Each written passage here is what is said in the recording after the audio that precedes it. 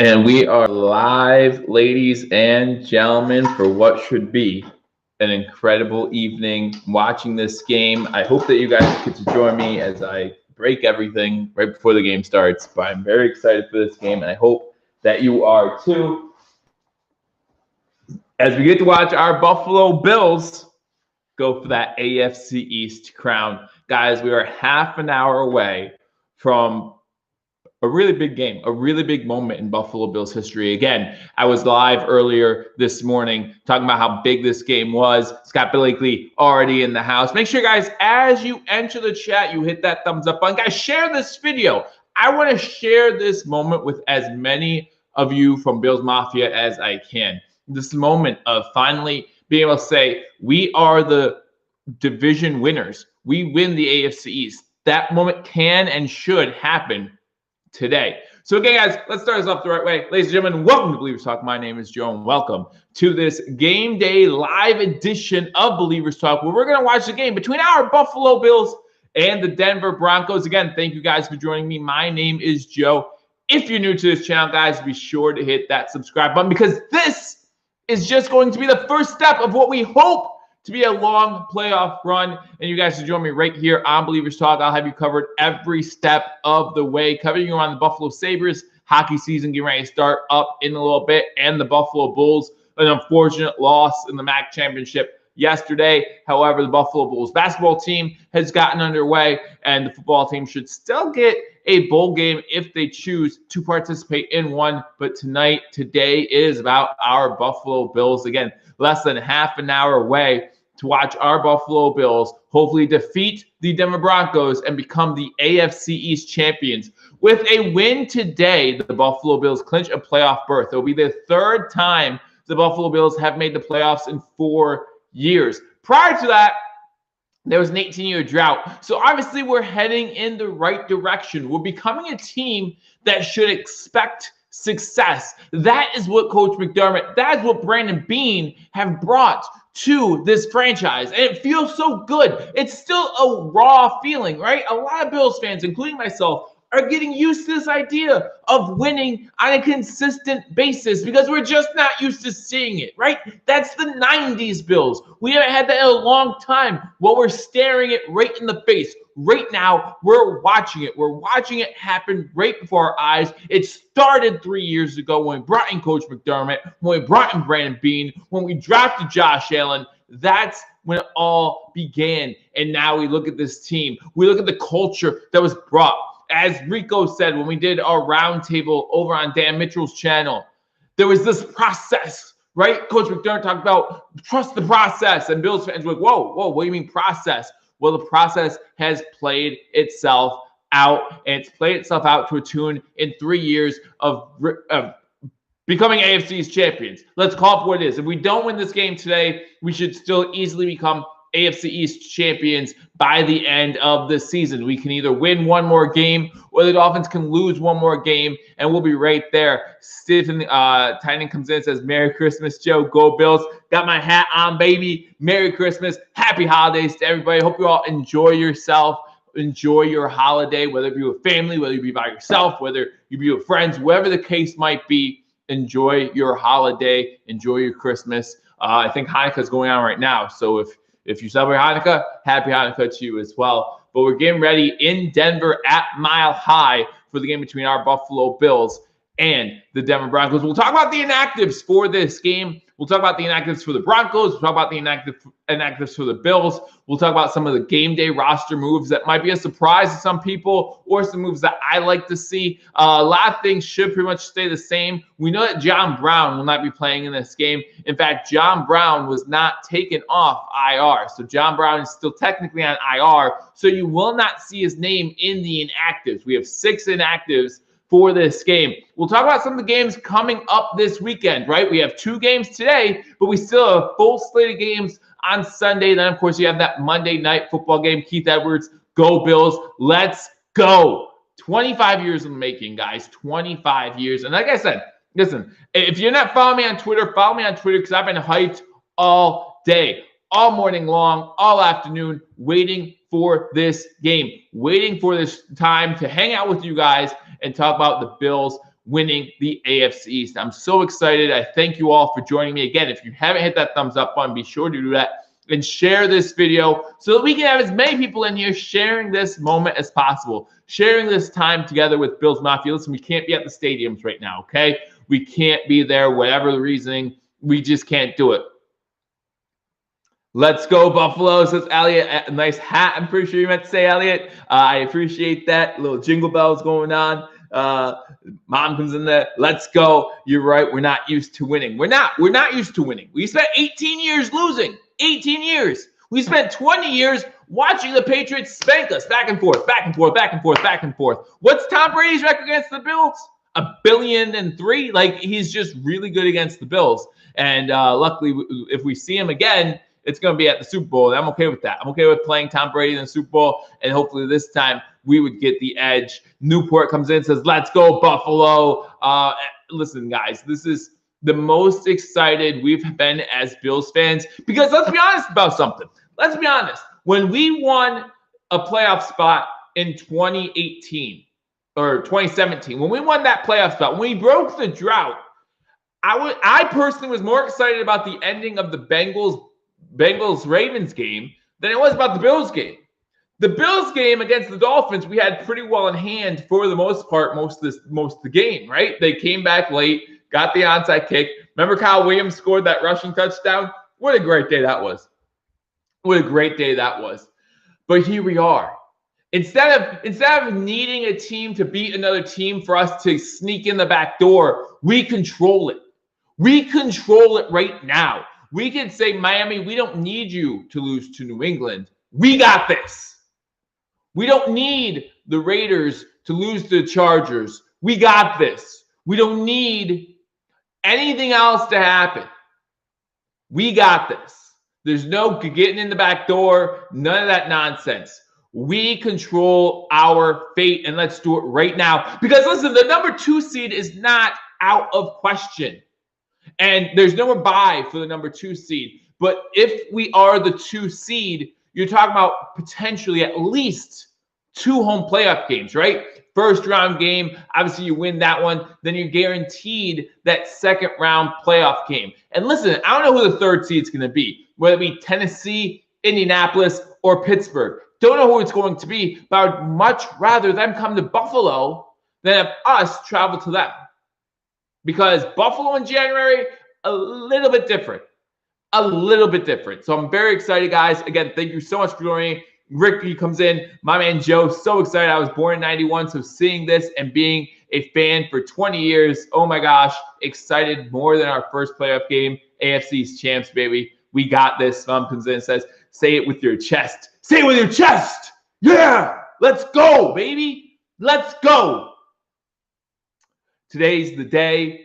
Has anyone said how far Bass Pro can kick from in Mile High? I mean, again, I wouldn't mind seeing him kick a long field goal, but that means we're selling for field goals and not touchdowns. And I want touchdowns. That's what I want.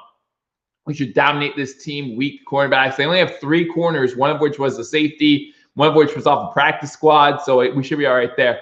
I say play hard every week, Joe, no matter what. No resting players, in my opinion. Don't throw water in this hot team. Now, 41-17 Geek Squad comes in and says Bills going to dominate this game. Let me know your score predictions over in the comment section. Really love to see it. Walking tall. This energy I bring you every single week. Every week I'm on here giving you live play-by-play reaction to the Buffalo Bills games. And every week there is some energy. There is a feeling. There's a feeling in Buffalo. There's a feeling on Bills Mafia that this is our year, and there's no reason to think that it's not. There's no reason to think that we can't stand against the Chiefs and say, we got you. There's no reason to think we can't stand against the nut team that was in the AFC Championship game last year, the Titans, and say, no, we got you. We just beat the Steelers. We got you. We want to beat Miami. We got you. Baltimore, bring it. We got you.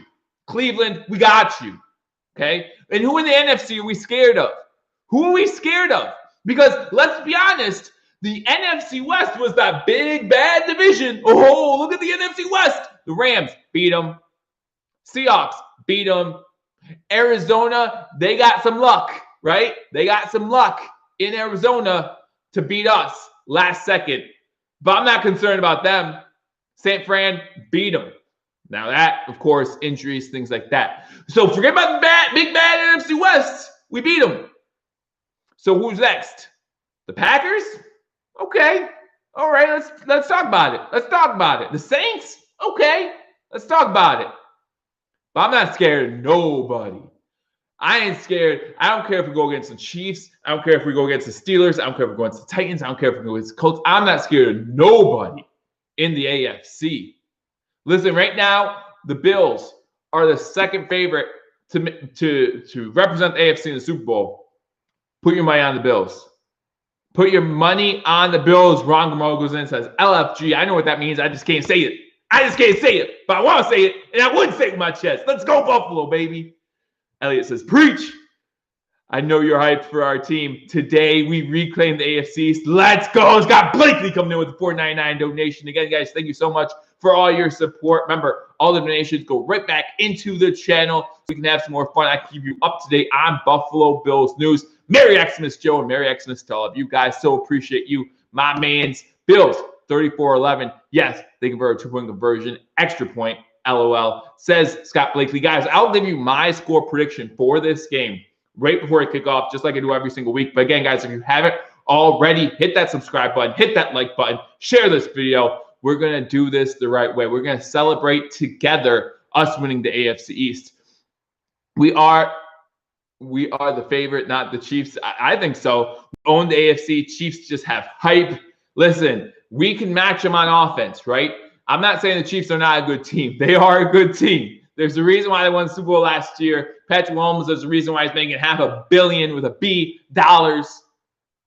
But we're a good team. We're a better team than they are. I really believe that. Beat the teams you're supposed to beat, since Geek Squad. Then that's what we have tonight. That's what we've earned here tonight. We beat the teams we're supposed to beat. The Broncos. We get what we want. And listen, that 2 seed, it'll be great, right? That 2 seed will be so awesome.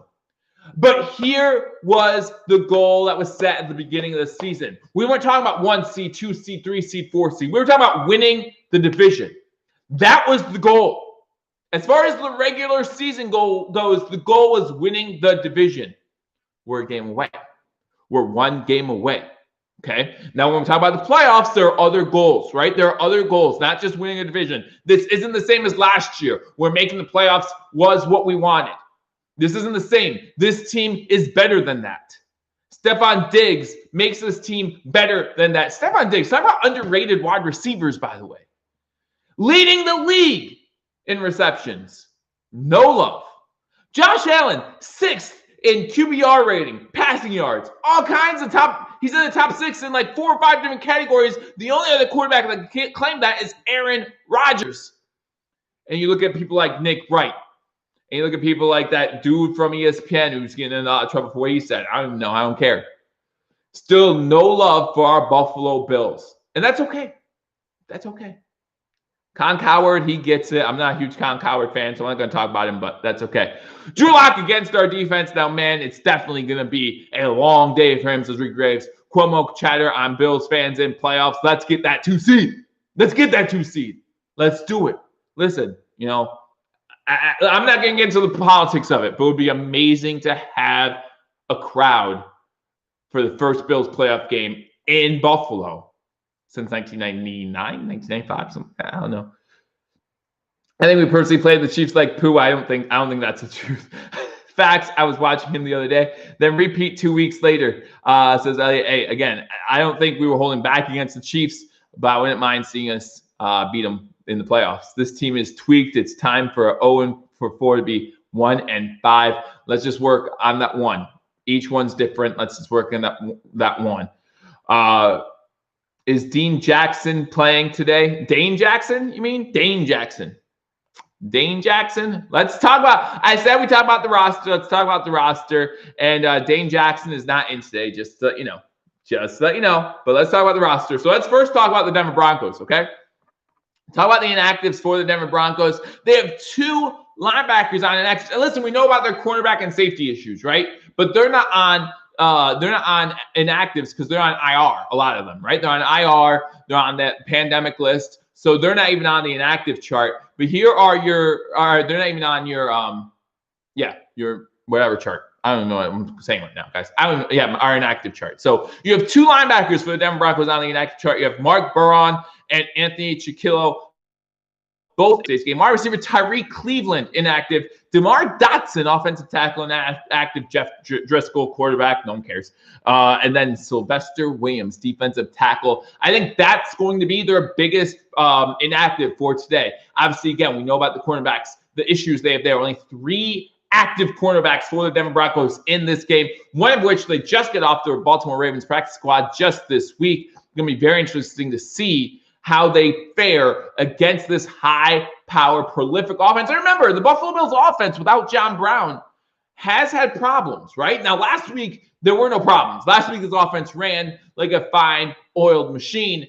But there's been problems with this offense in the past without John Brown in there. So do we repeat those problems? Do we revert back to those?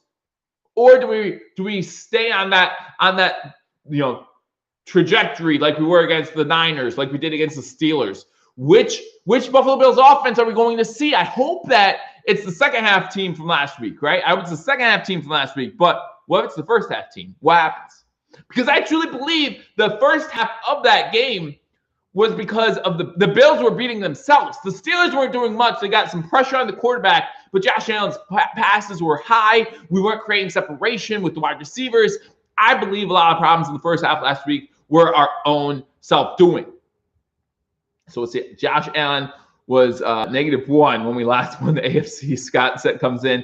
We'll see what Dynasty Baby says. Al Bengal, I hope so. I want to see this defense stuff the run. And that would be the Broncos' best way to win this game is to run the ball and be able to keep the Buffalo Bills offense off the field. So we'll see what happens. Let's talk about the Buffalo Bills inactives, okay? Again, most of these names you're used to seeing on there by now, okay? Jake Fromm, quarterback. Again, he's not even with the team right now.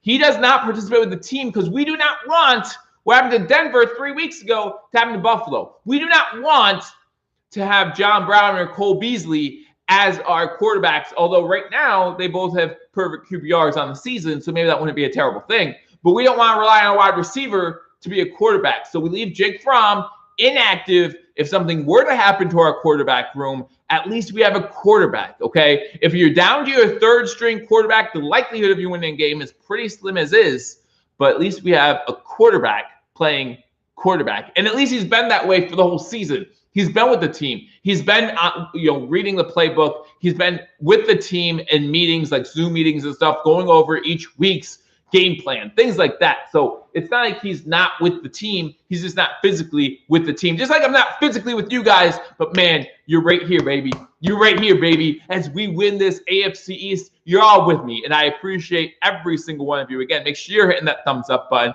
I'm dressed in all my Bills gear, says Saint-Lamont.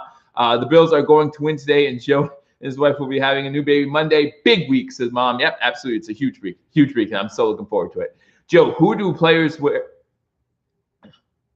And breathe on each other on the field. I'm confused, Ross. They're tested every single day. So once they hit the field, I know the mask thing isn't as big of a deal because according to the tests, they're test negative. So, listen, again, I'm not getting involved in any of that stuff. I don't care. I'm here to watch football. That's what I'm here to do. I'm here to watch our team win the AFC East. They wear masks on the sideline. They don't wear masks on the sideline. There's fans in the stands. There's not fans in the stands. Right now, all I care about is one thing, a Bills victory today. That's what I care about. So TJ Yeldon is also inactive. Again, someone we're used to seeing on the inactive list. If something were to happen to Twan Jones, Zach Moss, Devin Singletary, you'd probably see TJ Yeldon in the mix. But as long as they're healthy, they're right there. And for anyone who thinks that Zach Moss and Devin Singletary can't get the job done, I say, nuh-uh.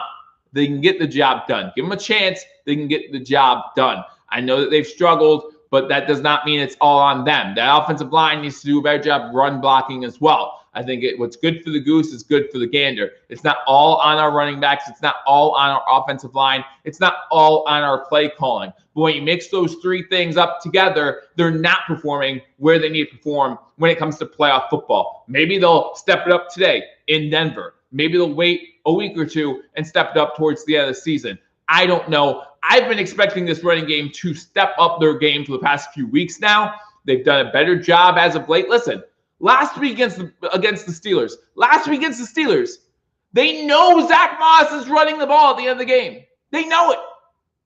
A 7-minute drive. Zach Moss churning those legs, saying you're not going to get me down before I get the first down. And we milk that clock so that they don't get another chance with the ball. 7-minute drive. That's impressive. When they know, listen, it's easy to gash a 20-yarder when the defense isn't expecting a run. It's much more difficult to get a 5-yard gain when the defense knows you're running the ball. You're running it. 8 in the box, 9 in the box, still getting 5 yards a clip. That's impressive. You got to love that. You got to love that.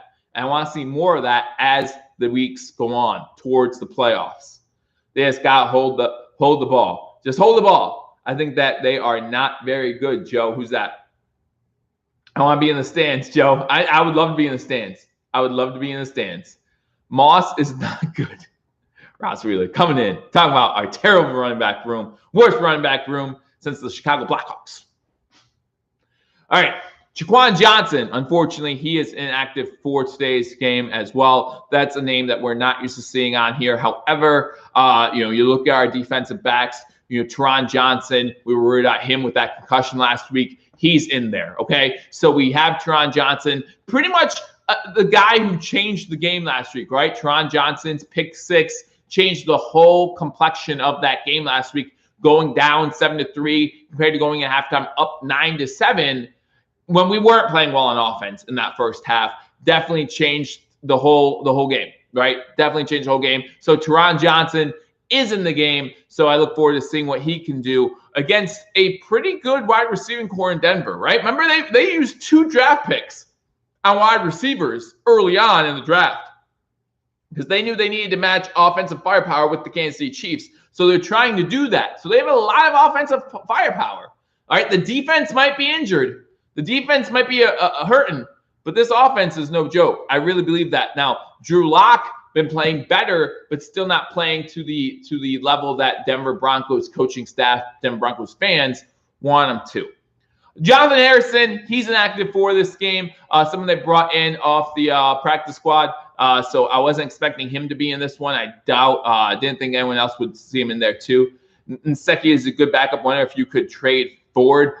Again, you don't want to trade Ford until you're 100% certain on what you have in Cody Ford. And due to the injury earlier this year, we're not sure what we have in Cody Ford. We have him for another year under contract. Might as well take a look at him for 1 more year. Ty Nseki, believe it or not, is getting older. He is in his 30s. So, he didn't get a lot of playing time early on in his career, but now he is getting older. Is that someone you want to leave as your starter at that right guard position? I'm just not sure.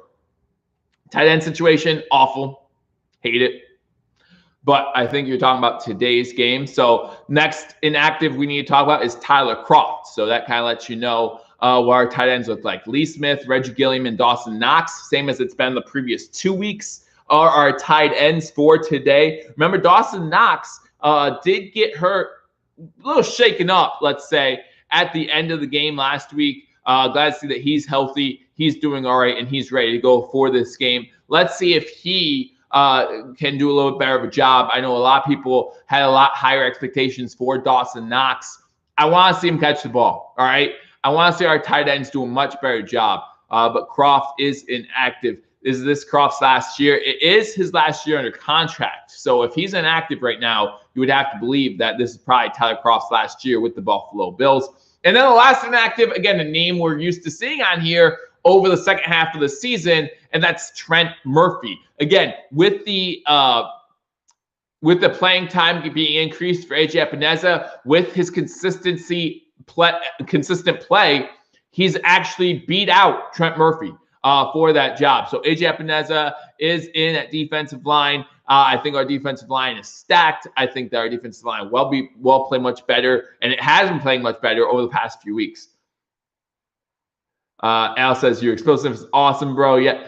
Cautiously optimistic all the time, dude. Where are you from with that fire? South Buffalo. I am originally from Niagara Falls, New York. That's where I was born. Moved to Lancaster, Pennsylvania, and that's where I currently reside. But you can't take the buffalo out of the boy. You can remove the boy from Buffalo, but you can't take the buffalo out of the boy. That's what I'm saying. So I just have so much passion for this team. I mean, it's been, I think about, and guys, listen, I'm going to tell you the truth. I'm going to honestly tell you the truth right now. There may be some tears shed while we're watching this game together. And I'm probably not going to be the only one. Listen, this is 25 years. Where were you 25 years ago? I was 9 years old. 9 years old. We watched the Dolphins game. My dad and I went and got the Christmas tree. And that's what I remember. That's what I remember. Since then, it's been nothing but heartache, disappointment. Remember when we had Drew Bledsoe? We had to beat the third string Steelers team. No one knew who Willie Parker was. No one knew. And what's he do? He goes off for over 200 yards, and the third string Steelers team beats us. We don't make the playoffs. Remember when we played the Steelers in overtime? Overtime. I think it was a Week 14 game. We're still in the hunt. We're still in the hunt. And Stevie Johnson, great Buffalo Bills wide receiver. Great Buffalo Bills wide receiver. Right through the hands. We lose that game. I mean, there's so many things I could say. Remember this, aloha, Sonny. Oh, remember this, remember this, remember this. Well, now it's in 5 years. It's remember when we won the AFC East in 2020, in 2020. Remember that? That's the thing I want to remember. I don't want to look back and say, oh, do you remember when this happened? Do you remember when this happened? Do you remember when this happened? It's not like that with these Bills. With these Bills, it's remember when we went to the playoffs? Remember when Josh Allen scored a receiving touchdown in the playoffs? Remember when the Buffalo Bills went on to win the AFC East? Remember when the dynasty started? Remember when we extended Coach McDermott and Brandon Beane and Trey White and hopefully soon Josh Allen? Remember when we won our first playoff game since 1995, which we all hope is this year? That's the remember whens that we're going to start talking about. Those are the remember whens that we're going to keep close to here, baby. Keep close right here. So there's going to be some tears. I almost guarantee it, there's going to be some tears. Because this means so much to me, and I know it means a lot to you too. Because Josh Allen's the best. We was patient. I wasn't patient. I wanted it every single year.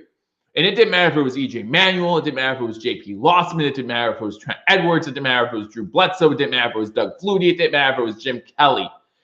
I wanted this every single year.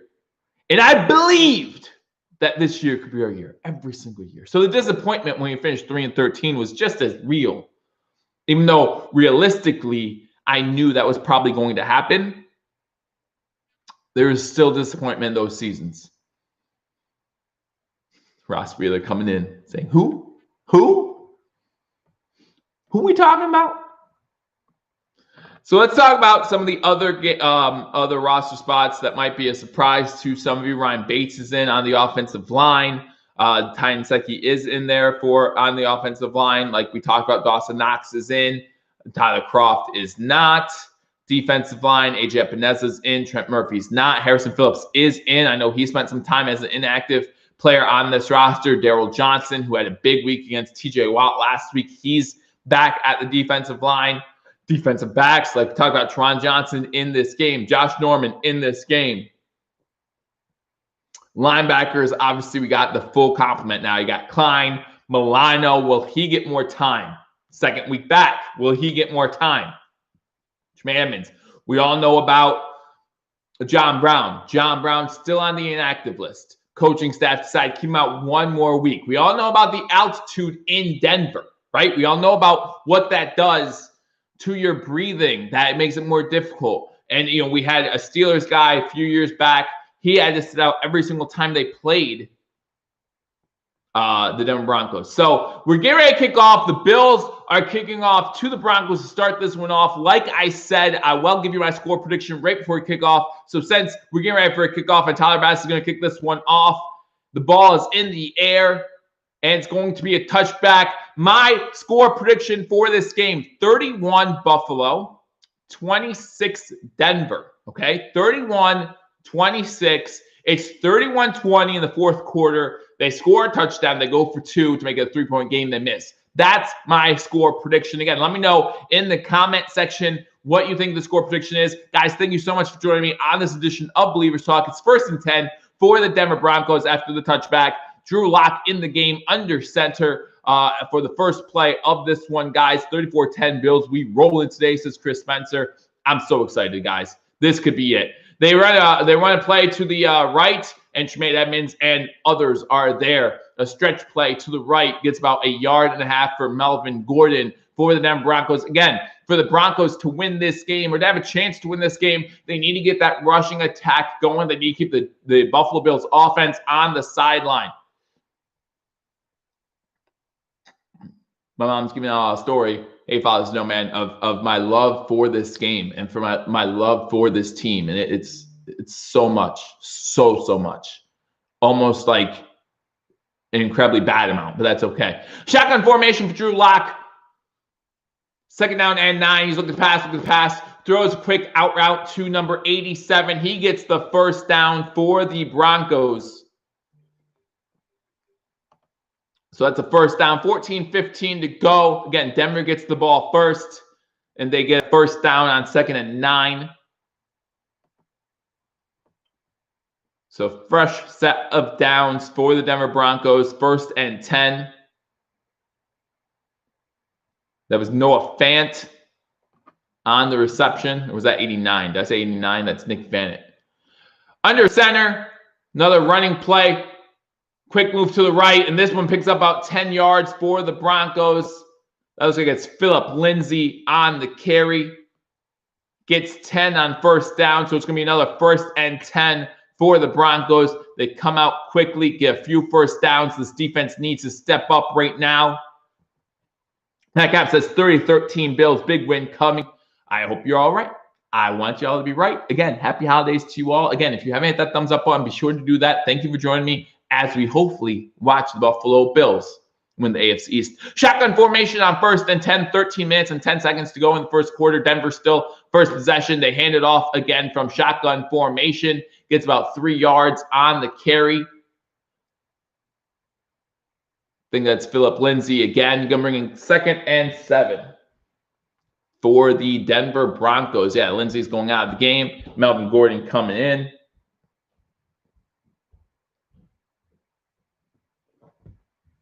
Making easy yards. They are. Right now, they're getting easy yards. 2nd and 7, 12:40 to go here in the first quarter. Again, Denver received the ball first, and it's still the first drive of the game. Denver 5-8 on the season. Buffalo 10-3 again with the win. The Bills clinch a playoff spot and clinch the AFC East.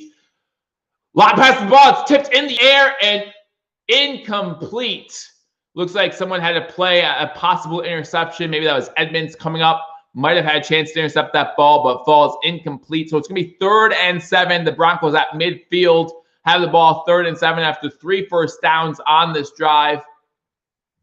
Ball was batted in the air by, looks like Ed Oliver got his big paws on it. What's up, Bills Mafia? Men in the kitchen. Glad that you could join us for this game. 0-0. The Broncos got the ball first. Broncos have the ball 3rd and 7 after 3 first downs. They have the ball at the Bills' 49-yard line. Shotgun formation for Drew Lock. 3 wide receivers to the bottom of the screen, 1 to the top. He does have a running back to his left. Bills setting pressure. Lock going to run with it. Going to pick up the first down. Gets inside the 40, about the 37-yard line before he's taken down. That's going to be another first down. And Drew Lock gets it with his legs. And now it's going to be 1st and 10. The Broncos in Buffalo Bills territory. That cat says, shut him down. Shut him down. Let's go. Let's go, defense. You have to shut them down. I don't even care about football. All Yankees, says Jim Joe. 1st and 10 for the Broncos at the Buffalo Bills 37-yard line. Offset I formation.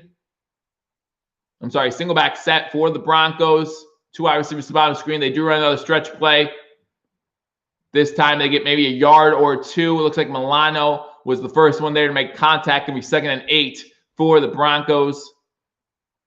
Let's go defense, says Rick L. Again, guys, thank you for joining me on this edition of Believers Talk.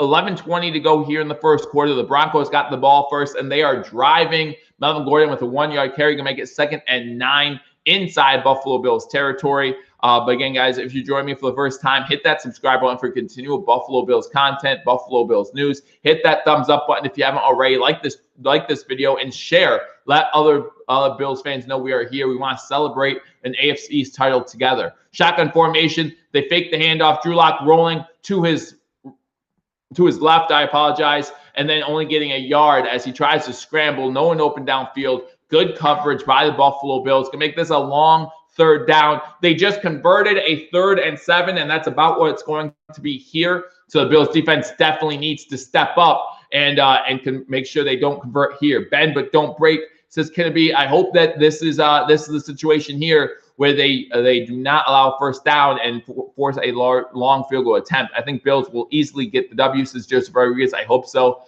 Steel curtain, says Jim Tripp. 3rd and 7, 10:25 to go here in the first quarter. Shotgun formation, trips formation to the right of Drew Lock. That's the top of the screen. Delayed blitz coming, and this pass is almost intercepted. Almost intercepted. That's Levi Wallace looking for the interception on the out route. So it's going to bring up a 4th and 7. Drew Lock starts the game 1 for 3. Again, got a huge first down with his legs earlier on this drive. As far as throwing the ball, not the greatest. And Levi Wallace almost came away with that interception. So good job by the defense. Levi has it in both of his hands. Both of his hands. He needs to come down with that. Taylor Russolino is in to kick the field goal attempt. First career field goal attempt, 51-yarder. Let's see how he does here. And he misses that one to the right.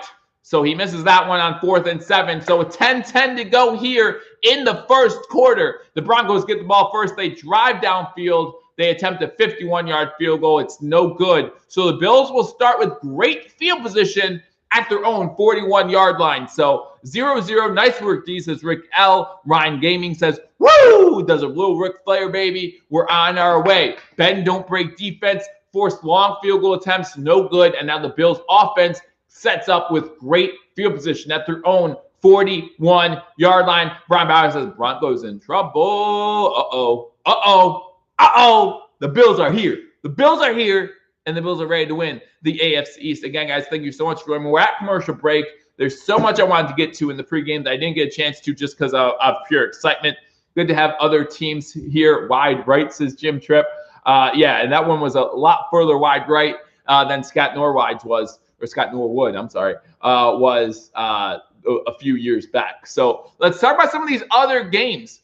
Got to do this, says Stefan. Let's talk about some of these other games. Obviously today, later today, you have the Carolina Panthers playing the Green Bay Packers. The Packers, the #1 seed in the NFC, want to keep winning to keep that there. Tomorrow, a few big games for the AFC playoff picture. The Colts play the Texans. The Titans play the Lions. So the Colts and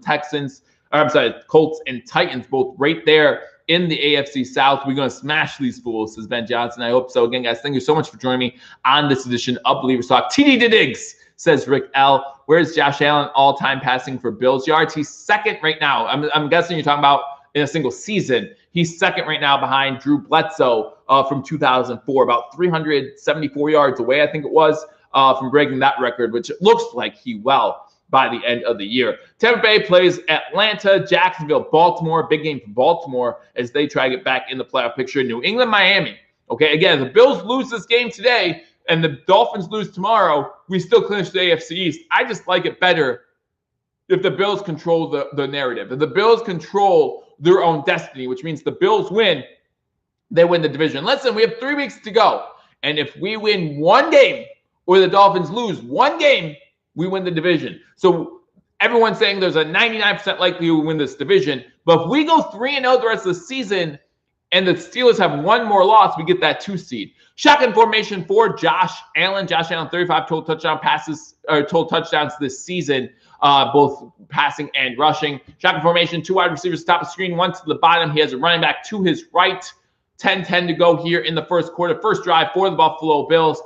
Allen looking to throw, throws on first down. It is complete to Diggs. Diggs gets about 5 yards on the play. That's Diggs' 101st reception as a Buffalo Bill, and that's the most in Buffalo Bills history for a single season. So Stephon Diggs now holds the record for most receptions in a season in Buffalo Bills history, 101. I'm sure that number is going to grow immensely both today and in the coming weeks. So good job. Congratulations, Stephon Diggs. Huge trade, huge pickup. Glad to see him in the Buffalo Bills uniform. So you have trips to the top of the screen. That's Josh Allen's left. Shotgun formation. He hands the ball off to the running back. Devin Singletary picks about 5 on the play, and that's going to be enough for a first down. So the Bills get a first down, get into Denver Broncos territory. So the Bills already moving at the Denver Broncos 48-yard line.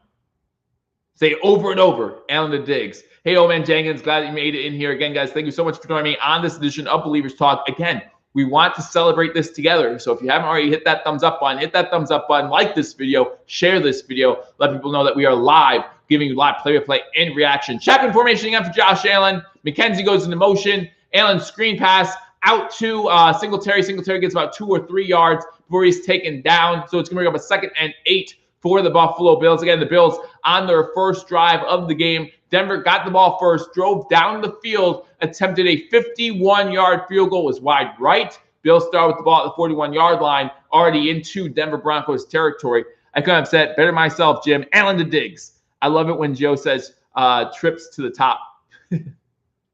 I try.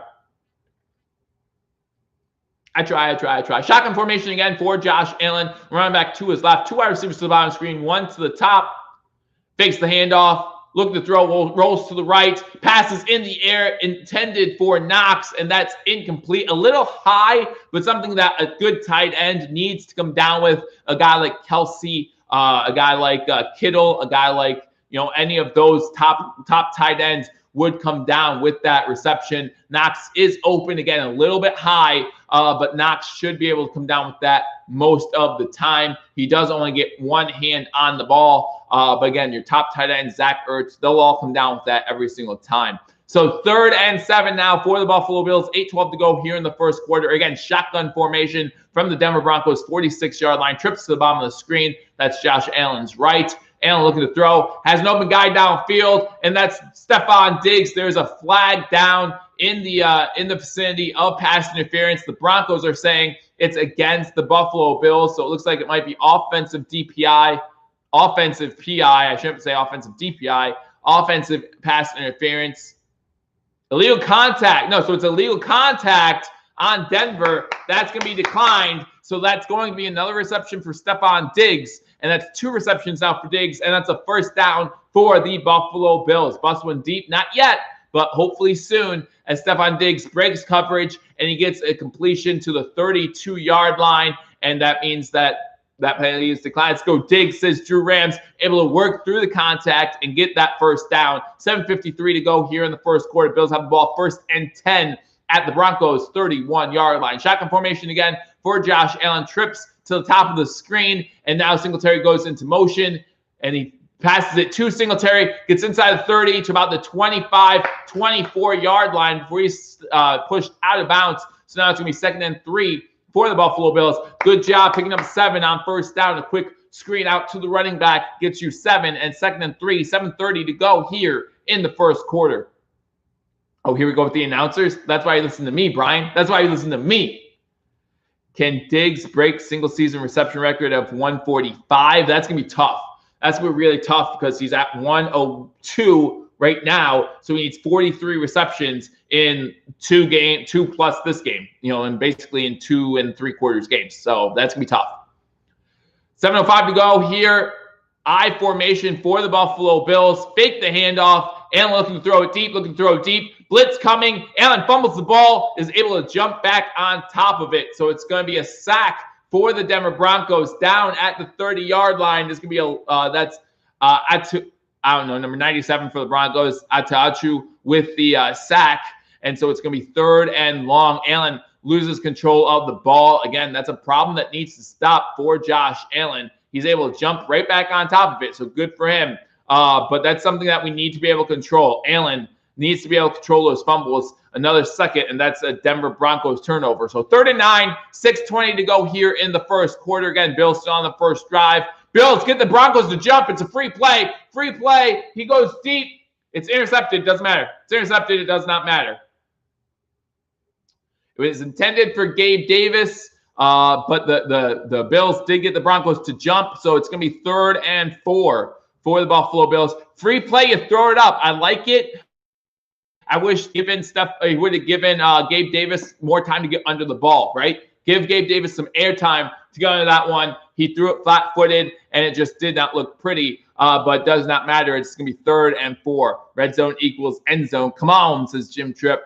So it's going to be 3rd and 4, 6:14 to go here in the first quarter in a scoreless game, 0-0. Again, the Broncos got the ball first, moved downfield against this Buffalo Bills defense, was forced to a field goal attempt, wide right. The Bills get the ball, and now they're driving into Denver territory at the 25-yard line. They have it 3rd and 4, 6:13 to go here in the first quarter. 5 wide receivers set, shotgun formation for Josh Allen. 2 wide receivers to his left. That's the top of the screen, 3 to the bottom. Allen takes the snap, has a clean pocket, throws it, finds man open at the 20-yard line. That looks like it's Cole, wide open, Beasley down. So it's going to be 1st and 10 at the 20-yard line. Bills running backs are not very good, Joe, says Ross Wheeler, still wanting me to respect the fact that the running backs haven't done much. Singletary doing something in the passing game early in this one, but they're not running the ball. It's not the running backs. And I know Ross Wheeler is kind of, always talking about our running backs. I mean, they haven't even ran the ball. They're not attempting to run the ball. 1st and 10, 5:40 to go here in the first quarter. Now the Bills driving. Shotgun formation for Josh Allen. Running back to his left. Looks like it's Moss back there. High pass for Beasley. Goes incomplete. Beasley's hit hard on the play. Beasley's slow to get up. It looks like he's okay, though. He's slow to get up. He's limping a little bit. So that does have to have you concerned. Last thing you want to see are Bills players getting injured, especially with John Brown out. Josh Allen is the best, says Ross Wheeler. I love me some Josh Allen. I'm watching this on Stream East. It's like 2 minutes behind. What's the score? Score is 0-0 right now. Bills have the ball at the 20-yard line, 2nd and 10 after an incompletion to Cole Beasley. Shotgun formation. Cole Beasley still in the game. So was limping a little bit at the end of that play. Obviously still okay. Singletary now in the backfield with Josh Allen. Josh Allen's going to call a timeout as the play clock's running out. So the Bills have the ball. 5:29 to go here in the first quarter. The Bills still on their first drive of the game. Have the ball 1st and 10 at the Denver Broncos 20-yard line. So inside the red zone, and we all know how good Josh Allen's been in his career inside the red zone. Not a single interception thrown so far in his career. Again, thank you guys for watching Believers Talk. My name is Joe. If you're new, make sure you hit that subscribe button. 100 plus watching. Hit that thumbs up button. Like this video. And again, share this video. We want to celebrate this division title as a family, as one big Bills family. So make sure you share this video. Again, you can watch this game. Watch it on NFL Network. If you have NFL Network, watch the game, but then hang out with us. Hang out with Bills Mafia. And let's see what the Buffalo Bills can do. But yeah, right now, as Henry Bennett says, commercial break, tied 0-0. Allen needs to settle down a little, and he will, says Brian Bauer, same as last week, right? Here might be the first, says Dylan Remsburg. I hope so. I hope it might be the first time that we see the Buffalo Bills win the AFC East in a long time. And when noticing the ball control and time possession control, this type of offense will serve us well in the playoffs. Bills are good, but they ain't going to win it all, says Josiah Ramirez. I don't know who you have winning it all, but man, this Bills team can be impressive at times. If this Bills team's rolling, they're really tough to beat. So I'm not sure who you have winning it all, but man, it's gonna be tough for anyone to beat them come playoff time. I just mute the announcers. Good, that's good. I don't even know who's announcing. Who is announcing? Who is announcing this game? I have no idea. I honestly don't.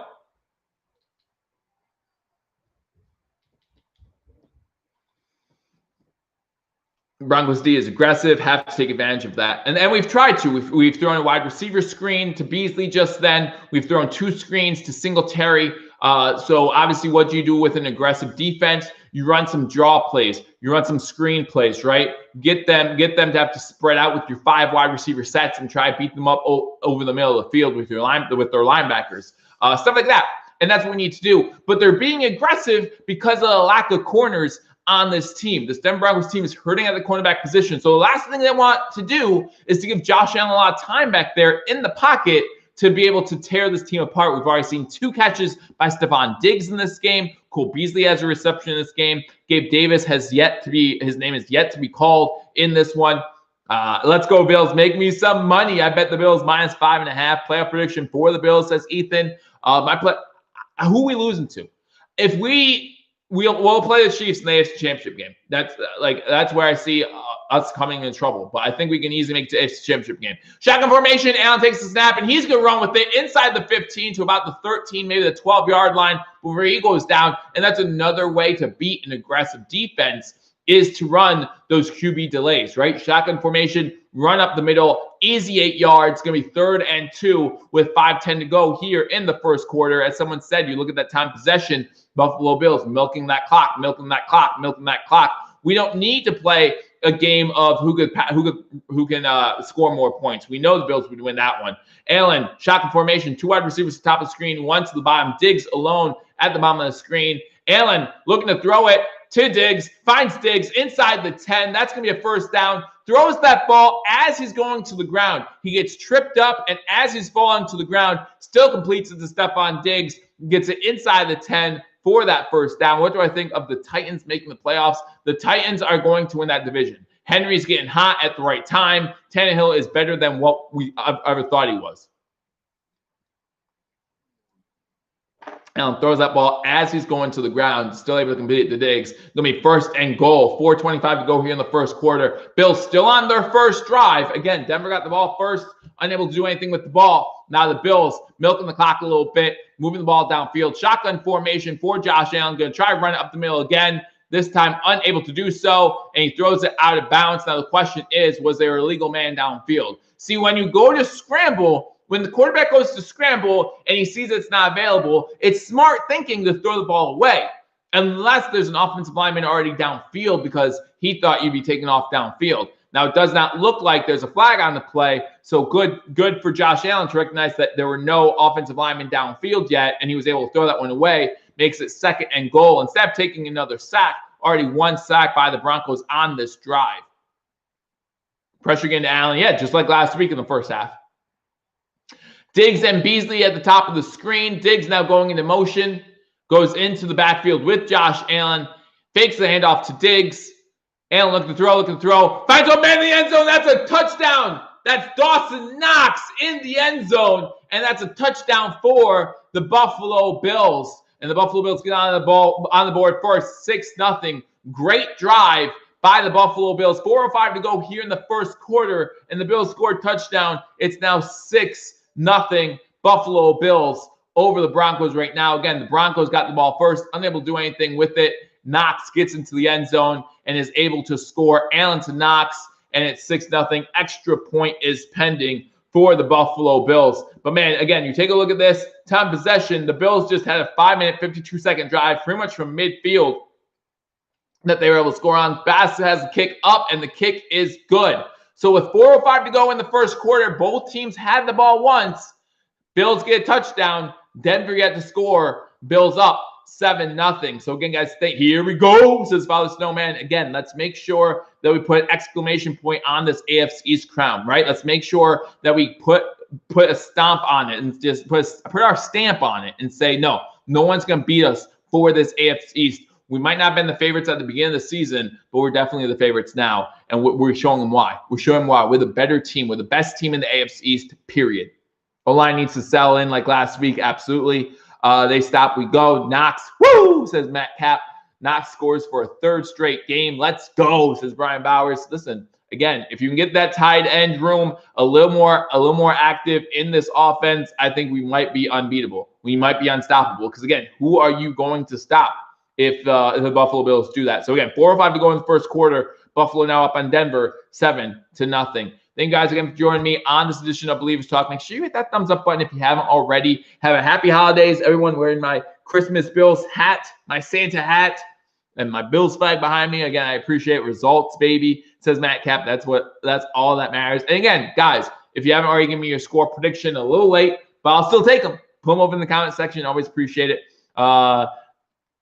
110 people in here, says Ross Bueller. Absolutely. I wish I could watch this game, but my brother is playing his stupid video game, so I'm watching it on Fantasy app. Well, hopefully you enjoy the content. Again, that's one of the reasons why I provide this live player interaction. I wish I could show the game. I really do. But obviously, due to copyright restrictions, NFL, YouTube would not allow that. So I'm not able to show the game. However, I do enjoy doing this, giving you at least a play-by-play, letting you know what's going on. Steve G says Broncos lost. Let's just take it. Broncos lost. Joey the man, thank you very much, Ruby. Again, you fans and the people following me, you're the reason why I do this. I appreciate all of you so much. Your support through the 2.5 years I've been doing this means a lot. As I continue to look at my, I'm getting tweets left and right. Eric Moltz has a message for Stephon Diggs after breaking a single season reception record. Again, Stephon Diggs now the single season reception leader for the Buffalo Bills in team history. Already has 102 catches on the season, maybe 103. I'm not sure if he got another one there. But man, great job. Great way to start. 34-20 Bills, says Brunel. Missed the first defensive drive. How are we looking, says Oman Jenkins. So the Denver Broncos did give us a little bit of a scare, right? They moved the ball downfield. It was more of like a bend, don't break type defense where we let them into Buffalo Bills territory. We stopped them, I believe, at the 34-yard line, 33-yard line, forced a 51-yard field goal attempt by the rookie kicker, and he missed it. He missed the kick. So we got great field position. Another kickoff into the back of the end zone, and the Denver Broncos, again, will start 1st and 10 at their own 25-yard line. 4:05 to go here in the first quarter. The Bills up 7-0 again with a win. The Buffalo Bills will clinch the AFC East for the first time since 1995. Is Brandon McManus injured? I'm not sure. Probably, because if McManus isn't in the game, then there has to be something wrong with him, because McManus is one of the best kickers in Denver Broncos history, if not the best kicker in Denver Broncos history. So there has to be something wrong with him there. 42-14 Buffalo, says Farrell Buffalo. Your play is awesome. Thank you, Walking Tall. A single back set for the Broncos to start off this drive. Fake handoff. Lock rolling to the right. Passes it. Complete. That's to number 87. That's Noah Fant on the reception for a first down. The second completion by Drew Lock, and this one goes for about 15 yards. And the first down, Milano was on Fant in that one, and Fant able to get away from him, find an opening between Milano and Edmonds, and then Poyer in on the tackle, but not before Fant gets about 15 yards. It's going to be 1st and 10 Denver at about their 40-yard line. Drew Lock 2-4 for 26 yards. Give it to him at the 41. Shotgun formation. You have Melvin Gordon, 2 locks right, 2 wide receivers and a tight end to the bottom of the screen. And, Lock has all day to throw, finds Fant again, and Fant, taking Johnson with him, gets another first down into Buffalo Bills territory. So 3:12 to go here in the first quarter. Broncos on their second drive. Bills up 7-0. Jordan Helms, how you doing? Good to see you in here. Who are Broncos star players? Well, Noah Fant is one of the, I think he's one of the better tight ends, one of the better young tight ends in this game. Does a really good job. They have Melvin Gordon. They have Phillip Lindsay in the backfield. So that makes a good 1-2 punch. I know they got some good wide receivers as well. Do I play fantasy football? If you do, how my team's doing? I'm in 2 leagues, and neither team is doing well because I don't keep track. I'll be honest. I don't keep track like I would like to. Quick pitch to Melvin Gordon goes for about 2 yards. It's going to be 2nd and 7. So 3-yard gain by Melvin Gordon. Going to be 2nd and 7 with 2:30 to go here in the first quarter. He's sleeping again, says Father Snowman. Sleeping again. Let's get them. Let's wake them up. Let's wake them up, Buffalo. Let's wake them up, Bills Mafia. Let's get loud. Let's get loud. If you go to the Packers today, I will go for your Bills. I will go for the Packers today. Go Pack. Let them be the number 1 seed in the NFC. I don't care. As long as they're playing, as long as they're not playing the Bills, go Pack. I don't care.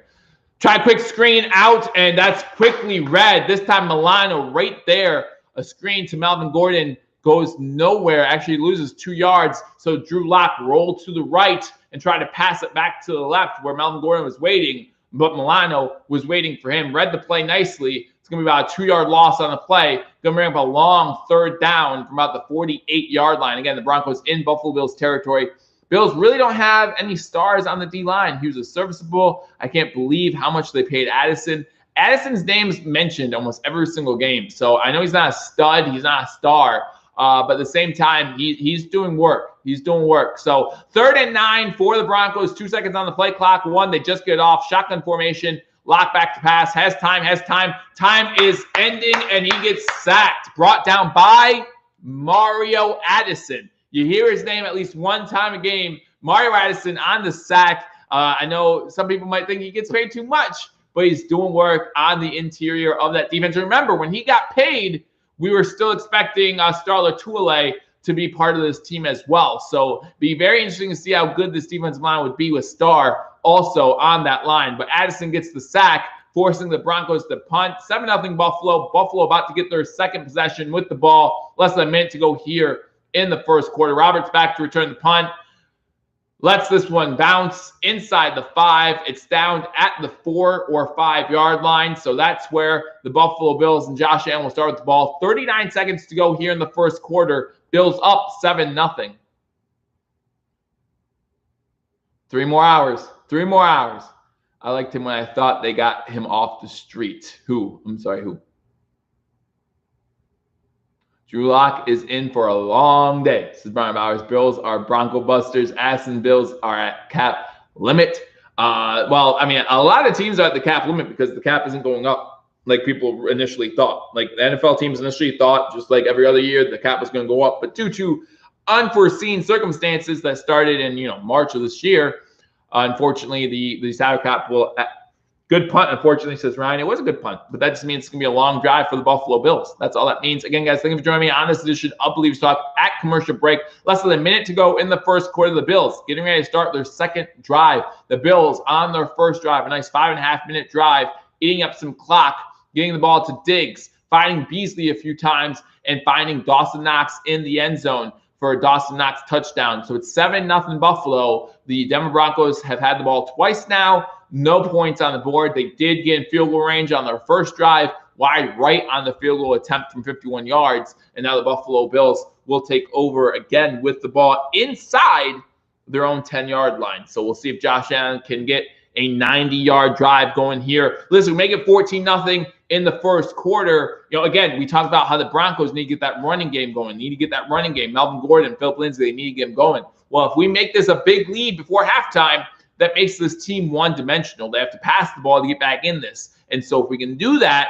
then that gives us a much better chance to win the game. I think our probability of winning this game right now is pretty high as is, already up 7-0. And with the ball in our hands, we'll see what happens on this drive. But again, it's still early on, so we'll see what happens. Do you think Packers cover -8.5? I do. I had the Packers covering when I did my predictions on Wednesday.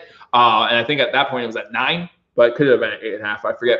But I do. I think the Packers win by double digits. Blake says, "Go Pack, go." I think Butler is best defensive tackle, says Ross Wheeler. I think Ed Oliver's coming into his own. We saw him with a pass deflection earlier in this game. I think he's beginning to get acclimated with this defense, understand Leslie Frazier's scheme, and we've seen him improve consistently week after week after week. So we'll see what happens as the season moves on. But I think Ed Oliver is definitely working his way up. Move Oliver defensive end. One more year with Hughes at defensive end. Hope Epineza becomes good. Bills need to shed some cap. First down for the Buffalo Bills. They do run the ball. This gets to about the 10, maybe 11-yard line. That's Moss with his first carry, and he gets about 5 yards on the play. Will probably be the last play of the first quarter. Only 23 seconds to go. Going about 2nd and 5 for our Buffalo Bills. Bills, Titans, and Browns are biggest threats to the Chiefs. Well, I mean, you're naming 3 of the other 6 playoff teams. So I think the Bills are the biggest shotgun formation. But again, they do snap it. There's a flag down. Illegal formation on the Bills, maybe. Pass is completed to Diggs. A long pass to Diggs. Is that a catch or was he out of bounds? They're saying it's incomplete. They're saying Diggs did not come down and bounce. It was 2nd and 5. There was a flag down. I'm thinking it's illegal formation, but it could be maybe they got Denver to jump again. You got 1 foot down. You get the second foot did not come down and bounce. So it is an incomplete pass. They got Denver to jump, so that's why I snapped it. They probably were not planning to snap it unless Denver jumped. Denver jumped, and that's going to give Buffalo a first down. So another free play for the Bills. And with 1 second to go in the first quarter, looks like they're going to start the second quarter with a first down. They are winding the clock. Right? They have to wind the clock, I think. No, they're not winding the clock, so they do have to have one more play here in the first quarter. What a throw by Allen. Man, we were close on that one. We were close on that one. Coach McDermott thought that they would run the clock out, so he's asking for them to reset the play clock. They're not going to do it. 5 seconds on the play clock. Allen, shotgun formation. They do get the ball off to Singletary. Singletary running up the middle. He gets about 2 yards, maybe 3. Wow. Again, Singletary is just tough to bring down. He gets 3 yards on a play that he was stuffed at the 1 yard line, for a 1 yard gain. So it's now the end of the first quarter with the Buffalo Bills up 7-0. The Buffalo Bills have the ball, their second drive of the game. And if the game keeps going this way, we're going to be talking about the Buffalo Bills being AFC East champions before the night is over. Boringest first quarter ever. Thank you for making it kind of interesting. Ross says, hey, the Bills are winning. I don't care if it's boring or if it's the most exciting quarter in the world. I don't care if it's like the fourth quarter of Monday Night Football or if it's like this first quarter. As long as the Bills are winning at the end of it, I don't care. It could be whatever kind of quarter it wants to be. What throw by Allen it was. I draft my Milano replacement or a try to a good defensive end or defensive tackle. Bean keeps missing on defensive end and tackle, says Ross Wheeler. Again, I don't know who's going to be available at pick 27, 28, 29. So really you have to think about best player available compared to draft needs. I haven't looked at the draft too much yet as far as who's available, what underclassmen are coming out, which ones are not coming out. Listen, if Trevor Lawrence doesn't come out, that changes the whole draft. That changes everything about the draft. So it's going to be very interesting to see what happens there. Another 6-minute drive with 7 would be a beautiful thing to see. Absolutely. Any type of drive, ending with 7 would be a great thing to see for this team. My score prediction, Ethan, at the beginning of this game, my score prediction was, what was it? 31-26. 31-26. Bills was my score prediction. 7-0 right now at the end of the first quarter. Bills up on the Broncos. The Denver Broncos have had the ball twice. No points on the board. The Bills currently on their second possession of the game. That's how this game's moving along. It's been a time possession type game for both teams. The Broncos wanted to come out, run the ball, establish run. They haven't done that the way they would have wanted to, right? They had some good runs. Drew Lock had that quarterback sneak early on in the first quarter to get the first down, but they have not established the run the way they would have liked to early on in this game. And if the Bills score another touchdown, we get 14-0. This Denver Broncos team is not built to come back. They're built to control clock, keep the ball moving, and score methodically. Now, even if the Bills score on this drive, it's 14-0 early in the first half. So, or early in the second quarter, I should say. So it's not like we can't take our foot off the gas pedal. But if things keep moving in this direction, the Bills are in a good way. So again, guys, thank you for joining me on this edition of Believers Talk. Again, I want to celebrate with you guys. I want to celebrate with Bills Mafia because you guys are what make this channel great. You guys are what make being part of Bills Mafia great. You guys are. We all are. Bills Mafia is one big family, and I just want to share this moment with as many of you as I can. So share this video, hit that thumbs up button. The best way to support Believers Talk. And if you haven't subscribed, hit that subscribe button. Second quarter beginning shotgun formation for Josh Allen. 2 wide receivers top of the screen, 1 to the bottom. Running back to his right, looking to throw as a clean pocket, throws it over the middle. That's Diggs with the catch, gets a first down, gets to the 29-yard line. So another completion to Stephon Diggs. And it's going to be good enough for a first down. Bills moving the chains once again. I'm watching this instead of the live games. It's darkness. I appreciate that. So the Buffalo Bills, 61 yards of total offense before that play in the first quarter, 67 yards for the Broncos. The Bills 3 for 3 on third downs. Time possession 8-16 for the Broncos, 6-44 for the Buffalo Bills. But remember, we're still on our second possession. So it's just interesting to see what time possession looks like at the end of this possession. 14-23 to go in the first half. Bills have the ball, 1st and 10. Single back formation. They fake a stretch play to the left. Allen looking to throw. Incomplete pass intended for Diggs. Allen was facing pressure once again. Throws it high. Diggs got his hand on it, tipped it up in the air. You always have to hold your breath a little bit when you have those deflections up in the air like that, but falls incomplete. Again, Allen did not have a lot of time to read through his progressions. I do see Kumaro was in on that play. You haven't seen him in on too many offensive plays since he came on 3 weeks ago for John Brown. In fact, I don't think he has a reception for the Buffalo Bills since coming into Buffalo for John Brown about 3 weeks ago. Do you know anything about the guy from hashtag getting thrown through a table? I know that they're going to do it. Stretch play to Zach Moss. Moss gets about 5, maybe 6 yards on the play, gets to the 35-yard line before he is taken down. That's about a 6-yard gain for Moss. Going to bring up a 3rd and 4 for the Buffalo Bills. 14 minutes to go in the first half. Yeah, Mario is going to throw Paul through a table. So Paul threw Mario through a table a few weeks back, maybe 2 months ago.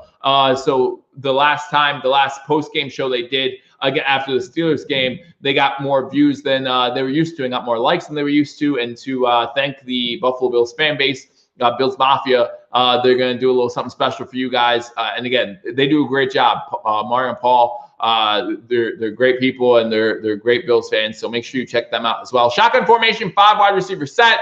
That pass is complete on 3rd and 4 to, who was that to? Was that to Diggs again? Diggs, right at the chains, gets another first down. 13-15 to go here in the first half. The Bills get another first down. 7-0 Buffalo. Looks like they might measure it because it was close to the sticks.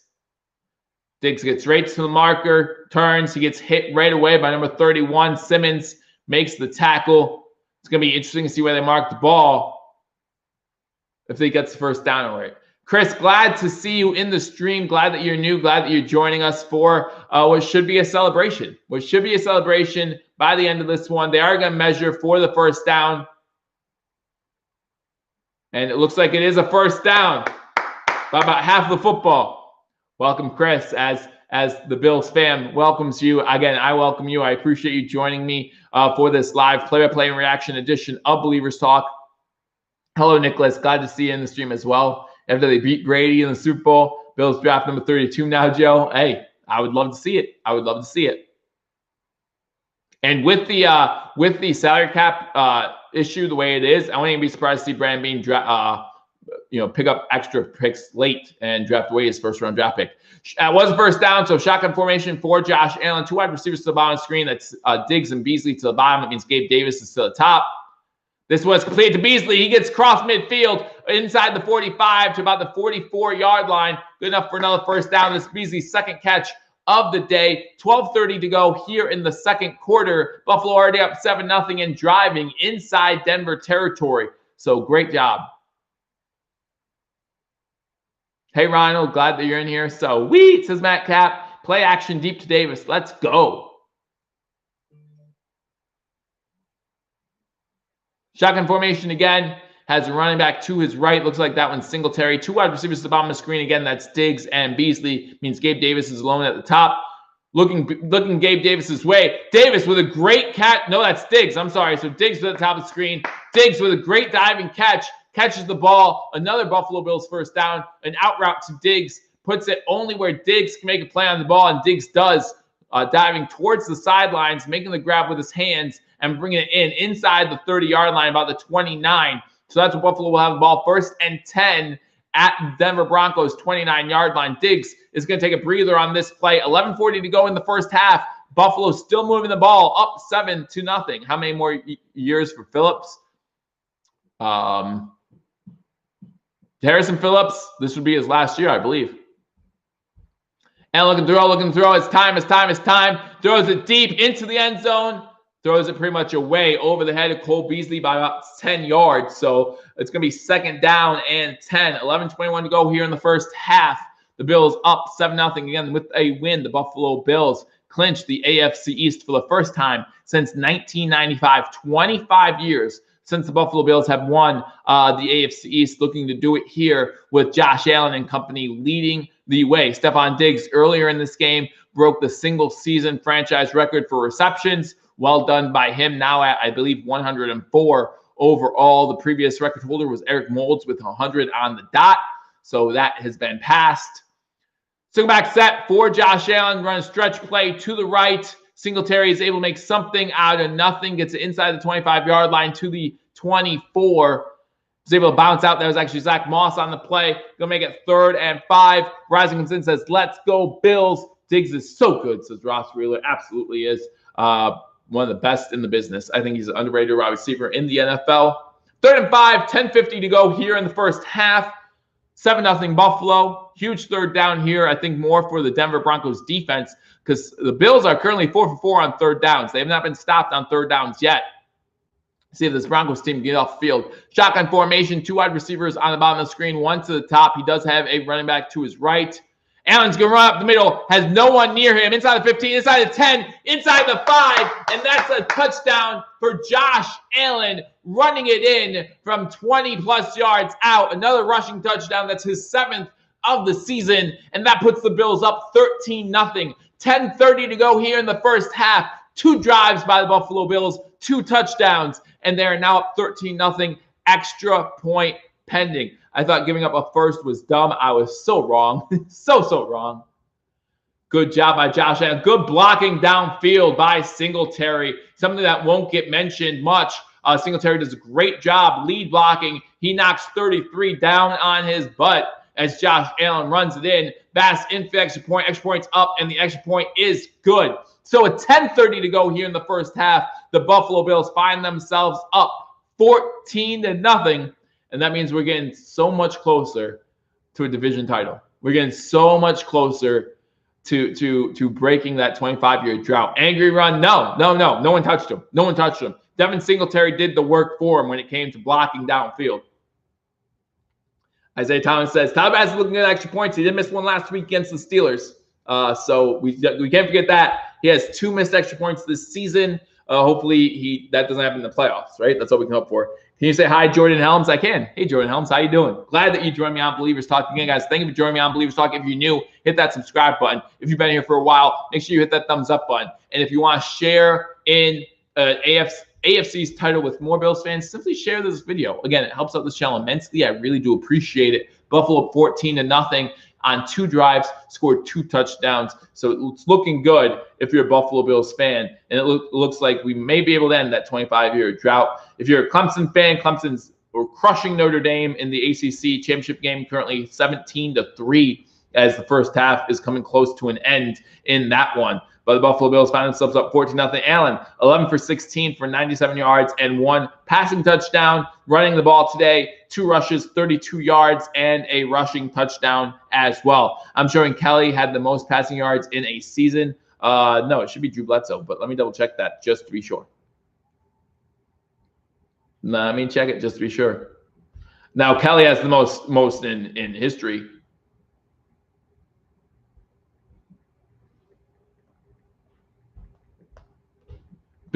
Jim Kelly is the most in franchise history as far as career goes. But Drew Bledsoe is the Bills' single season leader. And that's in pass completions. I don't care about that. I don't care about pass completions. After this game, we will have no choice of winning, no chance of winning the division, says Dylan. I'm right. I mean, I believe that. I believe I'm right all the time. Even when I'm not right, I believe I'm right. Yeah, so in 2002, Drew Bledsoe threw for 4,359 yards. So where's Josh Allen right now? He started today, I believe it started today, with 3,641. So he is about 700 some yards or 800 some yards away. I don't know. I'm not great with math. So thank you, Ryzen. I appreciate it. I want a nice play for McKenzie to stick it to the Broncos. Hey, McKenzie came over from Denver. Looks like Nick Chubb over on Denver's sideline, not happy about something, needing to be helped by a Denver Broncos player to the sideline. So Nick Chubb unhappy. It does not make me a happy guy. Another touchback into the back of the end zone. Bills up 14-0, 10:30 to go here. Broncos are getting the ball back. This will be the Broncos' 3rd possession with the ball. Again, on the first drive, able to get into Bills territory, have a field goal attempt, and just miss it. Looks like Nick Chubb and others are getting over their little heat, hugging it out. Hug it out, guys. Hug it out. Again, unhappy Nick Chubb means an angry Nick Chubb, and I don't want an angry Nick Chubb. I want to keep Josh Allen clean. Again, Josh Allen already sacked once today. That's more than enough for me. Jay, 18 years old. That means you've never seen the Bills. win the division. Welcome to division winning football. Ball's deflected in the air, and that could have been the end. That could have marked the beginning of the end. Epineza gets his big hand up, deflects the ball into the air, and Micah Hyde would have had an easy pick six if he would have been able to get there. Would have been an easy pick six if Micah Hyde is able to get to that ball, unable to do so, and it's still 14-0. Epineza gets his hand in the air. Jim Kelly's a single season leader with passing touchdowns. Yes, that is true. Single back set. They do try to run the ball. Stretch play to the left goes nowhere. That's Poyer coming up from his safety position to make the tackle. Going to be 3rd and 10. 10 minutes to go now in the first half. Looks like Buffalo's going to try a quick 3 and out here. Drew Lock, 4 for 7 on the day, only 35 passing yards so far. Josh Allen at 28, correct. Josh for MVP, says Ryzen 716. I think you have two guys ahead of them, Patrick Mahomes and Aaron Rodgers, having great seasons. Who scored the second TD? I was outside. Josh Allen had a 24-yard rushing touchdown for our second touchdown. Bills up 14-0. Shotgun formation, 3rd and 10 for the Denver Broncos. Bills send 3. And pass is incomplete. Intended for number 10 for the Denver Broncos. And it's going to be a quick 3 and out. That was intended for Jerry Jeudy, rookie out of Alabama. So someone asked me about some of their star positions or some of their good players. They got KJ Hamler. He's a rookie from Penn State. They got Jerry Jeudy, Dante Spencer. They have Tyree Cleveland. He's out of this game. Kareem Jackson at safety. Just going through some of their players for you. But there will be 4th and 10, 9:38 to go in the first half. Again, the Bills get the ball at the start of the second half as well. So we score here, score to start the second half, and we can start getting that champagne ready, baby. Fair catch called for. Roberts muffs the ball, and it looks like Denver recovered it. Roberts with a rare muff. And it looks like Denver is going to have this ball. Looks like it's number 46 for the Broncos who got down there. And what a change of momentum. Andre Roberts with a rare muff. And it's Denver Broncos ball. Wow. Roberts with a rare muff. Called for the fair catch at about the 32-yard line. Backs up as he's trying to get it and just unable to do so. Then there's a scrum for the ball. And like I said, it looked like number 46 for the Broncos jumps on it. Andre Roberts, again, leading Pro Bowl voters for special teams, guys. That's not a good sign there. Not a good sign. Not something you want to happen here. Again, don't start talking champagne too early, says Ruby. Yeah, apparently not. All right, single back set for the Denver Broncos. Lock under center. Fakes the handoff, looking throw, rolling to his right. Throwing crosses by to the running back. That's Philip Lindsay. Makes the catch. Gets inside the 30-yard line. It's about the 27 for about a gain of 6 on the play. Going to bring up a 2nd and 4 for the Denver Broncos. 2nd and 2. That's gain 8.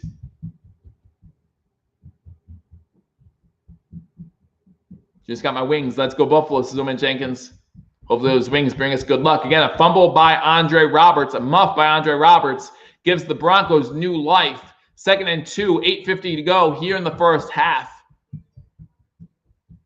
Denver has the ball at the Bills' 27-yard line. Lock under center, single back set for the Broncos.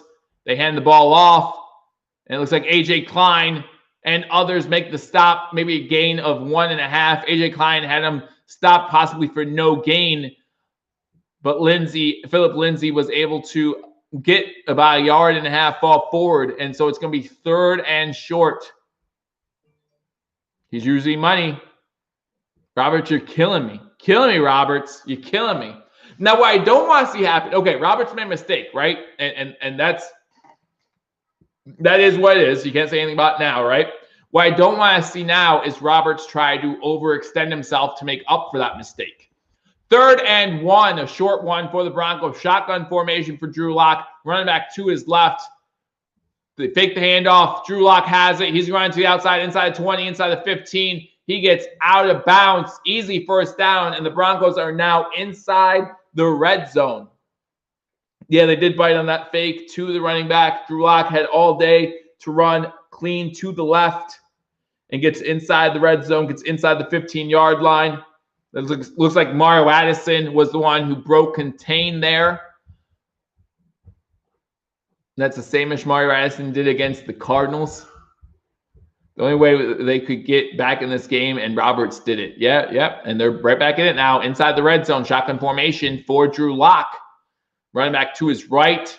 He gets the ball this time. That's Philip Lindsay. Gets to about the 10-yard line, gain of 2 on the play. 7:15 to go here in the first half. The Bills up 14-0. The Broncos were forced to punt on their last possession. However, a muffed punt by Andre Roberts and a recovery by the Broncos give the Broncos new life. And they're taking advantage of that, have the ball, 2nd and 8 at the Bills' 10-yard line. Let's go D, says Matt Cap, talking about the best wings in Buffalo.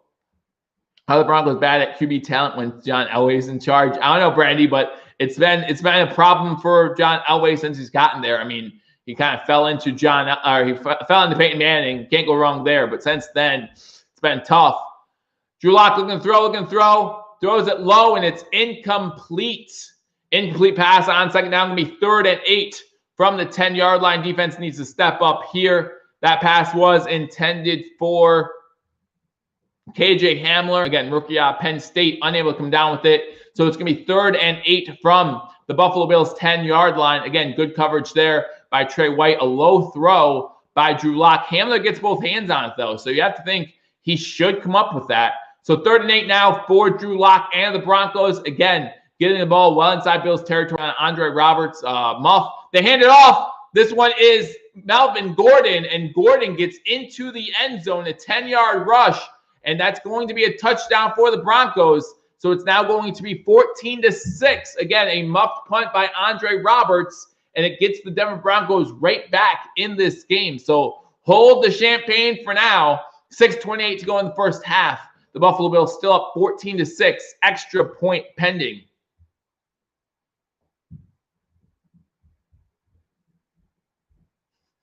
The defense is extraordinarily bad because they forced a 3 and out, and then after a muff, they allowed 30 yards for the Denver Broncos to score a touchdown. I want to blame somebody, but it's not the defense. Okay, the defense did their job, and then we were forced to try to do it again. Right, it says get the stop. They did not get the stop, unfortunately. 14-6, extra point pending. 6:28 to go in the first half. Bills still with the lead. Matt Cat says, let's go. This is what happens with turnovers, says Brian Bowers. That's absolutely right. And that's something, and we talk about this on the roundtable. If you join us for the roundtable on Dan Mitchell's channel, they are going to review if Melvin Gordon got into the end zone. It definitely looks like he was in. But we talked about turnovers, and the one thing that would really prevent us from challenging the Chiefs or challenging, the Steelers. We had 2 turnovers against them. Would be turnovers.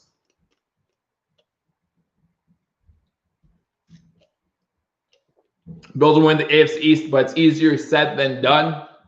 Absolutely, I agree. The Denver Broncos are still an NFL team, right? When you make mistakes, you pay for it. Extra point is up. And the extra point is good. So with 6:28 to go in the first half, the Bills 14, the Broncos 7. A muff punt by Andre Roberts, a 10-yard touchdown run by Melvin Gordon gets the Broncos right back into this game. After 3 drives by the Broncos, it was 14-0. The Bills forced a 3 and out. Everything going the Bills' way. Unfortunately, Andre Roberts with the muff gives Broncos new life. They take advantage of it, and it's 14-7. Andre Roberts needs to redeem himself and take this one to the house, as Brian Bowers. Again, like I said right after the fumble, the last thing I want to see here is Andre Roberts try to do too much with it, right? Calm Andre Roberts down. He's still one of the best special teams people, if not the best special teams in the league, okay? Remind him of that. Say, hey, this happened. It happened in the Tennessee game too, okay? It happens. But we need to come back from that. But we can't come back from that if you're going to try to force things and possibly turn the ball over again, okay? We need him to remember who he is, not try to force anything, and we're going to see what happens. 14-7 Bills over the Broncos. Right now at commercial break, the Broncos just scored on a 10-yard Melvin Gordon touchdown run. Glad he got out of his system. Hopefully he doesn't come back to bite us in the playoffs. That's all I have to say about that. Again, that's his second muff fumble on a punt this season. So we will see what happens. Give me 1 second here as I check my phone for updates, guys. Again, if you're watching the ACC championship game, you have the Notre Dame Fighting Irish trailing the Clemson Tigers 24-3. A lot of people thought Notre Dame could win against Clemson. Obviously, that's not how it worked out in the first half, as the first half is winding down there. 21 seconds to go in the first half with Clemson up 24-3. Looks like they'll take it into halftime with that score. Some other Buffalo news. The Buffalo Bulls play the Syracuse Orange later tonight in basketball. Buffalo 3-2, third in the MAC. Syracuse 5-1. That's the and then that's the men's basketball team. The women's basketball team won earlier today. Buffalo Bulls women score 71, St. Bonaventure 52. So the Buffalo Bulls, the women's Buffalo Bulls team, 3-2, fourth in the MAC. Again, unfortunate loss by the Buffalo Bulls yesterday in the MAC championship game in college football. But here we are, Buffalo Bulls basketball. We got some hockey coming up here soon. And, of course, we're going to talk about the Buffalo Bills hopefully win the AFC East today as they take a look at the quarterback comparison. Josh Allen, again, 11 for 16 on the day. Broncos getting ready to kick off after they scored a touchdown. 14-7 Bills over the Broncos here. 6:28 to go in the first half. Roberts is going to return this one out of the end zone. Gets to the 20, gets about the 24-yard line before he is taken down. So not much more on the return than you got from a touchback. So 6:22 to go here in the first half. The Buffalo Bills up 14-7. Remember, the Bills do get the ball to start the second half. So, again, touchdown here, touchdown to start the second half. You're still putting a good distance between yourself and the Denver Broncos. Come on, Bills, score again. That is 1 6-minute drive away, says Jim Tripp. Who's your favorite college team? The Buffalo Bulls. I'm everything Buffalo. Everything Buffalo. Now, if obviously the Buffalo Bulls aren't a Power 5 team or anything like that, so I did watch a lot of Notre Dame football growing up, and so I do have a rooting interest for Notre Dame. But watching them lose to Clemson, no surprise to me. 2 wide receivers top of the screen, 1 to the bottom. They do hand it off on first down. It's going to be a gain of 4 on the play. That's Singletary on the play. Going to be 2nd and 6 for the Buffalo Bills. Less than 6 minutes to go here in the first half. Right, it says, come on, Bills, score again. Bills O-line is either on fire or they really struggle. More consistency is needed, says Brandy Lewis. I think that the Buffalo Bills offensive line has a hard time settling in. Once they're settled in, though, like you said, they do a really good job against the defensive lines, including some, like Pittsburgh's defensive line in the second half last week, not nearly as good as they looked in the first half. Joey Bosa had himself a day against us. You can't do anything about that. Shotgun formation, Allen looking to throw. Throws over the middle of the field on 2nd and 6 to Gabe Davis. Again, Gabe Davis, no receptions yet on the day. Going to be 3rd and 6. With John Brown out, we need Gabe Davis to step up. Not doing that right now. Looking at Josh Allen's completion percentage, 68.6% coming into today. That's 6th in the NFL. I live in Syracuse, so that's my college team. Well, the Buffalo Bulls basketball team plays Syracuse later, so good luck to you guys in that game. I think Syracuse is 5-1 so far on the season. Shotgun formation again on this 3rd and 6. Again, the Bills 5 for 5 on 3rd down conversion so far. And looking throw.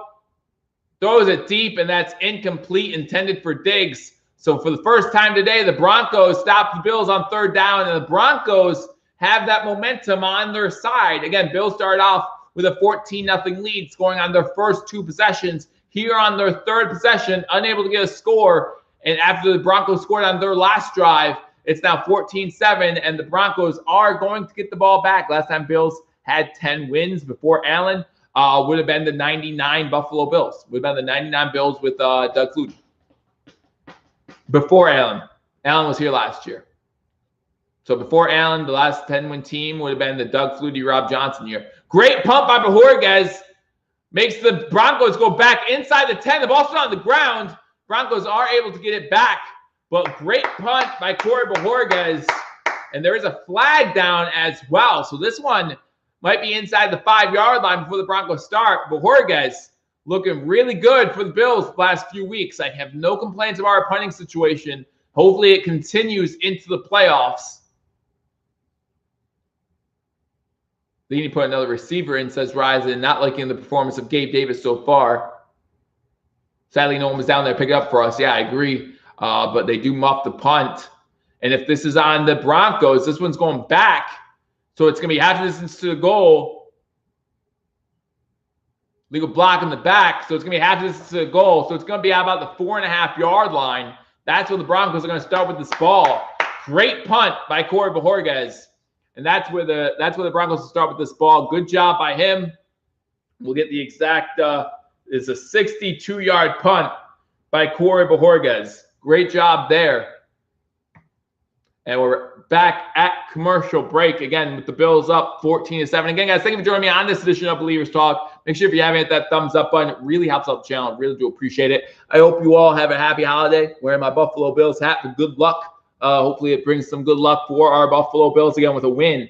The Bills win the AFC East. They clinch the AFC East. However, we don't just want to win this game. We want to win out. We want to go 3-0 the remaining 3 games. We have the Broncos this week. We have the Patriots on Monday Night Football next week. And then we have the following week, close it out against the Dolphins.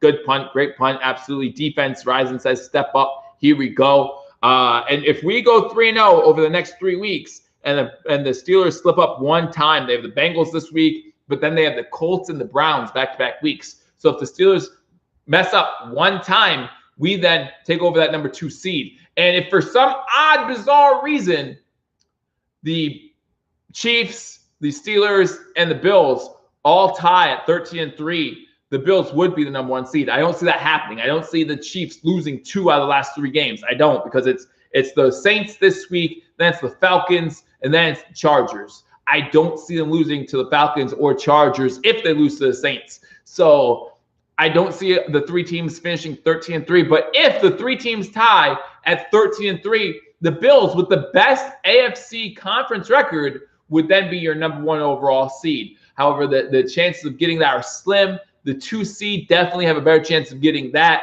But let's all talk about winning that division, how important it is for this team to win this division.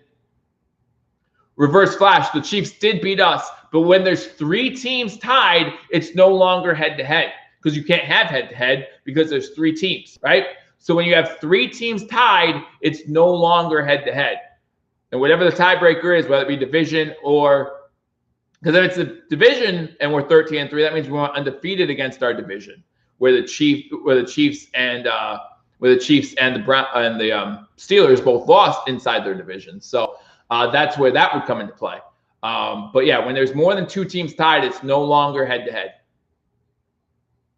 So the Broncos will start this drive at their own 5-yard line. Single back set as the lock is under center.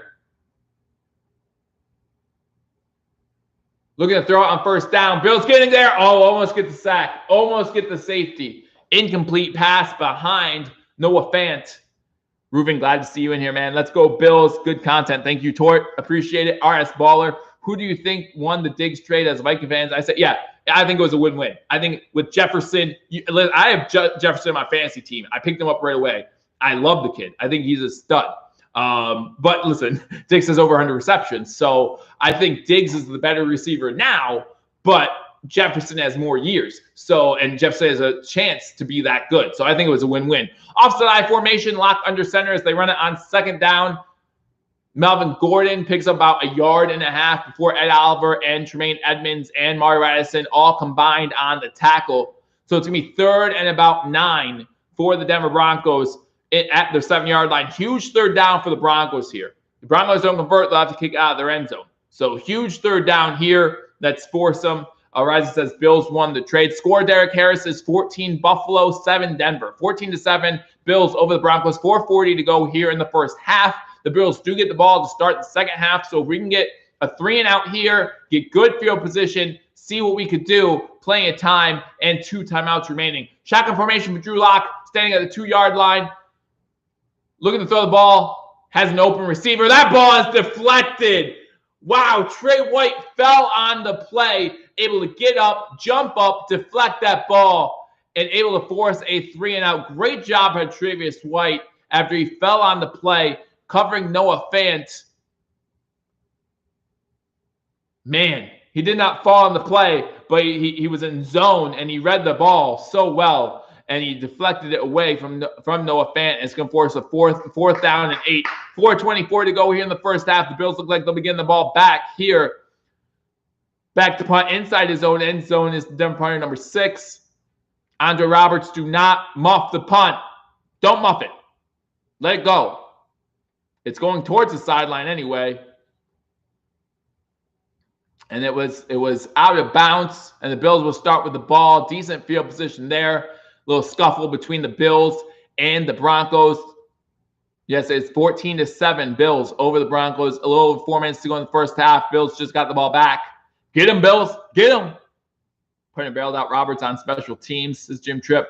I am picking the Bills, says Cameron. Let's go, says Mom. White, underrated. Listen, Trev White is still one of the best corners in the league all the time. All the time. I campaigned for him to be Rookie of the Year, Defensive Rookie of the Year instead of Vladimir. I campaigned for him to be on the Pro Bowl his second year, and then his third year when he finally was. I think Trey White is the best cornerback in the league.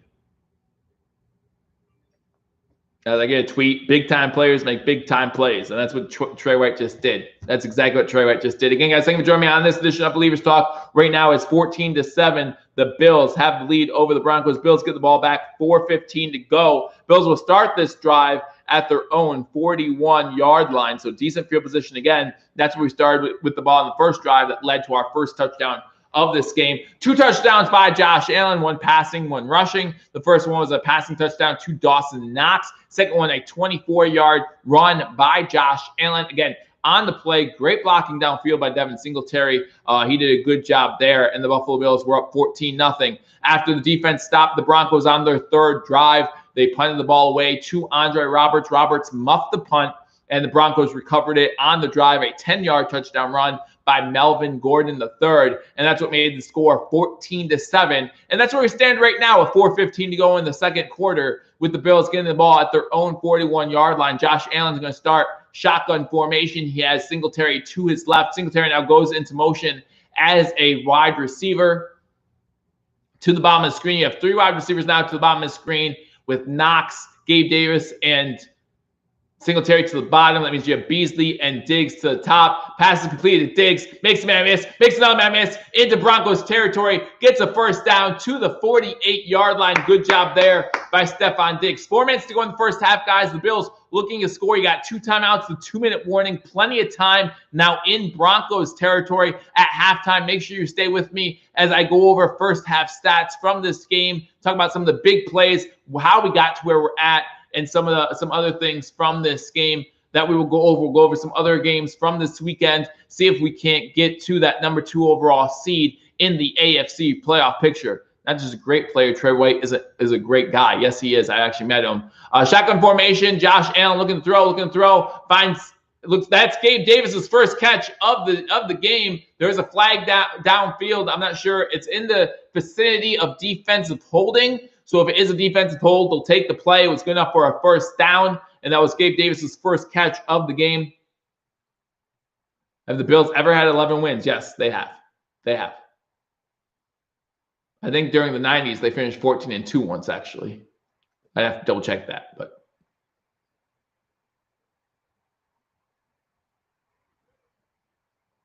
Illegal contact on the defense. Penalty's going to be declined. Gabe Davis's first catch goes for a first down. 3:25 to go here in the first half. The Bills now have the ball inside the Broncos' 40-yard line. I don't agree with the illegal contact call against Stephon Diggs, but that's what they called. Good thing it was declined.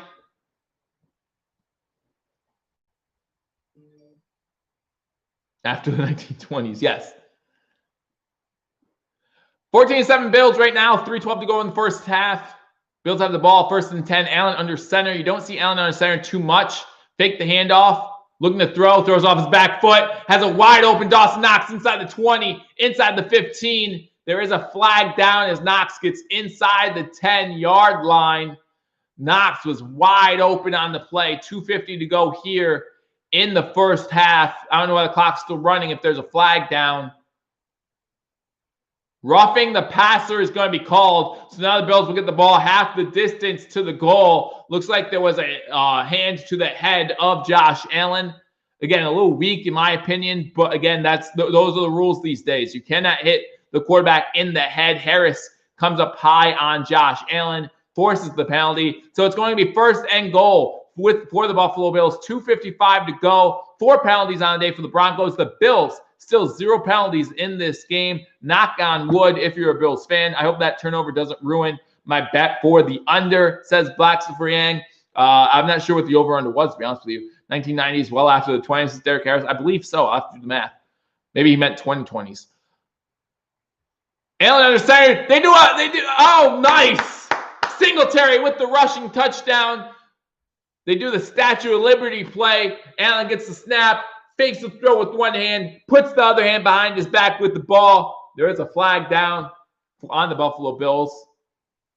So all that niceness doesn't matter.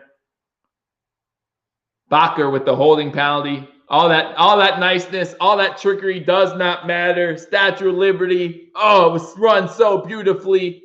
Fake the handoff or fake the throw with one hand. Put it behind your back. Let Singletary do the rest. Definitely a hold on Bakker on that one. Definitely a hold. Definitely a hold. He held number 95. Yo, that play was sick, but it doesn't count. So now it's 1st and goal from the 15. Shotgun formation. You have 3 wide receivers to the top of the screen. Gabe Davis going to the top. And looking to throw. Finds, is that Singletary? There's a flag down. That's McKenzie. Gets it to the 2-yard line. However, there's a flag down. Might have a offensive pass interference on the Bills. Maybe blocking downfield before the pass was completed. McKenzie with the catch. Gets it to the 2-yard line. But it might not. It might be coming back again. I knew Singletary couldn't score a real TD because he's the worst ever.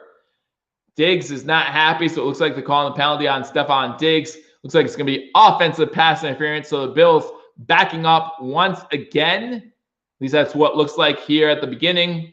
They still have not said anything. Yep. They're calling pass interference on Stephon Diggs. It's going to be a 10-yard penalty. So it's now 1st and goal from the 25. Remember what I said about the Bills not having any penalties? Well, there goes that. There goes that. Fast, quick, and in a hurry. More gray hairs, guys. More gray hairs.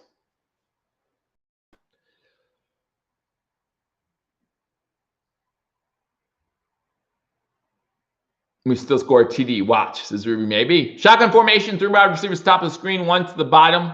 1st and goal from the 25-yard line. Have to have 1 more play before the 2-minute warning. Now, oh my gosh.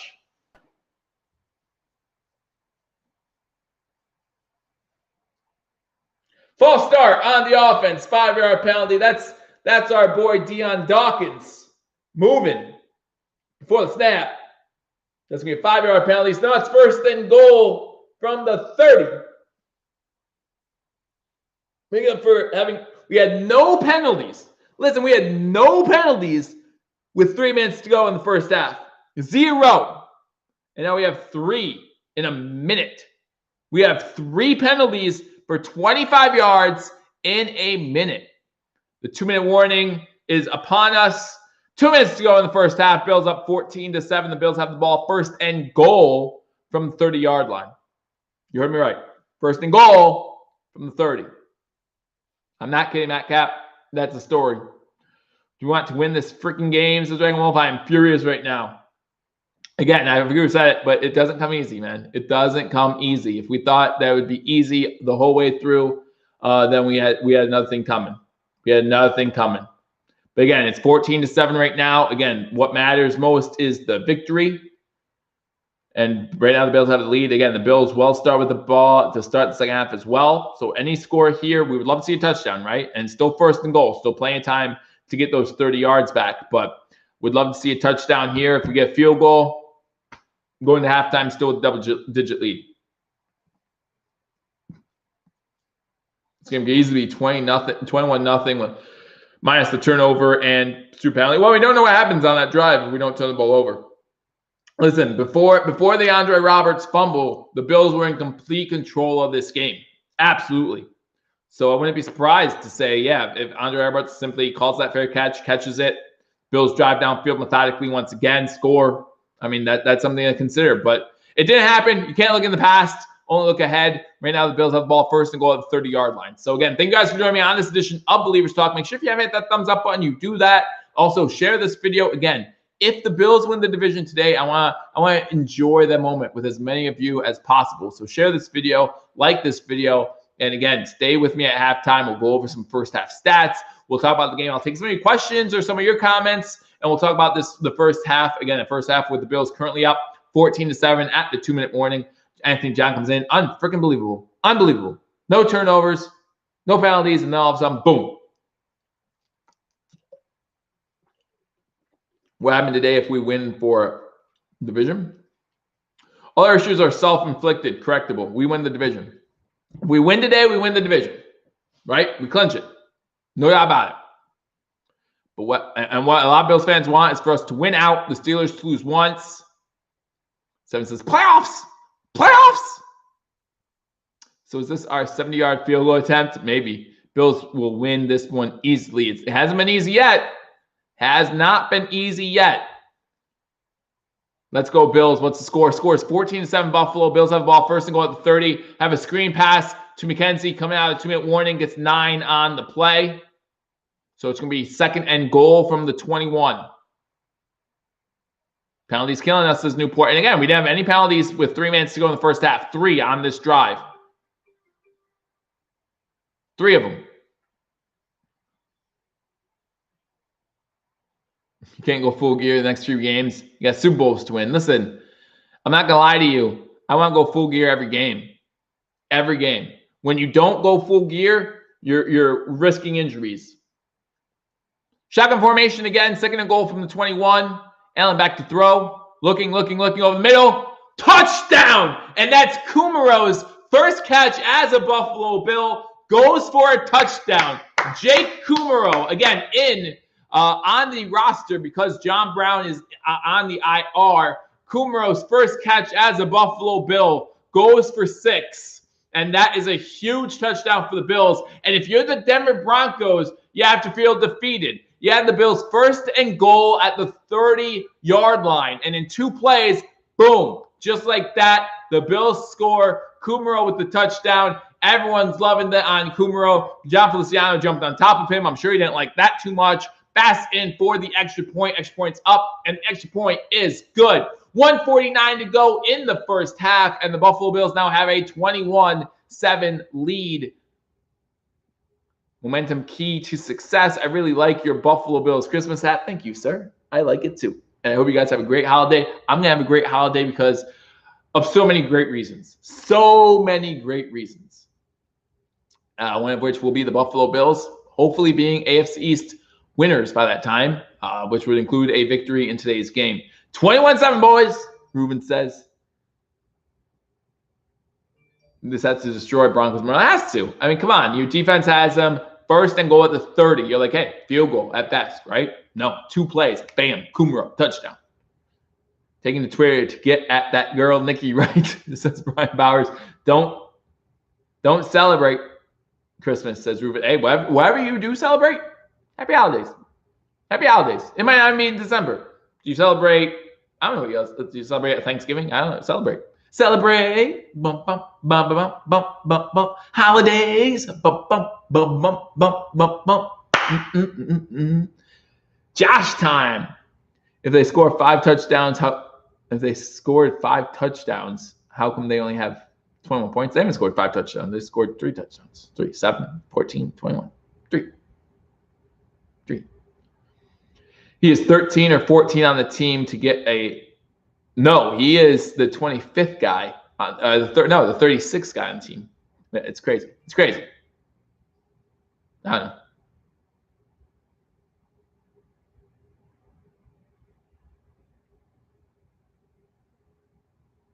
Marketal, what's my blood pressure medicine? Put to death wide right forever. I'm as a Bills fan who lived through that, I don't think we'll ever be put to death forever, but 3 touchdowns. Who said 5?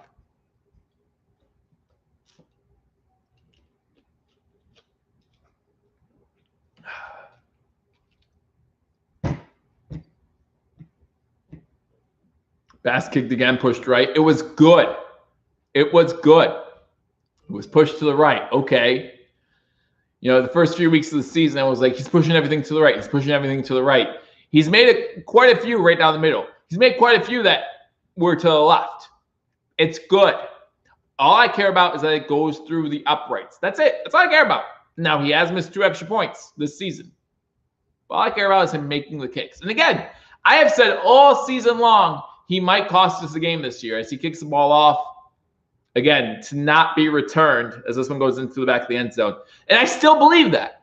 I still believe that Tyler Bass may cost us the game this year. And I know there are going to be Bills fans that the moment it happens will crucify him.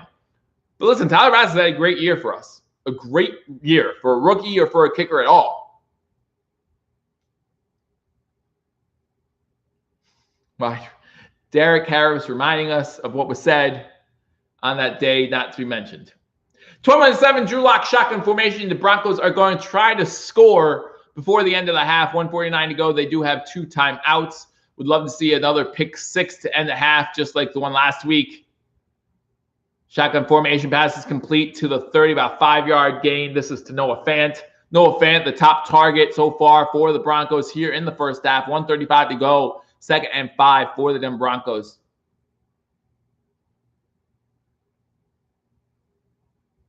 He is just a rookie. I know. Shotgun formation again. Looking to throw. Another quick pass to Fant. Fant gets the first down to the 35. We'll take the 5 yards all day, though, because it's going to take a long time. Looks like the Broncos will call their second time. Oh, no, Broncos have all 3 timeouts, so they'll call their first timeout. 1:19 to go here in the first half. Broncos use their first timeout. It's going to be 1st and 10 for the Broncos at the 35-yard line. For Christ's sake, I can't stop drinking. I can't either. I've had some water today. I've had some soda today. I've had some lemonade today. I can't stop drinking either. It's been crazy. 29th passing TD, I do believe, to Kumaro. But he has 2 passing TDs and 1 rushing TD on the game. No Fant, 5 receptions for 47 yards. Need a stop, as far as Snowman. Shotgun formation again for Denver. 4 wide receivers set, 2 to the top, 2 to the bottom. Flips it. And it's Edmonds on the tackle after another gain of about, well, this one's about a gain of 9. Melvin Gordon with the completion. Lock under duress a little bit, was able to flip it to Melvin Gordon. Gets 9 on the play. 1 minute to go now in the first half. Broncos have the ball driving at their own 44. Another quick screen. This one to Gordon again. Gordon trying to make mine miss. Gets to about the 49-yard line. Going to be first down. 51 seconds to go here in the first half. I think Denver called their second timeout. 51 seconds to go. The Broncos have the ball close to midfield. Don't go soft, Scott Blakely. Don't go soft, dummy. Don't go soft. What position does Kumaro play? He's a wide receiver. He came in from Green Bay in the offseason. He was mostly a practice squad guy. Then when John Brown went on the IR, they brought up Kumaro, and I believe this was his first catch for the Buffalo Bills, and goes for a touchdown. Snowman says only on juice, only drink I'm drinking. Yes, record is 33. Ross.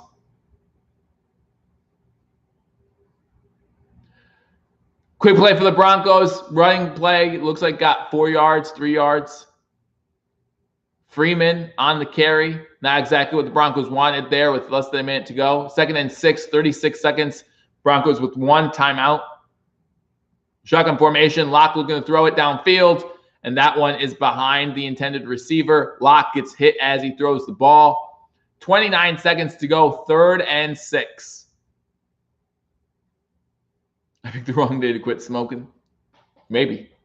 Or maybe it's the right day. Maybe this is the exact right time to quit smoking.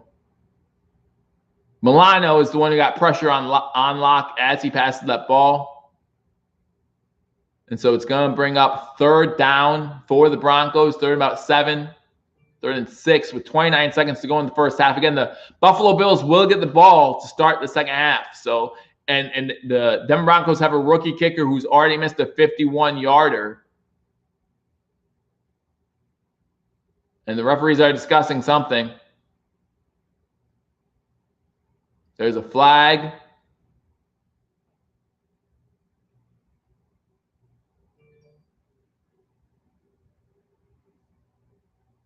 Roughing the passer. What a late call. They're in the huddle. They're in the huddle. Wow, what a late call. Wow. They call it on Milano for going low. Okay. I mean, they were in the huddle. The teams were in the huddle, ready for. The play clock was running down. The play clock was running down. I thought they had to call a timeout. Wow. All right. Well, there's that. The good news is I thought both roughing the passer calls were weak. I thought both of them were weak. The one on Denver I thought was weak, and the one on us now I thought was weak.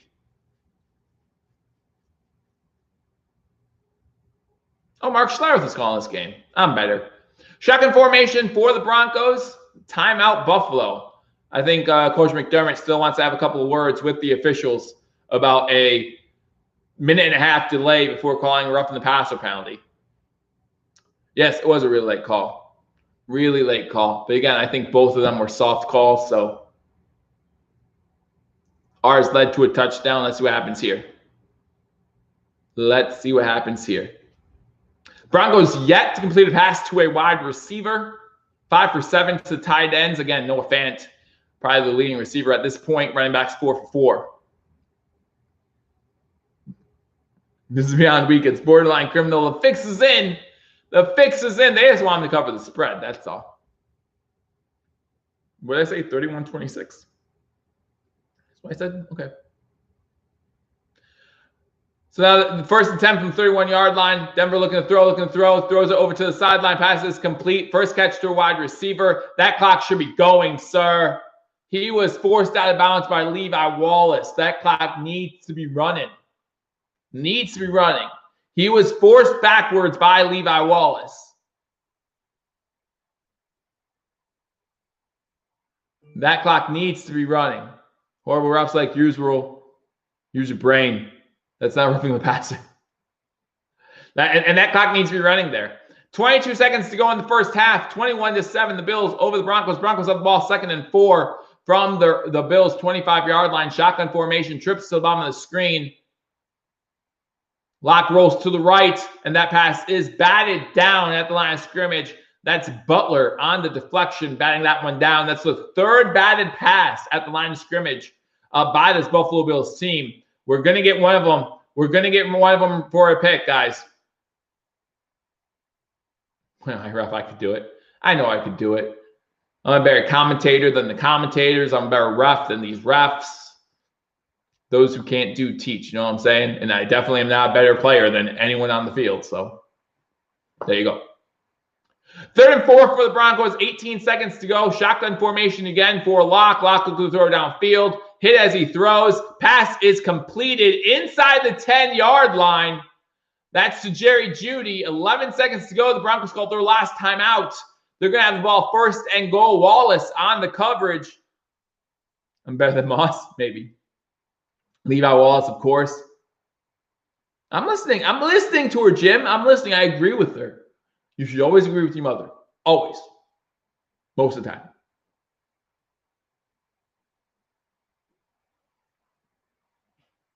Good pass by Locke. Holt hangs on in the pocket as he's getting hit. They'll probably have a discussion about it after this timeout. Maybe after the next play, they'll call it roughing the passer, reverting back to this play. But it's going to be 1st and goal for the Broncos. No more timeouts. 11 seconds to go in the first half. That's Judy's first reception. Locke, 11 for 19 in the first half for 92 yards. Locke shotgun formation. He has Melvin Gordon to his right. You have to imagine they're passing the ball here. That's going to be a flag. No, another timeout by the Bills. The Bills called their last timeout. Set up their defense. If the NFL calls me to officiate, guys, do you want me to leave? Would you rather me go officiate? I would. They make decent money. And by decent, I mean, holy cow, money. Again, guys, thank you for joining me on this edition of Believers Talk. Currently a timeout. The Bills called their last timeout of the half, up 21-7. The Broncos have the ball 1st and goal with 11 seconds to go in the first half. The Bills will get the ball to start the second half. The Bills, again, had this game going completely in their favor, up 14-0. Andre Roberts with a fumble muff on a punt, and that kind of got the Broncos back into this one. The Bills did just score a touchdown after the Broncos touchdown to make this one 21-7, a touchdown to Jake Kumaro. Broncos looking to score here before the end of the half. Pass to the back of the end zone, and that is complete. Noah Fant with the touchdown. Milano trying to keep Fant, can't do it. And this game is going to be tight. This game is going to be tight. It is now 21-13, extra point pending, 5 seconds left to go in the half.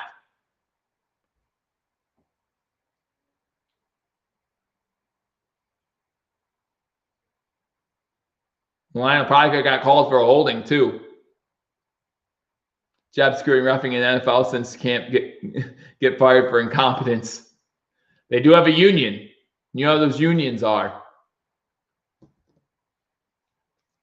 So the Broncos keeping it close, trying to make it hard for the Buffalo Bills. Listen, again, winning a division is not easy. Broncos trying to remind us of that. 5 seconds to go in the first half. Extra points up, and he misses the extra point. Misses the extra point. So with 5 seconds to go in the first half, it's 21-13. Have I ever been in a high-altitude city? No, but I've said it all year long that playing in Denver is a different animal playing at home. I even said that the Bills would not cover the 5.5 or 6.5 point spread when I did my prediction video. My score prediction was 31-26 Bills. Knew it was going to be a tough one, guys. We started off great. We started off great, on fire. I appreciated that. I loved it. But, man, 21-13. Bills are still going to win this football game, says Cameron. Again, that's all that matters. Good for them. We have a weak defense. Again, one of those touchdowns was off turnover. Can't blame the defense for that. This defense was playing well until that turnover. This defense just got called on roughing the passer penalty that happened 2 minutes after the play. Andre Roberts going to return this one at the 10, 15, 20. Goes down at the end of the half. It's going to be Buffalo 21, Denver 13. Again, the Bills will get the ball to start the second half up in this game. And again, of course, we all know this, guys. With a win today, the Buffalo Bills will clinch the AFC East, which means they will clinch at least a 4th seed in the AFC playoffs. Currently, week 13. We're hoping to go 3-0 or 14, 15. Currently, week 15. Hoping to go 3-0 over the last 3 weeks and potentially get a chance to have that number 2 overall seed. Sweet Denver kicker, best player for the Bills, says Walking Tall. Maybe. Drew Lock is 2018. Josh Allen, he doesn't stink, says Ruby. I agree. But this is his second year in the league. So has a little, like 2018 was Josh Allen's first year. This is Drew Lock's second year. So if Drew Lock does in his third year what Josh Allen did in his second year, do the Broncos still keep him and hope that he makes that leap in year 4? Because year 3 is normally when you make that decision, right? And if Denver doesn't have a winning record next year, do they get a new head coach? Because if they get a new head coach, normally the new head coach wants a new quarterback. You know how it goes. Denver Broncos are still a bad football team, says Cameron. But we're winning the game. And right now we're covering the spread. Like Vegas said, hey, the Bills are 5.5 point favorites.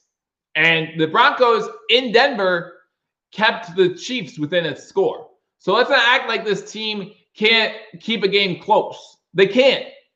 They made the Titans, they lost to the Titans by 3 points, I think it was, in Denver. They lost to the Chiefs by 6 points in Denver. They like to keep games close when they're in Denver. Again, this is a different team home than away because the altitude, they're used to that altitude. These other teams that go there are not used to that altitude, okay? So, and that matters. That matters. It really does. Ross Wheeler, so happy. Such a happy Bills fan. Just to be supportive like you are, it's just really good to see. So, okay, guys, we're at halftime here of the game between the Buffalo Bills and the Denver Broncos. The Bills up 21-13 in this one.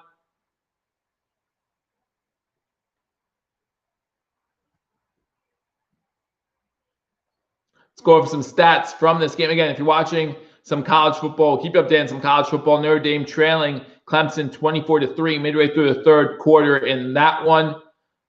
Ole Miss, LSU up by 10 there. Mississippi State crushing Missouri 41-18. Minnesota up on Wisconsin. Minnesota and Wisconsin tied 7-7. Mountain West Championship, San Jose State beating Boise State 13-3. Penn State, Illinois tied 14-14. You had the Big 12 Championship, Oklahoma beating Iowa State 27-21. The Big 10 Championship, Ohio State beating Northwestern 22-10. Does Ohio State deserve to be in the college playoff? Let me know in the comment section. Hey, King K, I'm glad that you could join us, even if you're at work, even if it's during halftime. Glad you could join us again. The Bills up 21-13. The Bills do get the ball to start the second half, so we'll see what happens. Josh Allen's 12th game with a pass and rushing TD since 2019, most in the NFL, including Lamar Jackson. The Broncos could have had 17 points if their kicker was good, so that's good at least, says Ryan. Hey, again, a win at this point is a win. I'm taking it all day long. Last drive shouldn't happen. 3 is understandable. 7 is unacceptable. Not if we are really Super Bowl contenders. Okay. So you're saying we're not Super Bowl contenders because we allowed a touchdown there? Is that what you're saying? Washington State loses to Utah 45-28. Army beats Air Force 10-7. Later tonight, you have the SEC Championship game. That should be a fun one. Alabama, Florida. You got the AAC Championship game, Tulsa and Cincinnati. So some good games coming up tonight. Again, game here, Buffalo up 21-13 at the half. Go over some stats from this game. DK with the $4.99 donation. Thank you very much. Joe, please watch Oliver. He is so bad. Can we agree he won't be here after his rookie deal? We're all Bills fans, but this guy cannot be paid. I believe, let's take a look here. Remember, he's playing opposition. Let's remember that. Ed Oliver has 2 tackles in this game. I think he has pass. I know he has pass deflection in this game as well. Yeah, I'm not saying that we need to go up on Oliver. No, I don't agree with that take at all. I think that, we don't give up on first-round pick that easily, right? This is year 2 of his career. We have him for 2 more years. So let's see what happens. But again, thank you for the $4.99 super chat. Again, guys, all super chats go back to the channel, trying to give you the best Buffalo Bills and Buffalo sports content. So I really do appreciate it. I hope the Clemson Tigers beat the Notre Dame Fighting Irish. I don't like the Notre Dame. And right now, Clemson's whooping them, and they got the ball back, 24-3. Clemson ball midway through the third. So it's looking like Clemson's going to beat Notre Dame by a good margin too. But again, let's go over some stats from this game. Can we give up on Harrison Phillips? He is terrible too. I don't think Harrison Phillips had a good year, but would you agree that his rookie year was above average? Because I would. I think the Harrison Phillips rookie year was above average, suffered a season-ending injury early last season. So, again, do you want to give him time to come back, or do you just want to say, hey, let's give up on him too? We can't give up on all these players, guys. You have to develop them, right? So let's try to develop them a little bit. Phillips is a locker room guy, says DK. Josh Allen, new nickname is the Winter Soldier. All right, guys, so the score is 21-13 Buffalo over Denver. Again, first quarter, you had a Dawson Knox 9-yard touchdown reception thrown by Josh Allen. Then Josh Allen had a 24-yard touchdown run to make this one 14-0. Melvin Gordon then came back with a 10-yard touchdown run for the Broncos, make this one 14-7. Then Jake Kumro with a 22-yard touchdown pass from Josh Allen makes this one 21-7. And on that final drive, right before the half, Noah Fant with a 6-yard touchdown pass from Drew Lock, missed extra point, makes this one 21-13. Josh Allen, 16 for 23, 176 yards, 2 touchdowns, and that rushing touchdown in the first half. Drew Lock, 12 for 20, 99 yards, and that touchdown to Noah Fant. Zach Moss, 3 rushes for 16 yards. I'm going 5 for 17 again. Why are we not running the ball more? Zach Moss averaging 5.3 yards a carry. Run the ball a little bit. That's all I'm saying. Give the running game a chance to get going. Dawson Knox, 2 receptions for 36 yards and that touchdown. Noah Fant, 6 catches for 53 yards and that touchdown. Star stops playing hooky. He will be back. You're stuck with Oliver. Butler is okay. Don't give up on our D-line. We need a true nose tackle, and Phillips and Oliver will fall into that place. I don't know why we need a true nose tackle. We play a 4-3. I feel like the only time you need a true nose tackle is when you play 3-4, which by the way is what Houston played, which is what Ed Oliver was in Houston, right? For when he played college, Ed Oliver played a lot of nose tackle in a 3-4 defensive scheme. So we're 2 years into switching him to a 4-3, 2 years into having him as a defensive tackle. Again, I'm saying we have him for 2 more years at least. I'm okay with that. I'm okay with that. Some stats from this game. Again, first downs, the Bills have 16 first downs. The Broncos have 12. Third down efficiency, the Bills 5 for 6. The Broncos 4 for 8. Rushing yards, the Bills have 56. The Broncos have 68. Passing yards, we have 169. They have 96. Total yards, 227 to 164. Both teams have allowed their quarterbacks to get sacked 1 time each. I'm just saying don't extend Harrison Phillips. Well, I would say you can't extend Ed Oliver right now. But again, you have more time to figure out what's going on with these guys. Punts, we have 1 punt, 63 yards. Way to go, Corey Borges. 3 punts for the Broncos, 46.7 yards. 4 penalties by both teams. The Bills have been penalized for 40 yards. The Broncos, 20. The fumbles lost. The Bills have 2 fumbles, 1 lost. That was the muff punt by Roberts. And then time possession right now, pretty much even. Denver having the ball for 15 minutes and 4 seconds. The Bills 14:56. So those are the stats from the game. Again, Buffalo up 21-13. Thank you guys so much for joining me on this edition of Believers Talk. Again, if you haven't hit that thumbs up button, be sure to do that. If the Bills win this game, we win the AFC East for the first time since 1995. Listen, there is a team that is no longer in the AFC East, that hasn't been in the AFC East since the year 2000, who has won the division more recently than the Buffalo Bills. That's the Indianapolis Colts. Won the AFC East back in 1998, I believe it was, before the merger where they brought in the extra teams, made it 8 divisions with 4 teams. We had the Colts in our division back in the late 90s. They won the division more recently than our Buffalo Bills. So the Buffalo Bills are 1 win away, or 1 Dolphins loss away from winning this division. And I'm so excited for it. Again, Bills up 21-13 here, up 8 points going into the third quarter. Again, the Bills to receive the second half kickoff. Bills 10-3, looking to go 11-3. And again, clinch that division title. We need to clamp down in the second half. We are keeping Denver in this game. And we all know what happens when you keep teams in games, especially the underdog. They feel like they have a chance to win, right? I thought that Jake Kumaro touchdown would deflate this Denver Broncos team. Obviously, it didn't. They came back. They scored a touchdown themselves on the very next drive. So obviously, that touchdown kind of evens it when it comes to momentum right now, right? I think we come into the second half, have a nice sustainable drive, end with points. If it's a touchdown, that's better. But if you end with points, make this one 24-13, extend that lead, make it a double-digit lead, a 2-score lead. I think that would be huge for this one. But right now, the Bills up 21-13. I think they're doing a great job on offense. Again, Josh Allen's doing a good job. The only turnover was on the muffed punt. Josh Allen did fumble on the sack. Lucky he fell back on top of the ball. We all know about Josh Allen's fumbling problems. I'm not going to pretend that they do not exist. He has an issue fumbling the ball. He has an issue trying to extend plays just a bit too long and getting himself into trouble. Okay, again, no one to take a sack, no one to throw the ball away. He's been doing a decent job in this game, throwing the ball away. We saw that pass to Beasley about 10, 15 yards over his head, just throwing the ball away. Sometimes he needs to do a better job doing things like that to keep his team from getting behind the chains, from getting behind the sticks, or from turning the ball over. Murphy falls off, then 1 more year with Hughes to fall off. Hope Bills find a good defensive end. The Buffalo Bills are Super Bowl contenders. I agree with that. Cornelius Bennett was with Colts on that team. Cornelius Bennett did not finish his career with the Bills. I'd have to fact check that before I knew for sure where he went, but I know he did not finish his career with the Buffalo Bills. If you're sure about that, then I believe you.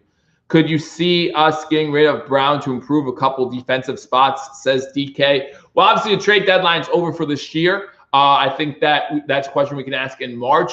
It depends what you're watching. If you watch the San Fran game, you're like, oh, yeah, Gabe Davis can fill in. If you watch the Pittsburgh game, second half, yeah, Gabe Davis can fill in.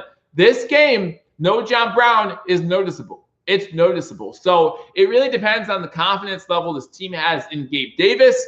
And it also depends on the confidence level this team has in Isaiah Hodgins, right? Isaiah Hodgins has not played a single down for the Buffalo Bills, been on IR most of the year, if not all of the year. So it'd be very interesting to see what this Buffalo Bills team does, knowing that they have those two young wide receivers that they just drafted this past offseason. What do they do next year in the draft? Do they maybe get another wide receiver? It's not impossible if you have a Gabe Davis situation where you see a wide receiver falling in the draft. Listen, we picked up Jake Fromm, and no one thought we would because he wasn't a position of need. But when you get to day 2, day 3 of the NFL draft, it's about best player available, right? You can never have too many athletes on your team. You can never have too many studs on your team. So if we see a wide receiver, day 3, we pick him up. So we'll see what happens. Buffalo, Atlanta, says Ross Wheeler. I'm not sure. I think they may move on from Brown and go Gabe, says Ross. Maybe Isaiah Hodgins a best catcher in the draft. Well, we haven't had a chance to see him yet. You can hit on wide receivers late in the draft. Yes, you absolutely can. I think we're finding that out this year with Gabe Davis. I think Gabe Davis is still a good wide receiver. I think he's having a good rookie year. He's not having a great rookie year, but he's having a good rookie year. As the kick is underway for the second half, this one is going to be returned by Andre Roberts. Gets to 20, 25, 30, 35, 40, 45, 50, 45. Gets into Denver territory. That's that spark that we're used to by Andre Roberts. So 14:52 to go. The Bills are going to get the ball. Great field position. Great job by Andre Roberts. Open field. Getting into Denver Broncos territory to the 45-yard line. That's how you start the second half. Make a statement and say, no, we are winning this game. 21-13 Bills over the Broncos. Second half just underway. Again, thank you guys for joining me on this edition of Believers Talk. Andre Roberts with a great spark to start this one off. Goes out of bounds at the 43-yard line. So Bills already in Denver field position, territory.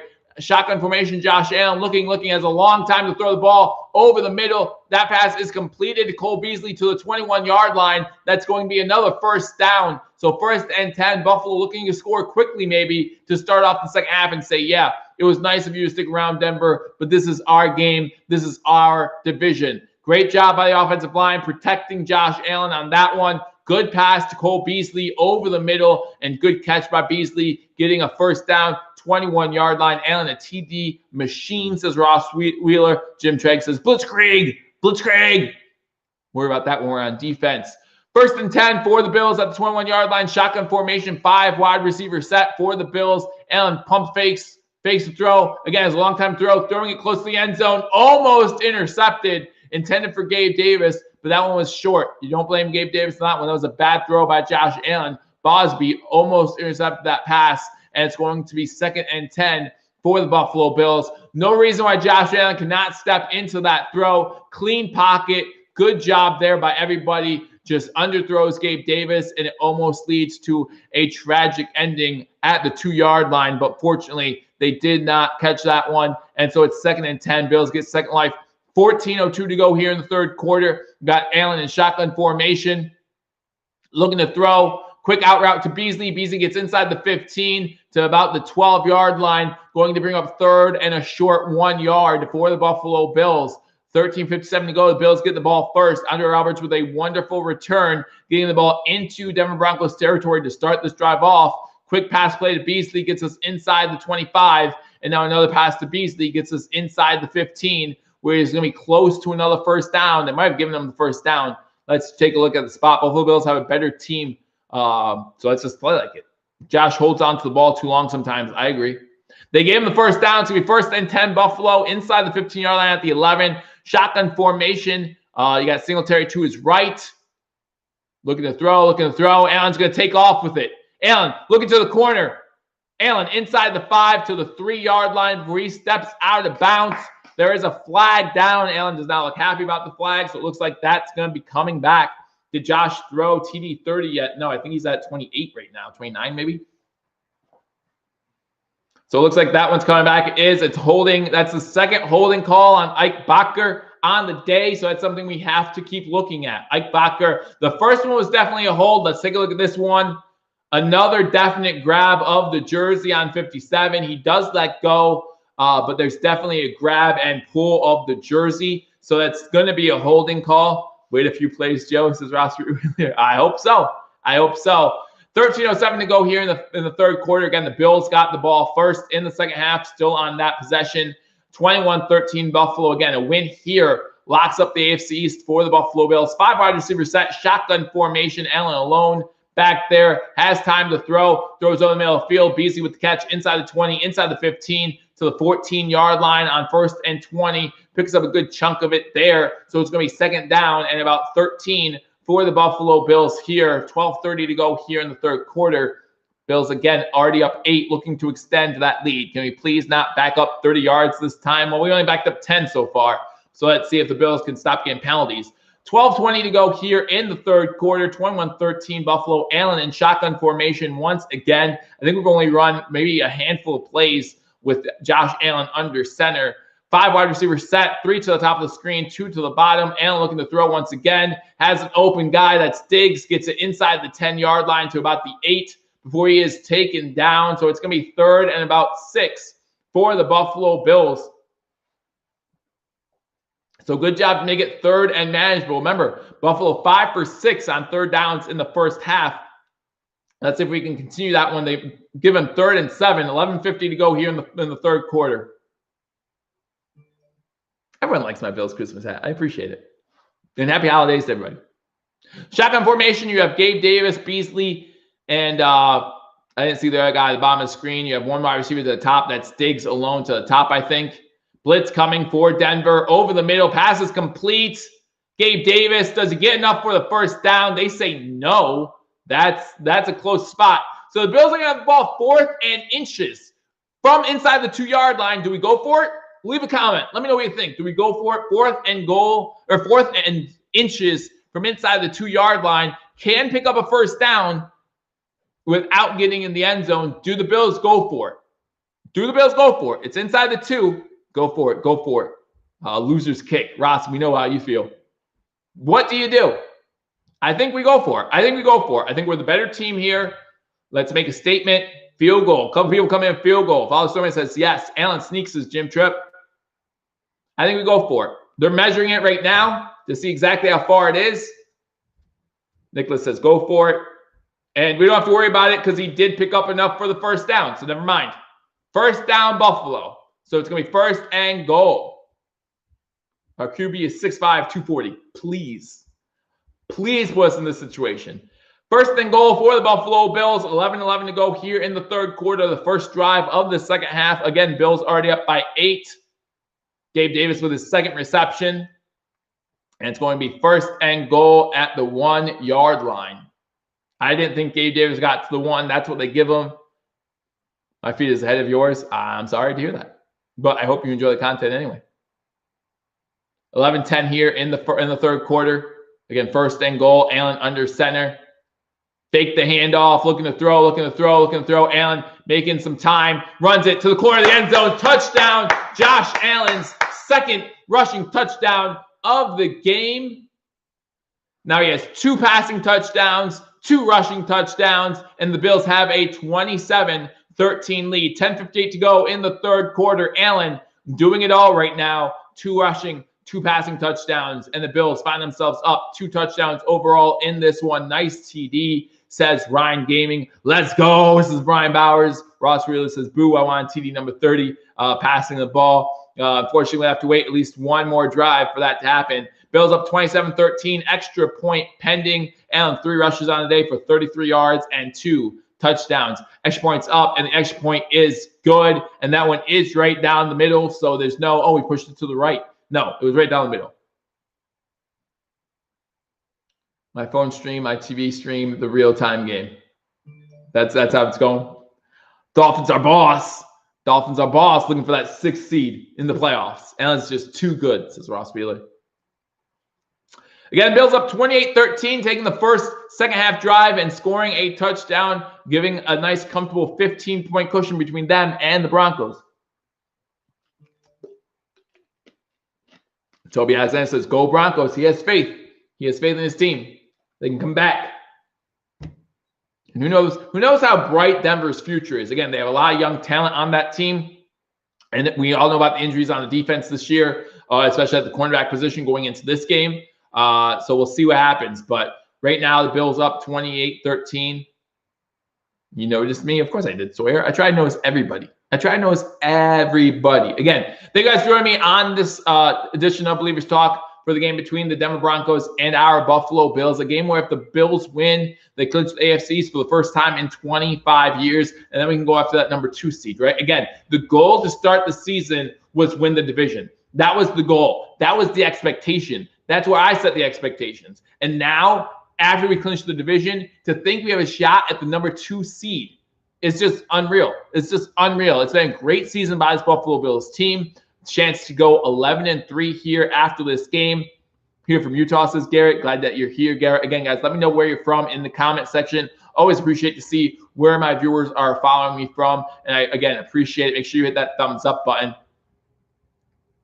Broncos already have a Super Bowl. They don't need it like we do. Just by the way, is way better than listening to these idiots on the current broadcast. I appreciate it, Brian. Thank you very much.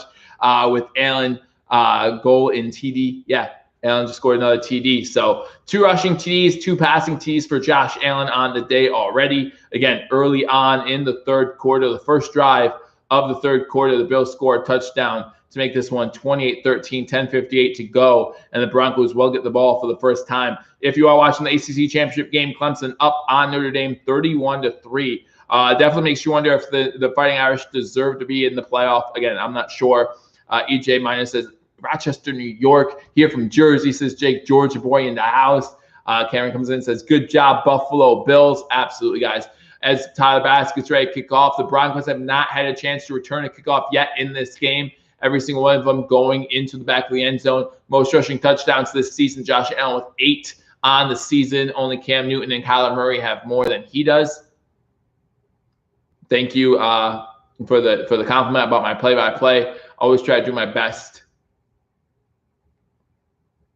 So he comes in and says North Palm, Florida, and that's kind of why you're a Dolphins fan.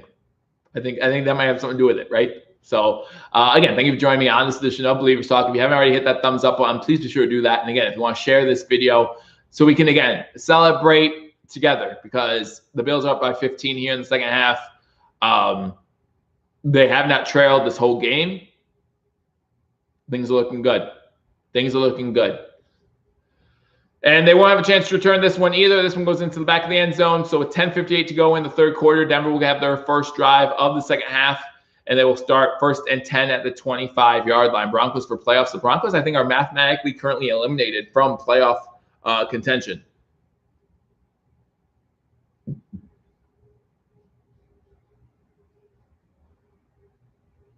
I'm from right behind you. Look out. Probably behind this door right here. Actually, I have a freezer back here. Some good food in there. So knock yourself out. Have a good time. Pistol formation for Drew Lock. First pistol formation we've seen today. Bills coming. Sack from behind. There's a fumble on the play. Bills pick it up. Jerry Hughes picks up the fumble inside the 25. Just go down, Jerry. Inside the 20. Just go down, Jerry. No! Jerry Hughes breaks free. Touchdown, Buffalo. Jerry Hughes gets it into the end zone. And with 10:41 to go, that might be it. 34-13, extra point pending. Still plenty of time in this game. But again, Denver's not the team that's going to come back from a 22 point deficit.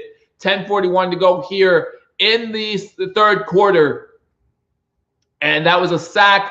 Trey White with the sack and the forced fumble. Jerry Hughes picks it up, runs around for a little bit with his moves, his juke moves. You know, he needs to teach Stephon Diggs to think about how juke some defenders there. Jukes out number 88, jukes out number 66, takes the ball, jukes 79. Ooh, baby, that's how you get the job done. And the extra point's up, and the extra point is good. 10:41 to go here in the third quarter. Bills up 35-13. Victory is so close. So close. Congratulations for clinching our division. Good job. Thank you, Sawyer. Big Jerry says King Cam joining us from work. How did that happen? They sent Trey White on a corner blitz. Trey was blocked to the outside, came around, found Drew Lock from behind, swatted at the ball. Drew Lock went down. The ball came out. Jerry Hughes picks up the ball. Again, makes 2 people miss there. Jukes out number 66. jukes out number 79, and then gets a block by Teron Johnson and finds himself going into the end zone. Bills cover the spread well, says Jim Tripp.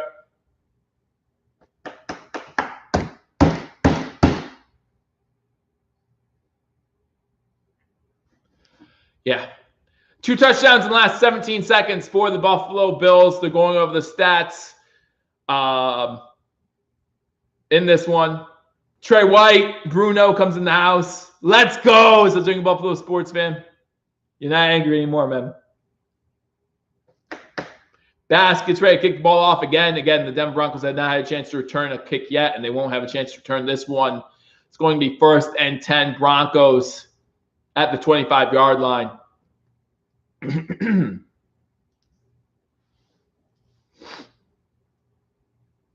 Yeah, they're showing the last time.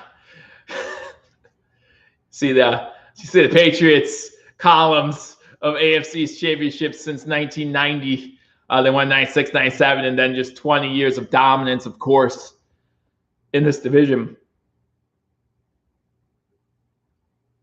Wow. Shotgun formation, hands the ball off to Phillip Lindsay. Edmonds on the tackle, about 4-yard gain for Phillip Lindsay. 10:30 to go here in the third quarter. I hate the bats. Put 50 on the Broncos, buckle up. 35-13. Never Drew Lock has an off third quarter. He wakes up in the fourth. He can wake up. I don't know if it's going to be enough. I don't know. I mean, talking about a 22-point deficit. He's not Baker Mayfield.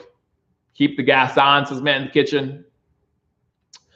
Under center, looking to throw, sets up a screen. Edmonds is there, misses a tackle in the backfield. We know about the problems about missed tackles in the backfield. Luckily, there's others there to clean it up. It's about a 3-yard loss on the play. Hughes with the scoop and score, says Ray Dizzy. Nearly midnight. Ring those bells, says Father Snowman. Ring those bells. Edmonds needs to make that tackle again. Again, he holds him up long enough for others to get there, including Johnson. Jefferson's there. We're in Steelers type of third quarter. Look out, Broncos. Shotgun formation on 3rd and 12. 9:25 to go here in the third quarter. Phillip Lindsay, no, that's Melvin Gordon, goes into motion. Locke looking for a screen. No one's there. No one's there for the screen. That's incomplete. And it's going to be 4th and 12. 9:17 to go in the third quarter. Bills up 35-13. 24 minutes away from clinching our first AFC East title since 1995. Josh Allen already got 40 fantasy points. I called 37-13, says Anthony. Take that, Nick Wright. He picked us to lose. Andre Roberts back to return this punt on 4th and 12. 9:17 to go in the third quarter. Guys, I'm probably just going to repeat myself a lot now. I don't want to think too much. Roberts set for return. Breaks one tackle. Lots of Denver tackle players there. Make the tackle at the 31-yard line. That's where the Bills will take over. 1st and 10 at the 31. But the big play, obviously, Trey White, sack, forced fumble. Jerry Hughes recovers it. Scoop and score for Jerry Hughes. Makes it 35-13. Buffalo. Can you believe our primetime performances? Can't wait for the playoffs. As we again, 2-0 wins this game on primetime. This is considered a primetime game, the only game on right now, and the Bills are dominating this game, 35-13. Bills were up 21-13 at the half. Came out, got the ball to start the second half. Went down and scored a running touchdown from Josh Allen. He has 2 rushing touchdowns, 2 passing touchdowns on the day. And then the big play, which might seal the fate of this game and of the AFC East. Trey White on a cornerback blitz, comes from behind Drew Lock, knocks the ball out, gets the strip sack. Jerry Hughes picks the thing up and scoop and score. And the Bills find themselves up 35-13. Scott Blakely, no more third quarter blues. Joe, let it go.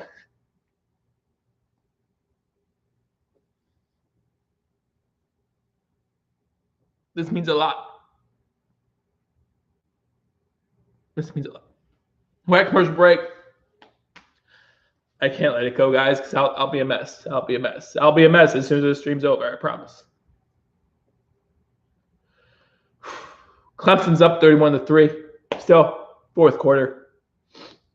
Buffalo Bulls basketball team's up 39-25 over Syracuse. Women's team earlier beat St. Bonaventure 71-52. Don't cry. I told everyone before the stream started, if it went this way, there was no way I wasn't going to. 25 years. 25 years.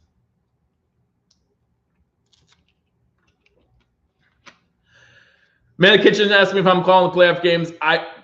You guys know my story. You know I have a kid on the way. If you think I'm crying now, wait till Monday. So obviously things will change. I don't know. You know, if I can, I'll try. I don't know.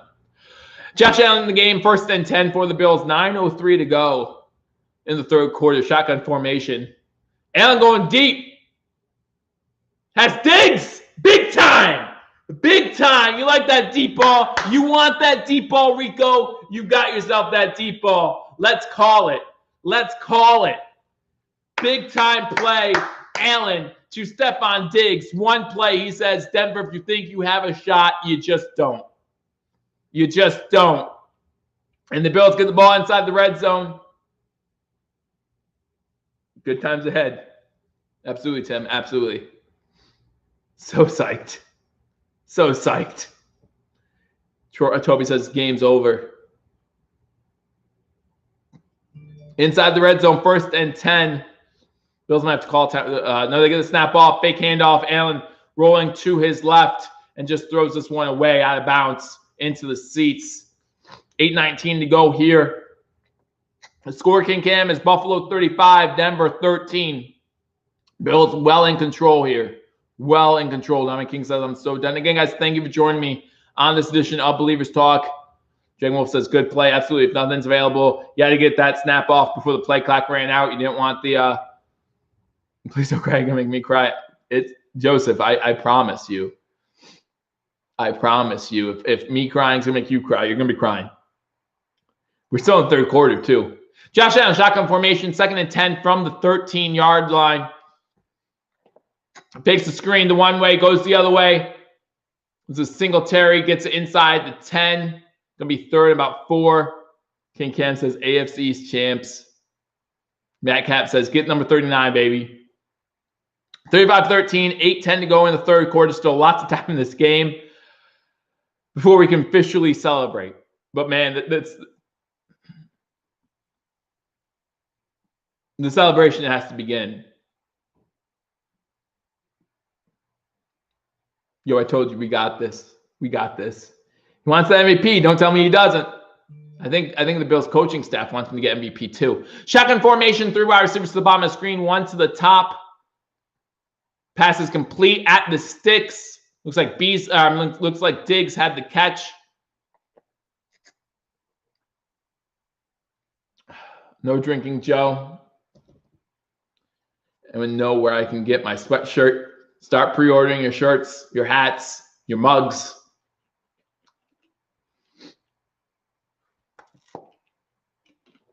Ruby says, no selling, get 7 here. They're going to measure it again. I hate a measurement when a 35-13 game, but whatever. No champagne.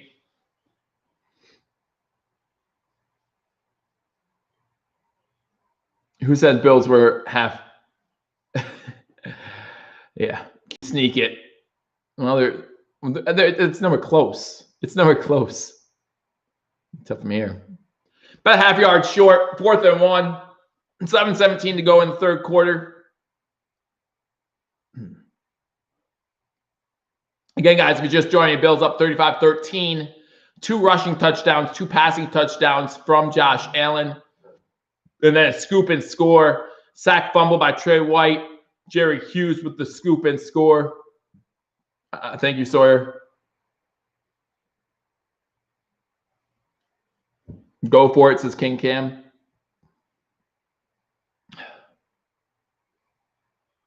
They have the offense still out there on 4th and 1, 7:15 to go here in the third quarter. Be merciful, kick the field goal. Josh Allen under center, single back set. They hand the ball off to Zach Moss, who gets the first down. He got it. Maybe the refs are being merciful with that spot. But even with the spot, it looks like he has enough for the first down. Definitely got a good surge by the defensive line or the offensive line. Yeah, he gets to the 3-yard line. He gets to the 3. And you mark him at the 4.5. He definitely got the first down. I'm not even worried about it. Don't even challenge it. Challenge it if they say no. If I'm Sean McDermott, if I'm Coach McDermott, I already have my challenge flag out.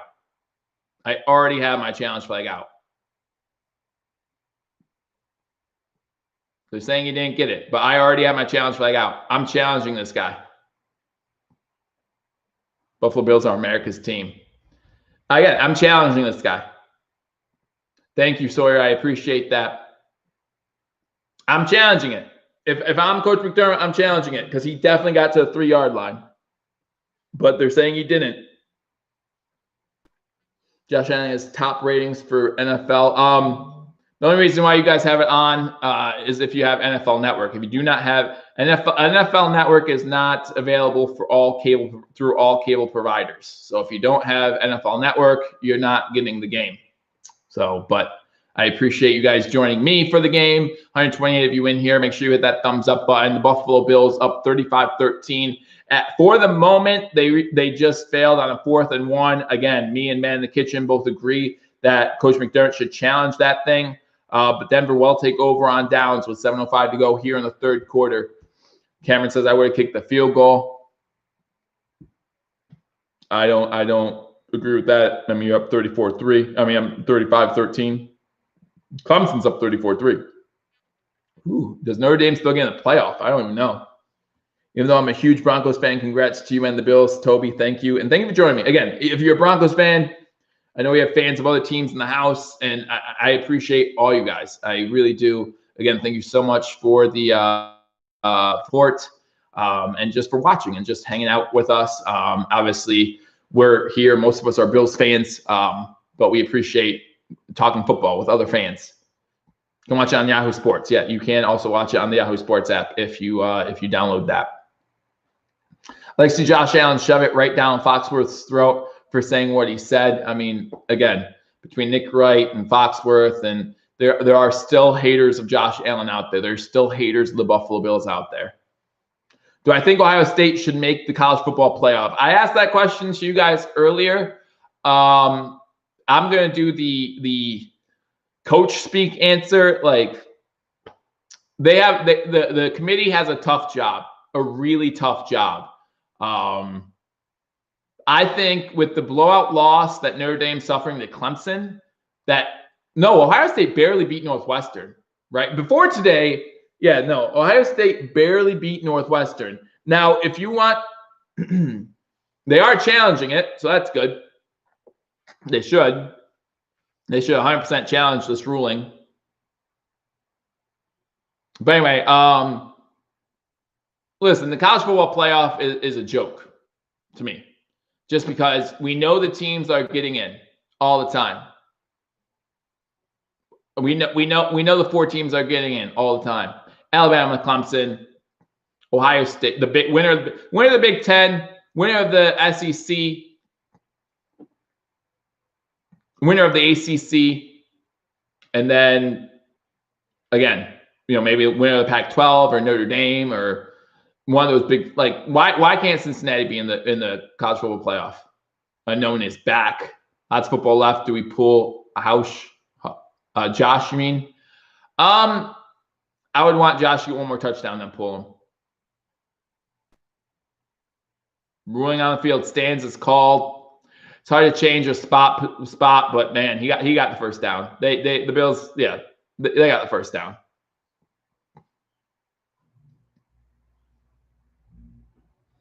Let's see what the defense does here. Up 35-13. You can really pin your ears back.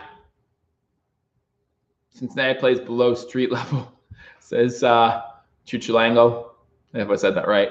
What's more of replay if you still get it wrong? Yeah, I think that was clearly a first down, but what do I know? Under center. Whoa, whoa, whoa, whoa, whoa, whoa, whoa. Who jumped first? Looks like call for a false start. Yep, false start on Denver. So that's going to send back half this to the goal. So it's going to be 1st and 12 from the 2. Safety is only one less point than a field goal. That's good math there, Jim. Good math. O-H-I-O. These refs got to go. Okay. He even showed me how to pronounce it, and I'm still not going to do it right. So who said Allen is not best? A lot of people. Too many people. Again, under center, hands it off. No gain on the play. Bills defense is there to stuff it. So it's going to be 2nd and 12. Mike's going to throw a pick, says Brian Bowers. What's the score unknown? As the score is 35-13 Bills over the Broncos. 6 minutes to go in the 3rd quarter. Bills fans, 35-13, Earl. Yeah, you got it right. Cameron says, bye, everyone. Hey, Cameron, thanks for joining us. Again, guys, thank you for joining me on this edition of Believers Talk. The Bills up 35-13. 6:25 to go in the 3rd. Shotgun formation. Drew Lock looking to get out of his own end zone. Throws it, and it's incomplete. Intended for Hamler. Hamler had both hands on it. That was a good pass by Drew Lock. Just drops the ball. And so it's going to be 3rd down from inside their own 2-yard line. Dropsies, says Dragon Wolf. Hope the D scores again, says Joseph Johnston.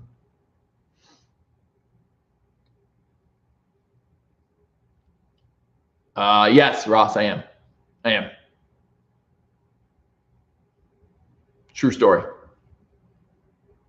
6:20 to go in the 3rd quarter. Bills on defense. Denver has the ball 3rd and 12. Bills up 35-13. Looks like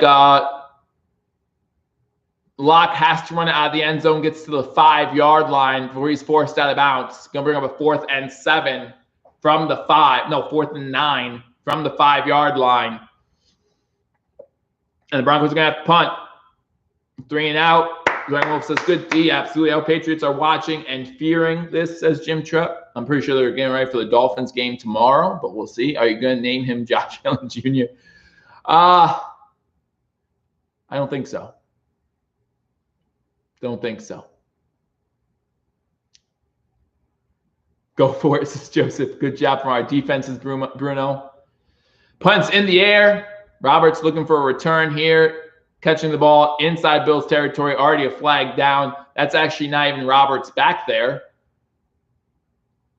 They're getting in some, that was Micah Hyde back there. Probably trying to get some practice into some of these guys just in case something were to happen to Roberts in the playoffs.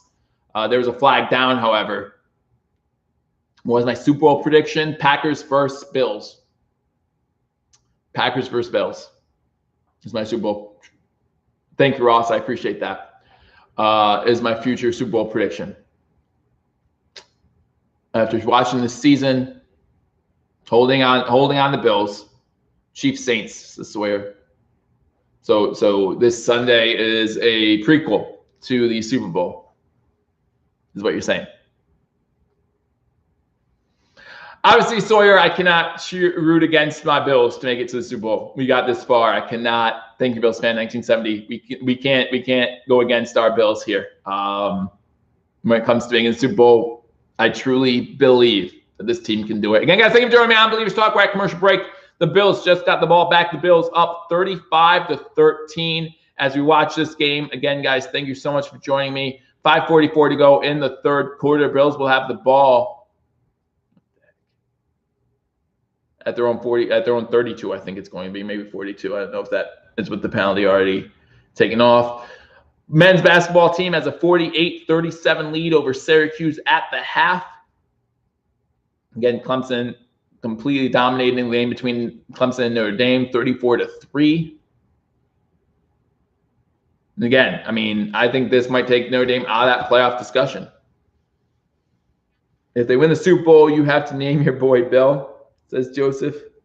Well, actually, my son's going to be here before the Super Bowl. So Toby, thank you for joining us again, guys. For everyone who joined me throughout this whole year, it's been a great year, and the year's not even over yet, right? We still have 2 more weeks after this game. Try to get to 13-3. Try to get that number 2 overall seed. There's still plenty to play for, even after we win this game, win the clinch the AFC East. I mean, this is a big step, and this again, this meets our expectations at the beginning of the season when it comes to the regular season, right? Our regular season expectation to start the year was win the division. We weren't talking about the number 2 overall seed, number 3 overall seed, 4 overall seed. We weren't talking about that.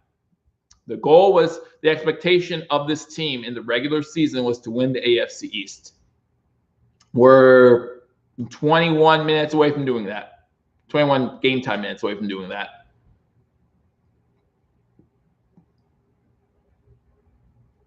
Thank you. I appreciate that.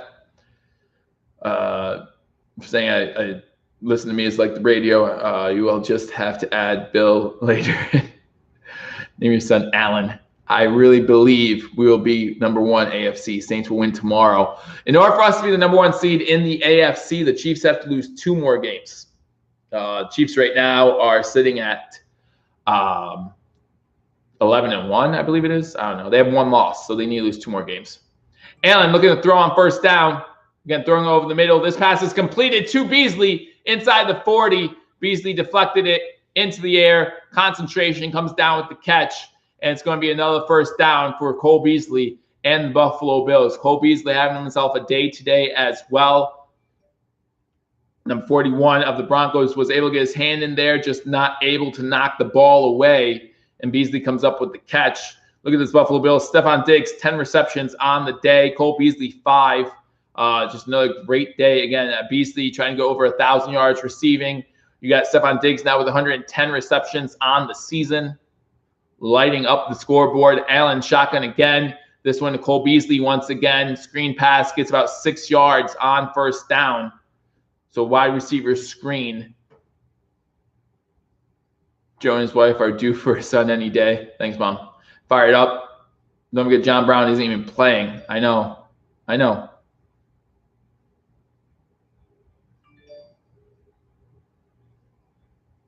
Now Cole Beasley has 6 catches for 81 yards on the day.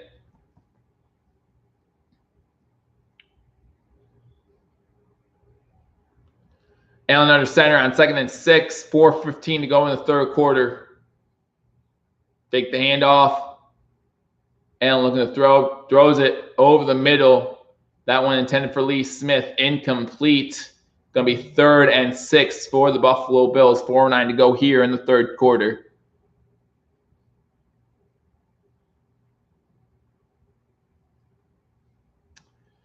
Thank you, Tom. I appreciate it. Drop these Finns or Pats tomorrow. You're not going to like my answer, so I'm not going to answer it. I did a prediction video on Wednesday. You can go back to that and see who I predicted, or maybe it was Thursday. Shotgun formation for Josh Allen on 3rd and 6, looking for a screen. It's not there, but you know who is there? Stephon Diggs, and he gets up inside the 20, and that's enough for a first down at the 18-yard line. Listen, Stephon Diggs, man, you don't need to do that. Stephon Diggs, Singletary was going to help him up, and he acted like he was injured on the play, and then was like, never mind. I'm not really hurt. Don't need to scare us like that, Stephon. Come on. Bills. Do you see them bills? Can you see my bills? Can you pay my Buffalo Bills? Can you pay my automobiles? Then maybe we can chill. That's the best I got. That's all I got. Offside eye formation for the Bills on first down. They do run a stretch play to the right with Singletary. Gets back to the line of scrimmage and no more. 3:17 to go here in the third quarter. 2nd and 10 for the Buffalo Bills. My predictions for the season, straight up, going into this week, straight up, I was 135-71. Against the spread, 114-92. Those were my picks for the season. I mean, against the spread, anything better than 500 is you're winning, right? As long as you bet every single game. Now, if you do parlays like me, I get one wrong and there goes the whole parlay. So, but that's how I'm doing so far in the year. Allen shotgun formation. Allen rolling to his right. Allen looking to throw it away, throw it away, throw it away. No need to get knocked down. He throws it not quite away, but no one catches it. So it's going to be 3rd and 10. At this point in the game, Josh Allen, there's no need to take extra hits. There's a flag down. There's a flag down. Maybe a roughing the passer penalty coming on number 45. Absolutely roughing the passer well after the play. So that's going to be a 1st down.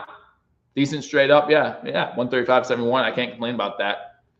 So it's going to be roughing the passer on the Broncos. So it's going to be an automatic 1st down for the Buffalo Bills.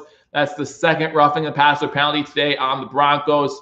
3 roughing the passer penalty call. That one was the only one that I thought should be roughing the passer. Josh Allen's in their heads. I like this Broncos logo better. Oh, the D with the Bronco in it. I think that's their old school one, right? Bills fan, I love it. Bills Mafia. Bills Mafia in the house. Again, guys, 35-13. Bills have the ball, 1st and goal, 2:41 to go. Josh Allen under center, single back set. Got 2 wide receivers to the bottom of the screen. Josh Allen hands the ball off to Zach Moss. Gets inside the 5 to about the 3. Gabe Davis and whoever's defending him getting into a little shoving match. There's a flag down. Hopefully this is on Denver. So I can't take it. I just can't take it. It's 35-13. As Bills fans, we want to celebrate. We want to celebrate. I actually forgot we have a whole quarter left. Yeah, we have a whole quarter left. Come on, TD pass. Get that TD pass. Ooh, that's a hit. He punched him in the face. He should be ejected. He should be ejected. Ejected. Bye. Bye-bye. That's all I got. Maybe you could do the na-na-na-na thing, right? Na-na-na-na. Na-na-na-na. Hey, hey, hey. Goodbye. That's a punch. Na-na-na-na. See you later. You can't do that. Let's go, Bills.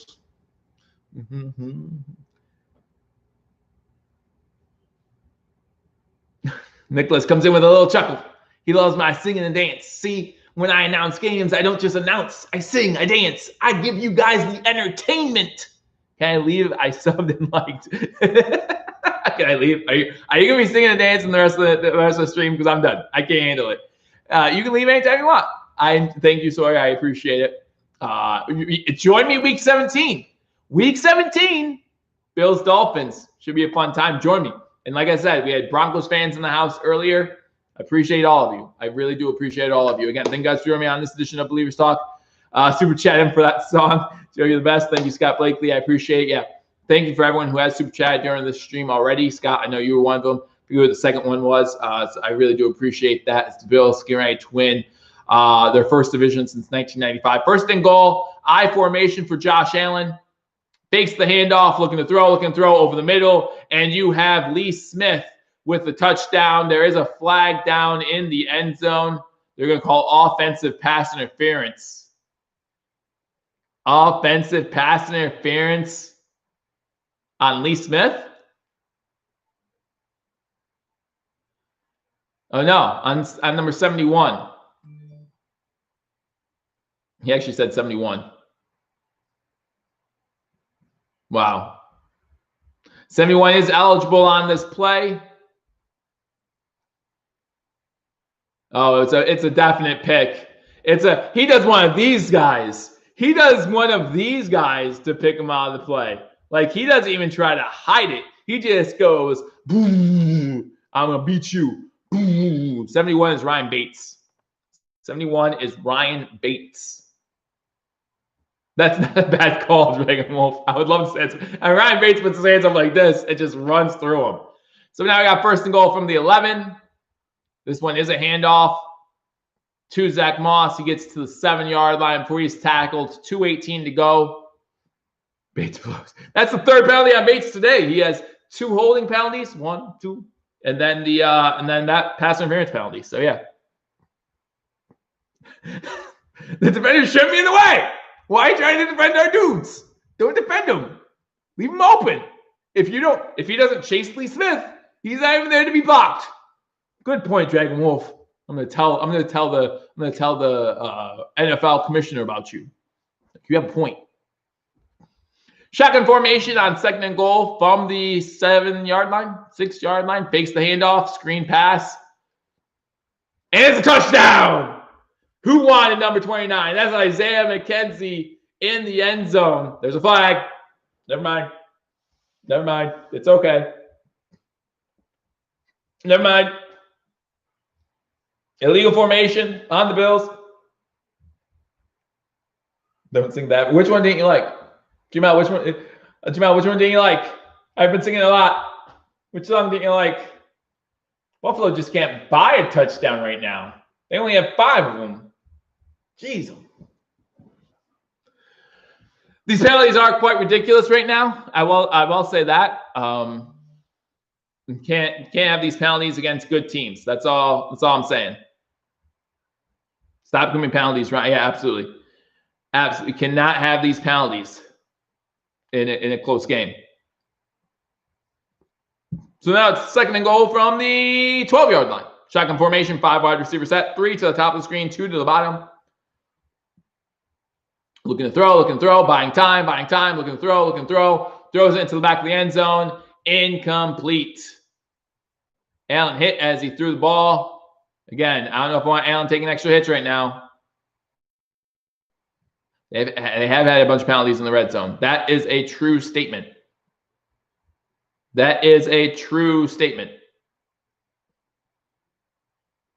Allen looking for a flag. There should not have been a flag there, Allen. Do not become the next Tom Brady. Always looking for a flag every time someone touches you. 3rd and goal from the 12-yard line. We scored 10 touchdowns, but these penalties, yeah, you're right. Shotgun formation, 3 wide receivers to the top of the screen. That's Josh Allen's right. That's Stephon Diggs by himself at the bottom. They run an HB delay to Zach Moss. Moss gets inside the 10. That's about it. I'm sorry, that was Singletary on the H-back delay. So it's going to be 4th and goal from the 8. Sorry, Joe. I'd be happy if Josh became the next Tom Brady. In most cases, I am too. Kick the field goal.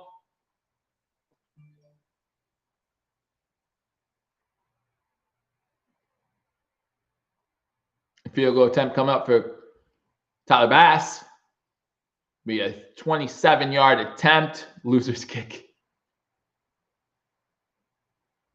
He makes it. So, with 44 seconds to go in the 3rd quarter, the Buffalo Bills find themselves up 38-13. Dumb penalties. I agree. Not something I'm happy about. But at the end of the day, this was about winning this game and winning this division. And the Buffalo Bills are well on their way to doing that. Josh Allen, 27-38 for 332 yards, 2 touchdowns on the day. And then he has 3 rushes for 33 yards and 2 rushing touchdowns on the day. I wish we had a good quarterback, Nick Wright. I wish we did. I mean, only counted for 4 of our touchdowns. I mean, that's pretty bad. He's not Baker Mayfield. You know, he's not going to lose games. I'm sorry. He's not. He's going to win divisions. He's going to make multiple playoff appearances. Do you get where I'm going? With this? 38-13, 44 seconds to go. Bills just waiting for this quarter to end. The 4th quarter coming up. Again, 44 seconds left in the 3rd. How many TDs did we get called back? 4. Maybe 5 even. Another touchback. Jamal says, #bench Josh. Maybe. Drew Lock on the day, 13 for 23, 93 yards, 1 touchdown. He did fumble. Trey White had a sack fumble in this one that led to the Jerry Hughes scoop and score. You cannot do this against good teams. You are correct. Shotgun formation for Drew Lock. They do run the ball on 1st down. Phillip Lindsay tries to get to the outside. He is brought down by Tre'Davious White after a gain of 2. Tre'Davious White continuing to show why he's one of the best corners in the league, not only in covering corners, but coming up for a tackle, getting a sack, strip fumble, going after the ball when he knew Drew Lock did not know he was there. Shotgun formation, Drew Lock looking to throw, has a quick completion. This is to Noah Fant. Milano forces it, no, Klein, I'm sorry, Klein forces him out of bounds, not before he gets a first down. That might be the last play of the third quarter. They might try to get one more off. Noah Fant, 7 receptions for 62 yards. They will not get another play off here. That's going to be the end of the third quarter. And ladies and gentlemen, we are one quarter away from the Buffalo Bills winning this division. It's 38-13. Bills have a 25-point lead. I don't know much about fourth quarter comebacks, biggest fourth quarter comebacks of all time, but I think 25 points might be up there. And this is the first time I've yawned during a Bills game all year. We'll soon be celebrating. And there'll be less time to yawn. 15 more minutes. 15 more minutes. Heading into the fourth quarter, the Bills up 38-13. Bills will choke in the playoffs like they always have, says NS Wyatt Man. Okay, we'll see. Only time will tell. Only time will tell what happens. I will say that Marv Levy and Jim Kelly had a winning record in the playoffs, though, so it's not always been that way. I mean, yeah, they couldn't get the big one. I agree. I know what happened. I remember. But I would love to for you to put in the chat how many other teams have made it to 4 Super Bowls in a row, other than the Bills. And that's why, man, I need you to tell me how many other teams have made it to 4 Super Bowls in a row. It's gonna be quiet for a little bit, so you know. After this game, you have the Panthers and Packers, so you can watch some football. None. You're right. That's a good answer. Good answer. The 3 dislikes are from Salty Dolphins fans. It's okay. Smoking Ninja. You mean how many other teams lost for Super Bowls in a row? You could say that. Or just made it. Just made it. That's all. Just made it. Just you were gunning for it. 75 yards and penalties. Yes, that is true. Bills first Chiefs in Super Bowl. That is impossible. Because they are both AFC teams. The Super Bowl is an AFC team versus an NFC team. So you cannot have 2 AFC teams. The Vikings did not make it to 4 in a row. The Vikings made it to 4 out of 6. But they are 0-4 in Super Bowls. I would hate to make dinner and not eat, if you know what I mean. Smoking Ninja. Yeah, Farrell Buffalo has they are 0-4 in Super Bowls, but they never made it to 4 straight. Only one team in league history has made it to 4 straight Super Bowls. Shotgun formation to start off the fourth quarter. It's a run play up the middle, and this delay gets them a first down into Buffalo Bills territory. So a run by Denver on a H-back delay. Again, the Denver Bills defense pinning their ears back. Now they're up by 25, heading into the last corner.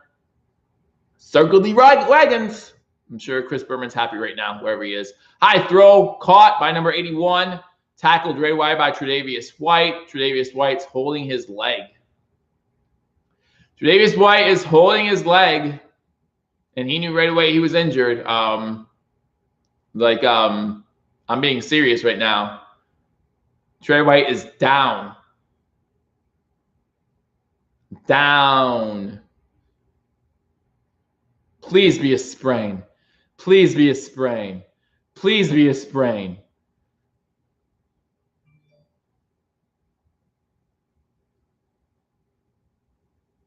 Please just be a stinger. Something. You can't do this to us. Bills versus Packers. That's what my prediction was. But if Trey White's gone for an extended period of time, forget all my Super Bowl predictions. Forget it all. Trey White's down. Down, down, down, down, down. Woo.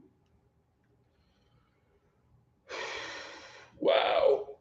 I hope they come back from commercial break and he's at least walking on his own power. Don't show him on a cart. Don't show him on a cart. No, no, no, no, no, no, no, no, no. No, no, no, no. I do all thank you, Smoking Ninja. I do all the Bills games. Due to new work schedule, I can only do the first half of Monday Night Football games, so I can only do the first half of the game next week between the Patriots and Bills. But I will be doing every single Buffalo Bills game. Minutes away from AFC winners, AFC East winners. Right nickname should be Whiteout. What does it look like? What does what look like? The injury? Definitely an ankle injury of some sort. He definitely went down holding his ankle. Hope he's good. I know we don't need anyone to get hurt. What about the next Saturday game? What is next Saturday's game? I don't even know what next Saturday's game is. Or you mean the next Saturday game today, later today? I only do Buffalo Bills games. However, if you're looking for great Green Bay Packers content, I got the guy for you. His name is Tom Grassi. Look him up. Great YouTuber. Let him know that I sent you. He's a Packers fan. He does a wonderful job with his live play-by-play. Ross Rios is out for season. I don't know if it looks that bad. But we'll see. Boston makes that look bad. Now the Bills will own the Patriots. I hope so. You don't think Grassi's funny? All depends on your taste. All depends on your taste. I think he does great play-by-play. For Packers content, I'm okay with it.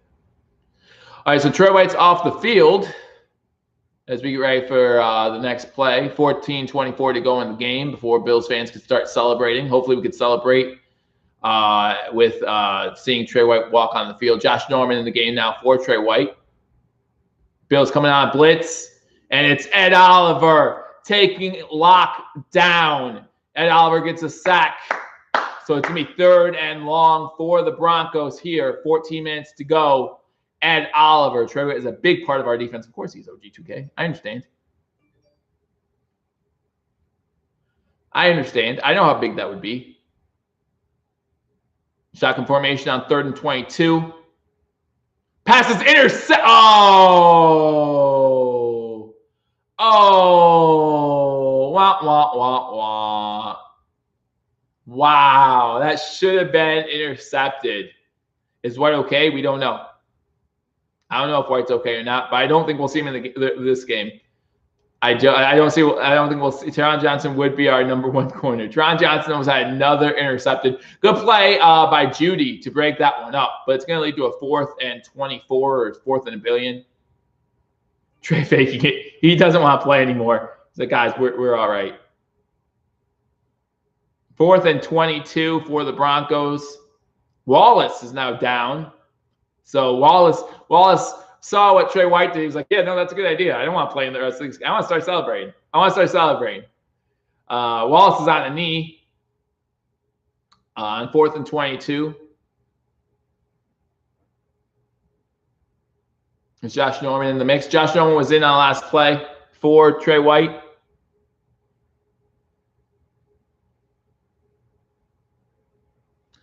All right, now we just want to get through this game without an injury. 13:44 to go in the 4th quarter. Levi Wallace on a knee, looking like he's hurt. Maybe just cramps here. They're throwing the towel. If Wallace is hurt, might as well put Tyler Bassett CB. Wallace is up on his own power. He's walking it off. He's fine. He's jogging it off now. He's fine. He just doesn't want to play anymore. He wants to start celebrating. He wants another snowball fight. Denver coming in to punt the ball. To answer your question about Dominic Foxworth, any media head who played down Josh Allen on the draft does not want to be wrong. Fair catch called for, and he misses the ball. He lets it roll, and it goes out of bounds at the 5-yard line. So that's where the Bills will take over. 13:32 to go in this game. Bills up 38-13. Bills will start the ball at the 5-yard line. Matt Barkley time. Why does Nick Wright hate the Bills? Again, if an announcer spoke poorly about Josh Allen coming out of the draft, the last thing he wants to be is wrong. He won't admit they won't admit they're wrong, and they're wrong, but they just don't want to admit it. 111 catches on the year for Stephon Diggs, leading the NFL. Single back set, Allen under center.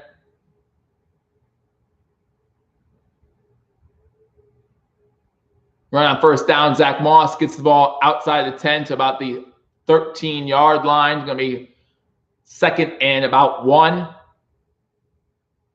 13:20 to go. Jake Fromm time. Jake Fromm is not with the team right now. Jake Fromm is off somewhere enjoying a Mai Tai and sitting at the beach and just saying, no one get hurt. No one get the pandemic.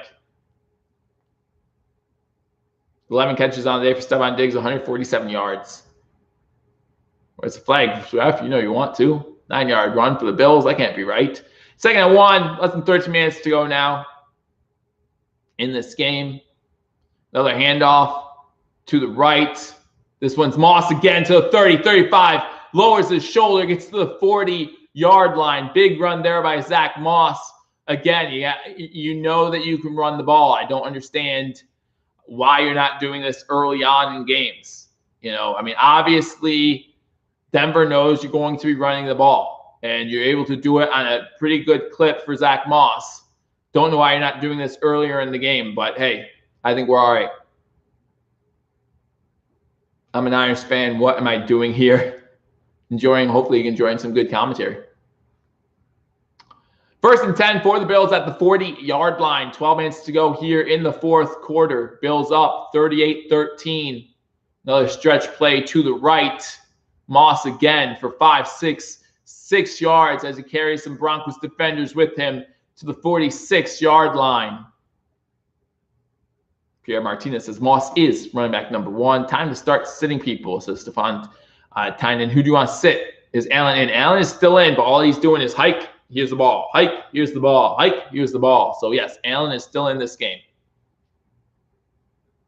Josh Allen's 27 for 38, 332 yards, 2 passing touchdowns. He also has 2 rushing touchdowns on the day. I just saw the Jerry Hughes play. It was a great play. Say Allen and Diggs. Another run. Moss bounces off a tackle, gets 1 yard, going to bring up a 3rd and 3. 11 minutes to go now in the fourth quarter. Allen, Diggs, Bees needs to sit now. I haven't heard anything about Trey White. Has anyone heard anything about Trey White?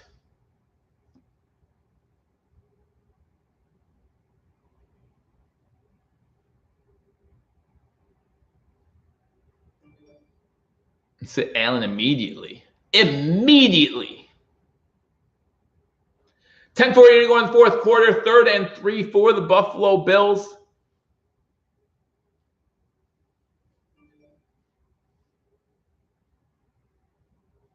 He walked off, so that's a good sign. I agree. As long as he walked off. You won't hear anything about White. I bet that it's an X-ray situation. X-rays are negative. They're always negative. I got you. Shotgun formation on 3rd and 3. Denver showing blitz. Allen throwing it on 3rd down. Pass over the middle. Beasley inside the 30 to about the 26-yard line. So picks up the first down. That's Beasley's 7th catch of the day. Beasley also looking to get over 1,000 receiving yards on the season.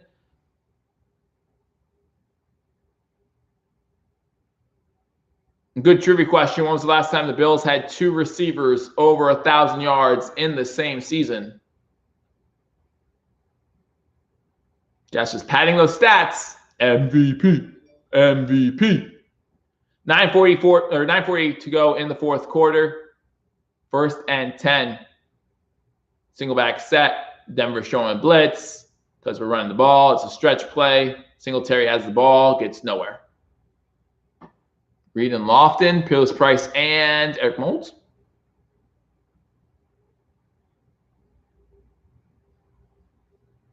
Buffalo still beating Syracuse. Buffalo Bulls College basketball, 1995 was our last AFC East championship. That is correct. It has been a long 25 years. A long, long 25 years. That said, we are 9 minutes away from that coming to an end. 2nd and 9 for the Bills. Single setback is Devin Singletary. Fake handoff. Allen going deep. Incomplete. Intended for Knox. That one was way over Knox's head. No chance for Knox to catch that one.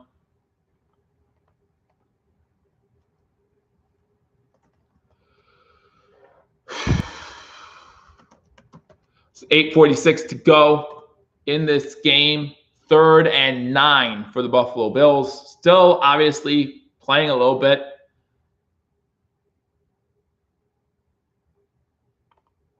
Again, guys, thank you so much for watching. Make sure you hit that thumbs up button. I appreciate all of you guys, all of Bills Mafia. Shotgun formation on 3rd and 9, 8:46 to go in the 4th quarter. Trips to the top of the screen. They do hand off to Moss. Moss breaks inside the 20, breaks a couple tackles, and he gets that 1st down. That's what we love to see. Moss not giving up on a play, and that's why Zach Moss might be taking over as that #1 running back. Josh Allen going to move his record as a quarterback, starting quarterback to 26-15 with this victory, tying Lamar Jackson for most wins out of that 2018 draft class. Moss is a wrecking ball. Do you want me to start singing again? I hope you don't, because I don't know if you want me singing that one. Allen under center, I formation, 1st and 10, 8 minutes to go now in the 4th quarter. Hand the ball off to Moss again. Moss bouncing off tacklers, getting 2 yards, stops to a 2-yard loss, rolls, spins out of it and gets a 2-yard gain. 2nd and 8.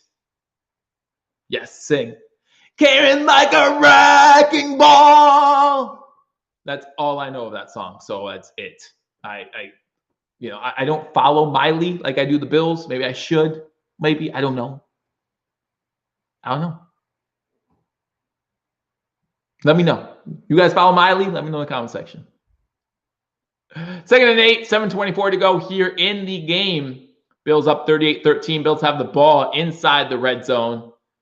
This one to Moss again. Moss gets another yard, bringing down his rushing average. You're winding the clock inside 7 minutes. I have the voice of an angel. Thank you. Travis White is questionable to return. Stinger, probable to return. Ankle. Thank you, Nicholas. Neither of them are returning, right? Like, we all know that, right? Like, Stinger, okay, awesome. Stay away. Stay far, far away from the field. Bills 9 for 12 on 3rd down conversions on the day. Offset I formation on 3rd and 6.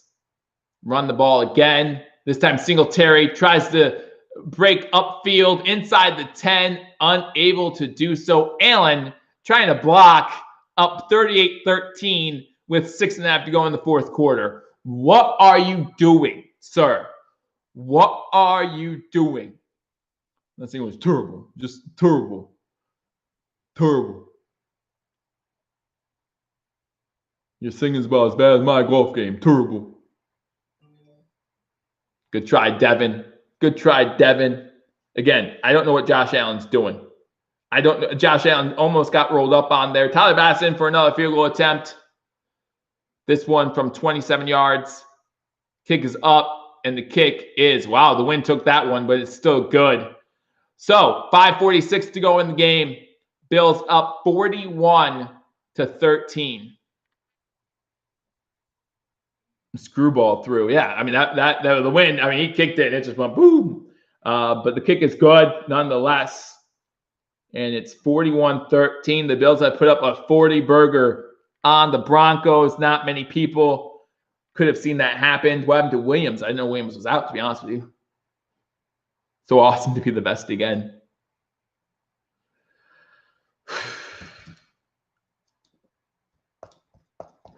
I mean, again, the Bills led this whole game. There were moments where Andre Roberts fumbled the ball. Something that needs to be corrected before the playoffs. That's his second fumble of the season. On special teams, you have penalties in the red zone. Groin injury for Williams. Penalties in the red zone. Am I going to cry? I think my emotional time is come and gone. My first wave of emotions have definitely come and gone. Hit 100 likes. I really do appreciate that. That makes me feel good. But yeah, I think my emotional. Do I have a banner ready? I do not. What did I predict? I don't know for Buffalo. I have no idea. I don't remember. That's all the way up. I'm one of those 100. I appreciate that, Smoky Ninja. Bills are not supposed to lose. Broncos blow. Well, then we did what we were supposed to do, and we did it convincingly. I mean, this is a convincing win with a lot of mistakes thrown in there. A lot of mistakes. Those penalties in the red zone, are you kidding me? Got to stop those. Brian Bates, you can't be holding. If you're going to run I mean, I know you're an offensive lineman. You normally don't run routes. But if you're going to run a route and it's going to be a natural pick play, you can't go like this into the cornerback. You just can't do that. Who Bills play next? Next Monday, the Buffalo Bills will play against the New England Patriots on Monday Night Football, the fourth of our primetime games in a row.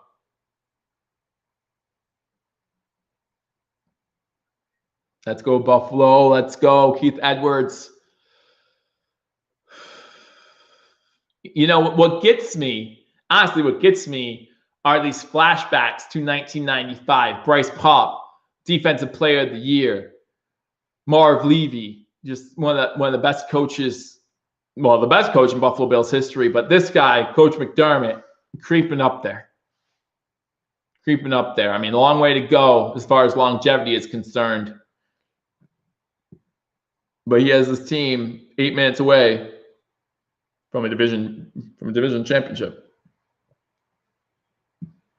Scott Blake comes in and says they might move the Dolphins game prime time. No, I mean they might, but the rest of the games would really. I mean, there's a lot of game, like all divisional matchups. I mean, you talk about the Steelers-Browns game. You know, that could be a very big game for both those teams. You talk about the NFC East, whoever plays who for that 5th win that would win the division. Broncos ball, 5:46 to go. Lock, shotgun formation. He goes to take off. He gets to 30 and then falls down. First time since 98-99 that the Buffalo Bills have had consecutive 10-win seasons. As there's an injury on the field once again for the Bills. I didn't see who it was. You gotta be kidding me. You have got to be kidding me. He's up. I mean, he's sitting up at least. Winners don't sit. Butler is down. Butler is down. Now, the good news is he's a rotational player. You never want to see anyone down, of course. I hate injuries on any team. But definitely Butler, a rotational player, someone who it's nice to have. But he was sitting up. Hopefully it's not serious. What is the Sky Wheeler, a Jet fan? You're a lousy troll, brother. I haven't even been paying attention. Loyalty pays off.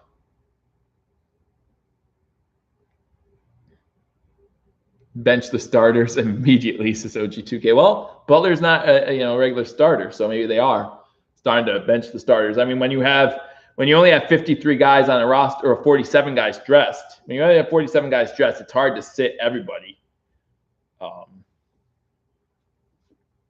But you definitely want to, I don't expect to see Allen in on the next possession.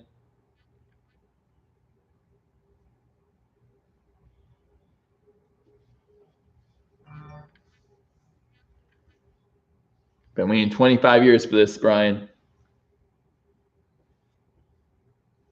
25 years.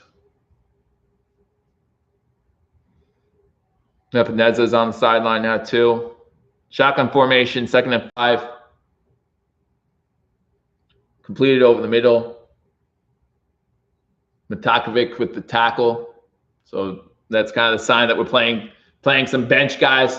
This might be the first time Atakovic has been on the field minus special teams all season. Noah Fant with his 8th reception. Blitz coming for the Bills. Over the middle, passes complete. Tackled by Phillips. I'm sorry, not Phillips, Addison.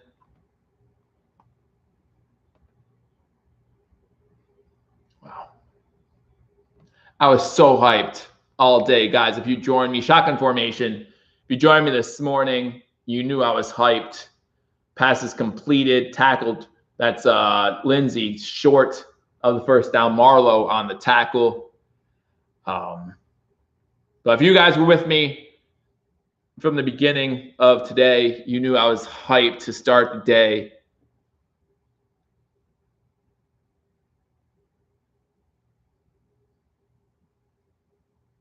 Run play up the middle, first down for the Broncos, and this hype just continues. I mean, good job, Buffalo Bills got 41 points, absolutely 4 minutes to go. And as Mario said when we were at Roundtable, it's not just hype. This team is for real. And Bills fans, we know that. Another run play, gets 7. Stop raining in our parade, says Scott.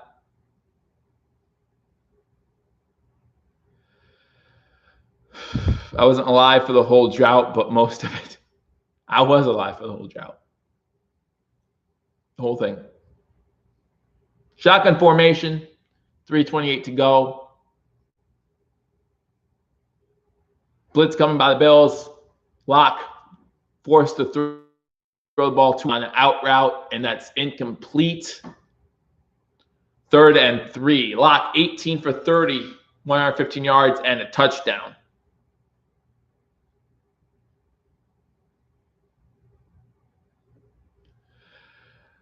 I know, OG2K, I know. This is the best Buffalo Bills team. I mean, compare it to the 93 team, to the 92 team. Start making comparisons if you want. But shotgun formation again.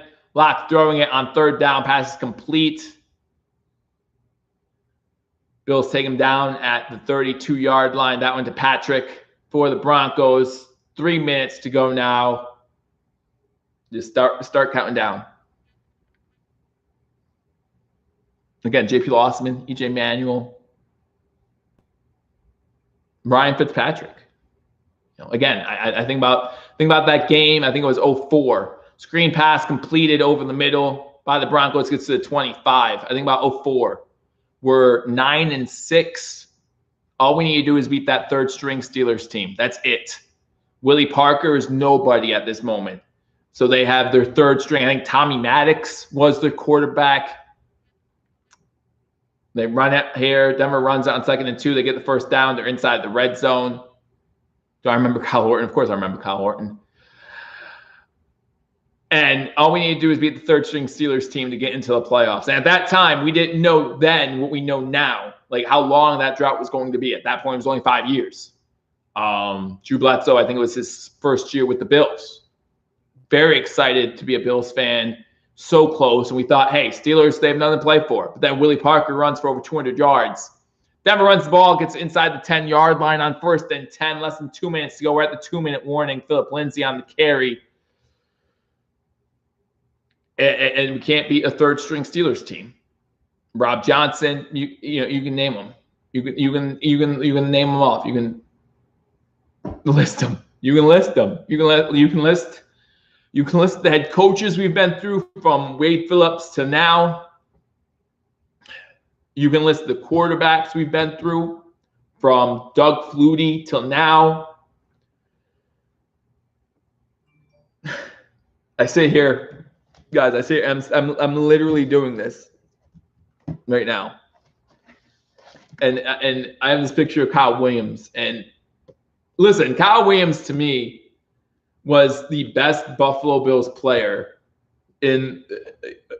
for the longest period of time. During the whole drought up until, I was so, I mean, when I cried when the Bills made the playoffs after 18 years, he's one of the guys I thought about. Like I thought about Joe Thomas, who played, I think it was Joe Thomas, right? Did I say that right? Center for the Cleveland Browns, who played so admirably for the Cleveland Browns for so many years and never got a chance to even make the playoffs. Keith Edwards, thank you. Thank you, TK. And Dan Mitchell is giving his reaction right now as well. CJ Spiller, best team since Saban and Knox. Let's go. We have the 2-minute warning, guys. Bills less than 2 minutes away from clinching their first division title since 1995. Again, if you've been joining me for this season, if you've been joining me for today's stream, I can't tell you how much it means to me. Freddie Jackson, Fred X. We go on and on. I think Buffalo Fanatics did an all-drought Buffalo Bills team and some of my favorites. But we're gonna have to have a whole new list of favorites, right? And again, I talked about this at the beginning of the stream. For Bills fans, for 20 plus years, our memories include wide right, Music City forward pass, that Steelers game I just mentioned, Stevie Johnson dropping the pass in the end zone against the Steelers in overtime when we're still in the hunt. Just constant. We started 5-1 one season, and then we ended up not making the playoffs at all. Back from the 2-minute warning, Denver runs the ball, gets it inside the 5. There's a fumble, but they rule touchdown. Touchdown. Wait, no. What are they ruling now? They're ruling that he was down at the 1. So it's going to be 1st and goal for the Broncos at the 1-yard line. Joe gave us a great year. He did. Bills circle the wagons. Let's hope some of our legends respond to this year's heartbreaker was Hail Murray. Listen, if it wasn't for Hail Murray, that's a touchdown. I don't know how that's not a touchdown. That's a touchdown. If it wasn't for Hail Murray, this would be our 8th win in a row. King Cam comes in, says it's game. I hope your work day has gotten so much better, knowing that with 1:36 to go. Even if they score a touchdown, it's 41-20.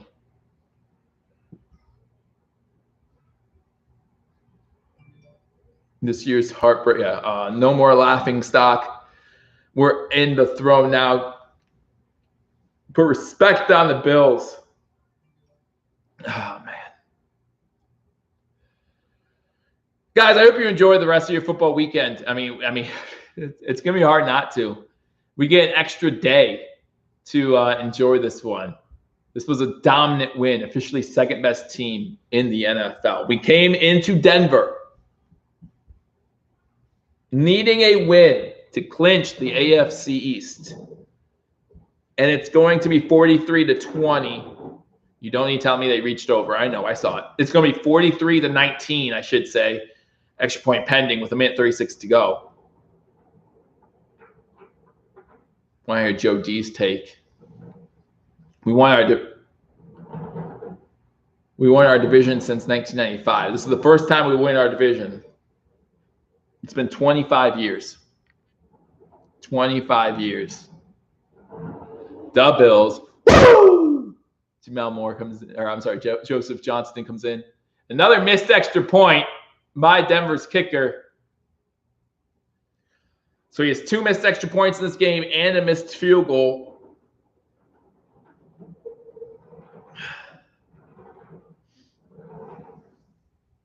Josh Allen, 28 for 40, 359, 2 touchdowns. He should not be coming back in this game. 2 rushing touchdowns as well.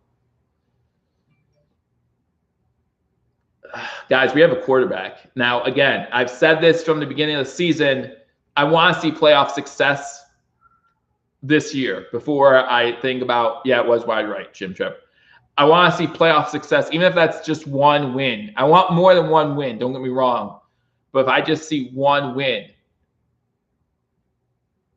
I'll be on the extend him train. We have 2 years left because we're obviously going to sign the 5th-year option. Time to play like this in the playoffs. Well, again, Brian, listen, we played a great game, 41-19. You can never be upset when you put up 41 points, but we left points on the board with those penalties. We turned the ball over. The Bills let the onside kick go out of bounds, so the Bills will take over unless the Broncos plan on using their timeouts in the 41-19 game. We are 3 kneel downs away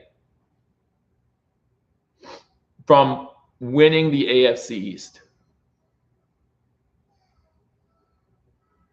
The Bills called a timeout before the onside kick. Coach McDermott, it's 41-19. Stop it.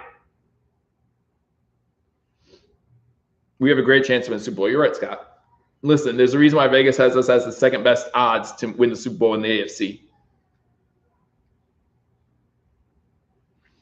In order to have 2 seed, we have to win out, and the Steelers have to lose 1 more. And the Steelers do have 2 tough games coming up. Not this week. This week they have the Bengals.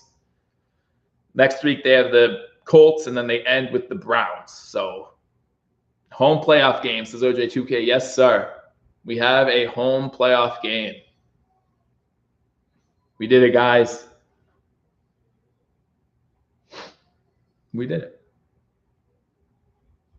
Onside kick is recovered. That's Micah Hyde on the recovery. And again, unless the Broncos want to use their timeouts, we are 3 kneel downs away.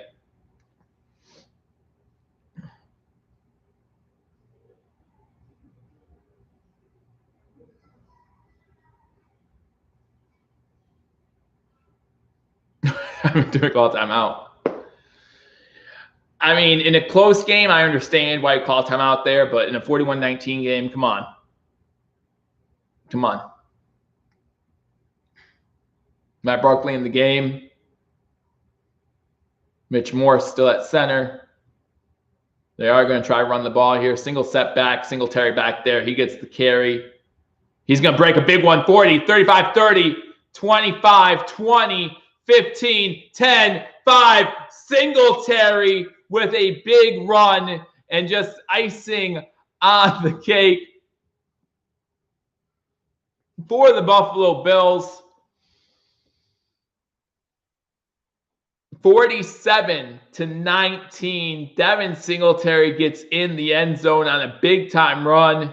It's going to pad the stats a little bit. Kelly says Diggs has a hurt foot. I don't doubt that, but it didn't look like it didn't look like it's too bad. He was smiling on the sidelines. I think he'll be all right for next week. Never give up. Play to the end. Again, Singletary's padding those stats. Those running numbers for the Bills are going to look much better with that run. Tyler Bass's kick is up and good. 1:40 now to go. The Bills up 48-19. 51-yard run by Devin Singletary. Like I said, that's going to make the rushing stats look good for the Bills here. Bills might put up 50. Zach Moss, 81 yards. Singletary, 68 yards. Josh Allen, 33 yards. Singletary could just hear people saying Moss should be running back 1. Oh, that was extra icing.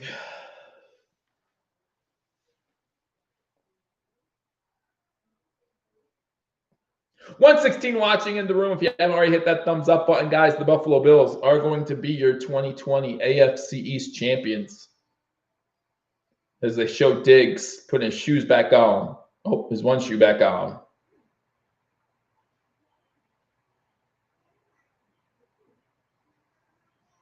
Hopefully it doesn't, I mean, he's walking on it, so that's a good sign, right? Hurt his foot. Diggs is okay, he says. Yeah, Diggs will be fine. Again, he's walking on it. Is that Singletary's longest run? I mean, it's his second year, but I believe it is correct. Not in college. In college, he was just a workhorse.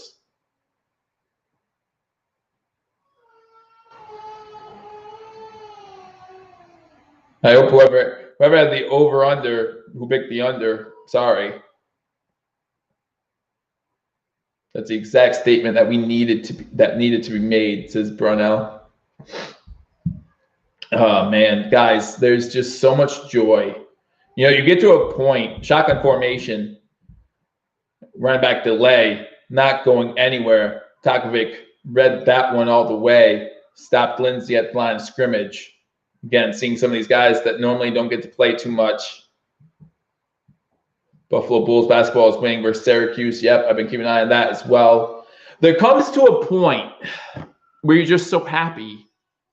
You don't know how to react. You don't know what to think. You don't know what to say. 1:10 to go in the fourth quarter. I'm trying to just focus on the game, guys, and make sure you guys don't hear a blubbering mess. Shotgun formation, handoff again to Lindsey. This time he's taken down by Harrison Phillips. This is awesome. Congrats to Bills Mafia. Slick Rick says, I'm a Hughes fan. No, I mean, they're the same area. They have a rivalry game almost every year because that's the area they're in. So, you know, if you can be a Hughes fan, I don't hate against Syracuse. Old Man Jenkins says, screenshot this moment.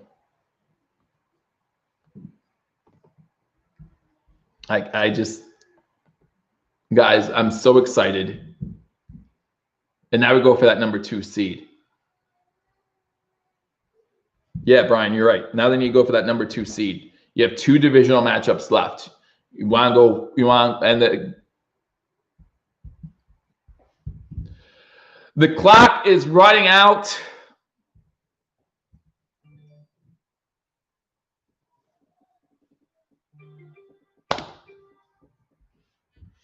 This is only the beginning, guys. This is only the beginning. There's so much more. There's so much more that we can do.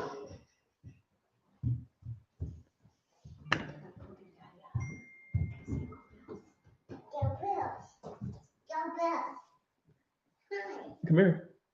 You want to say hi to everybody? You want to say hi to everybody? Hi. Yeah, come here. Hi. Say hi, everybody. Hi, everybody. Say go Bills. This is my son, Aaron, and for those of you who don't know,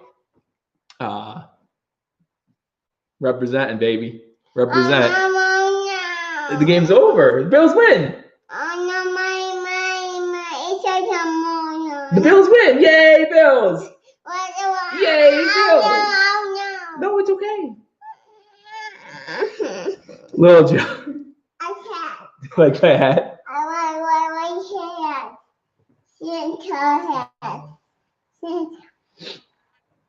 Guys, there's going to be plenty of post-game. Cover 1, Buffalo Fanatics, hashtag.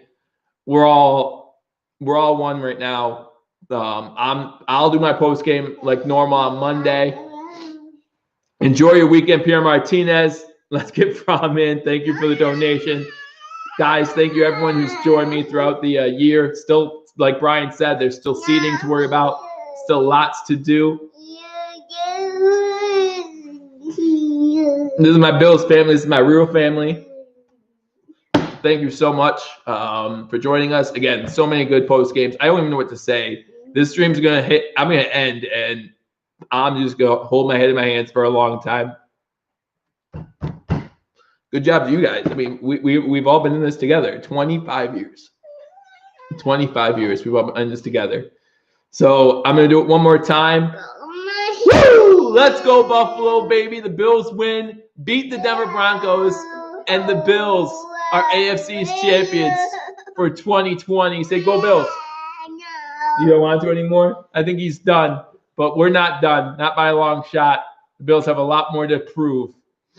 And it started right now. So, again, thank you guys for joining me on this edition of Believers Talk. The Bills exercising the demons, and they are 2020 AFC East champions. I was 17 when they won the AFC. I was 9. It's been a long time. We've been through a lot, but we're doing it together. Brian Bowers, thank you so much for the $25 donation, man. I really appreciate it, and I appreciate all you guys. Again, if you haven't already hit that thumbs up button, be sure to do that before you leave. This was a great statement win, and we have 2 more. We have 2 more to get that number 2 overall seed. The Bills, 2020. I could say that for the rest of the weekend. Now, obviously, Monday, I have a big day planned, but I will try to join you guys again. So make sure you join me on Monday for my post-game coverage. I might cry there too. We'll see. Again, thank you for joining me on this edition of Believers Talk. The Bills beat the Denver Broncos and clinch the AFC East. That means we will have at least one home playoff game this season. I look forward to talking to you all soon. Until I do, go Bills. Go Bills.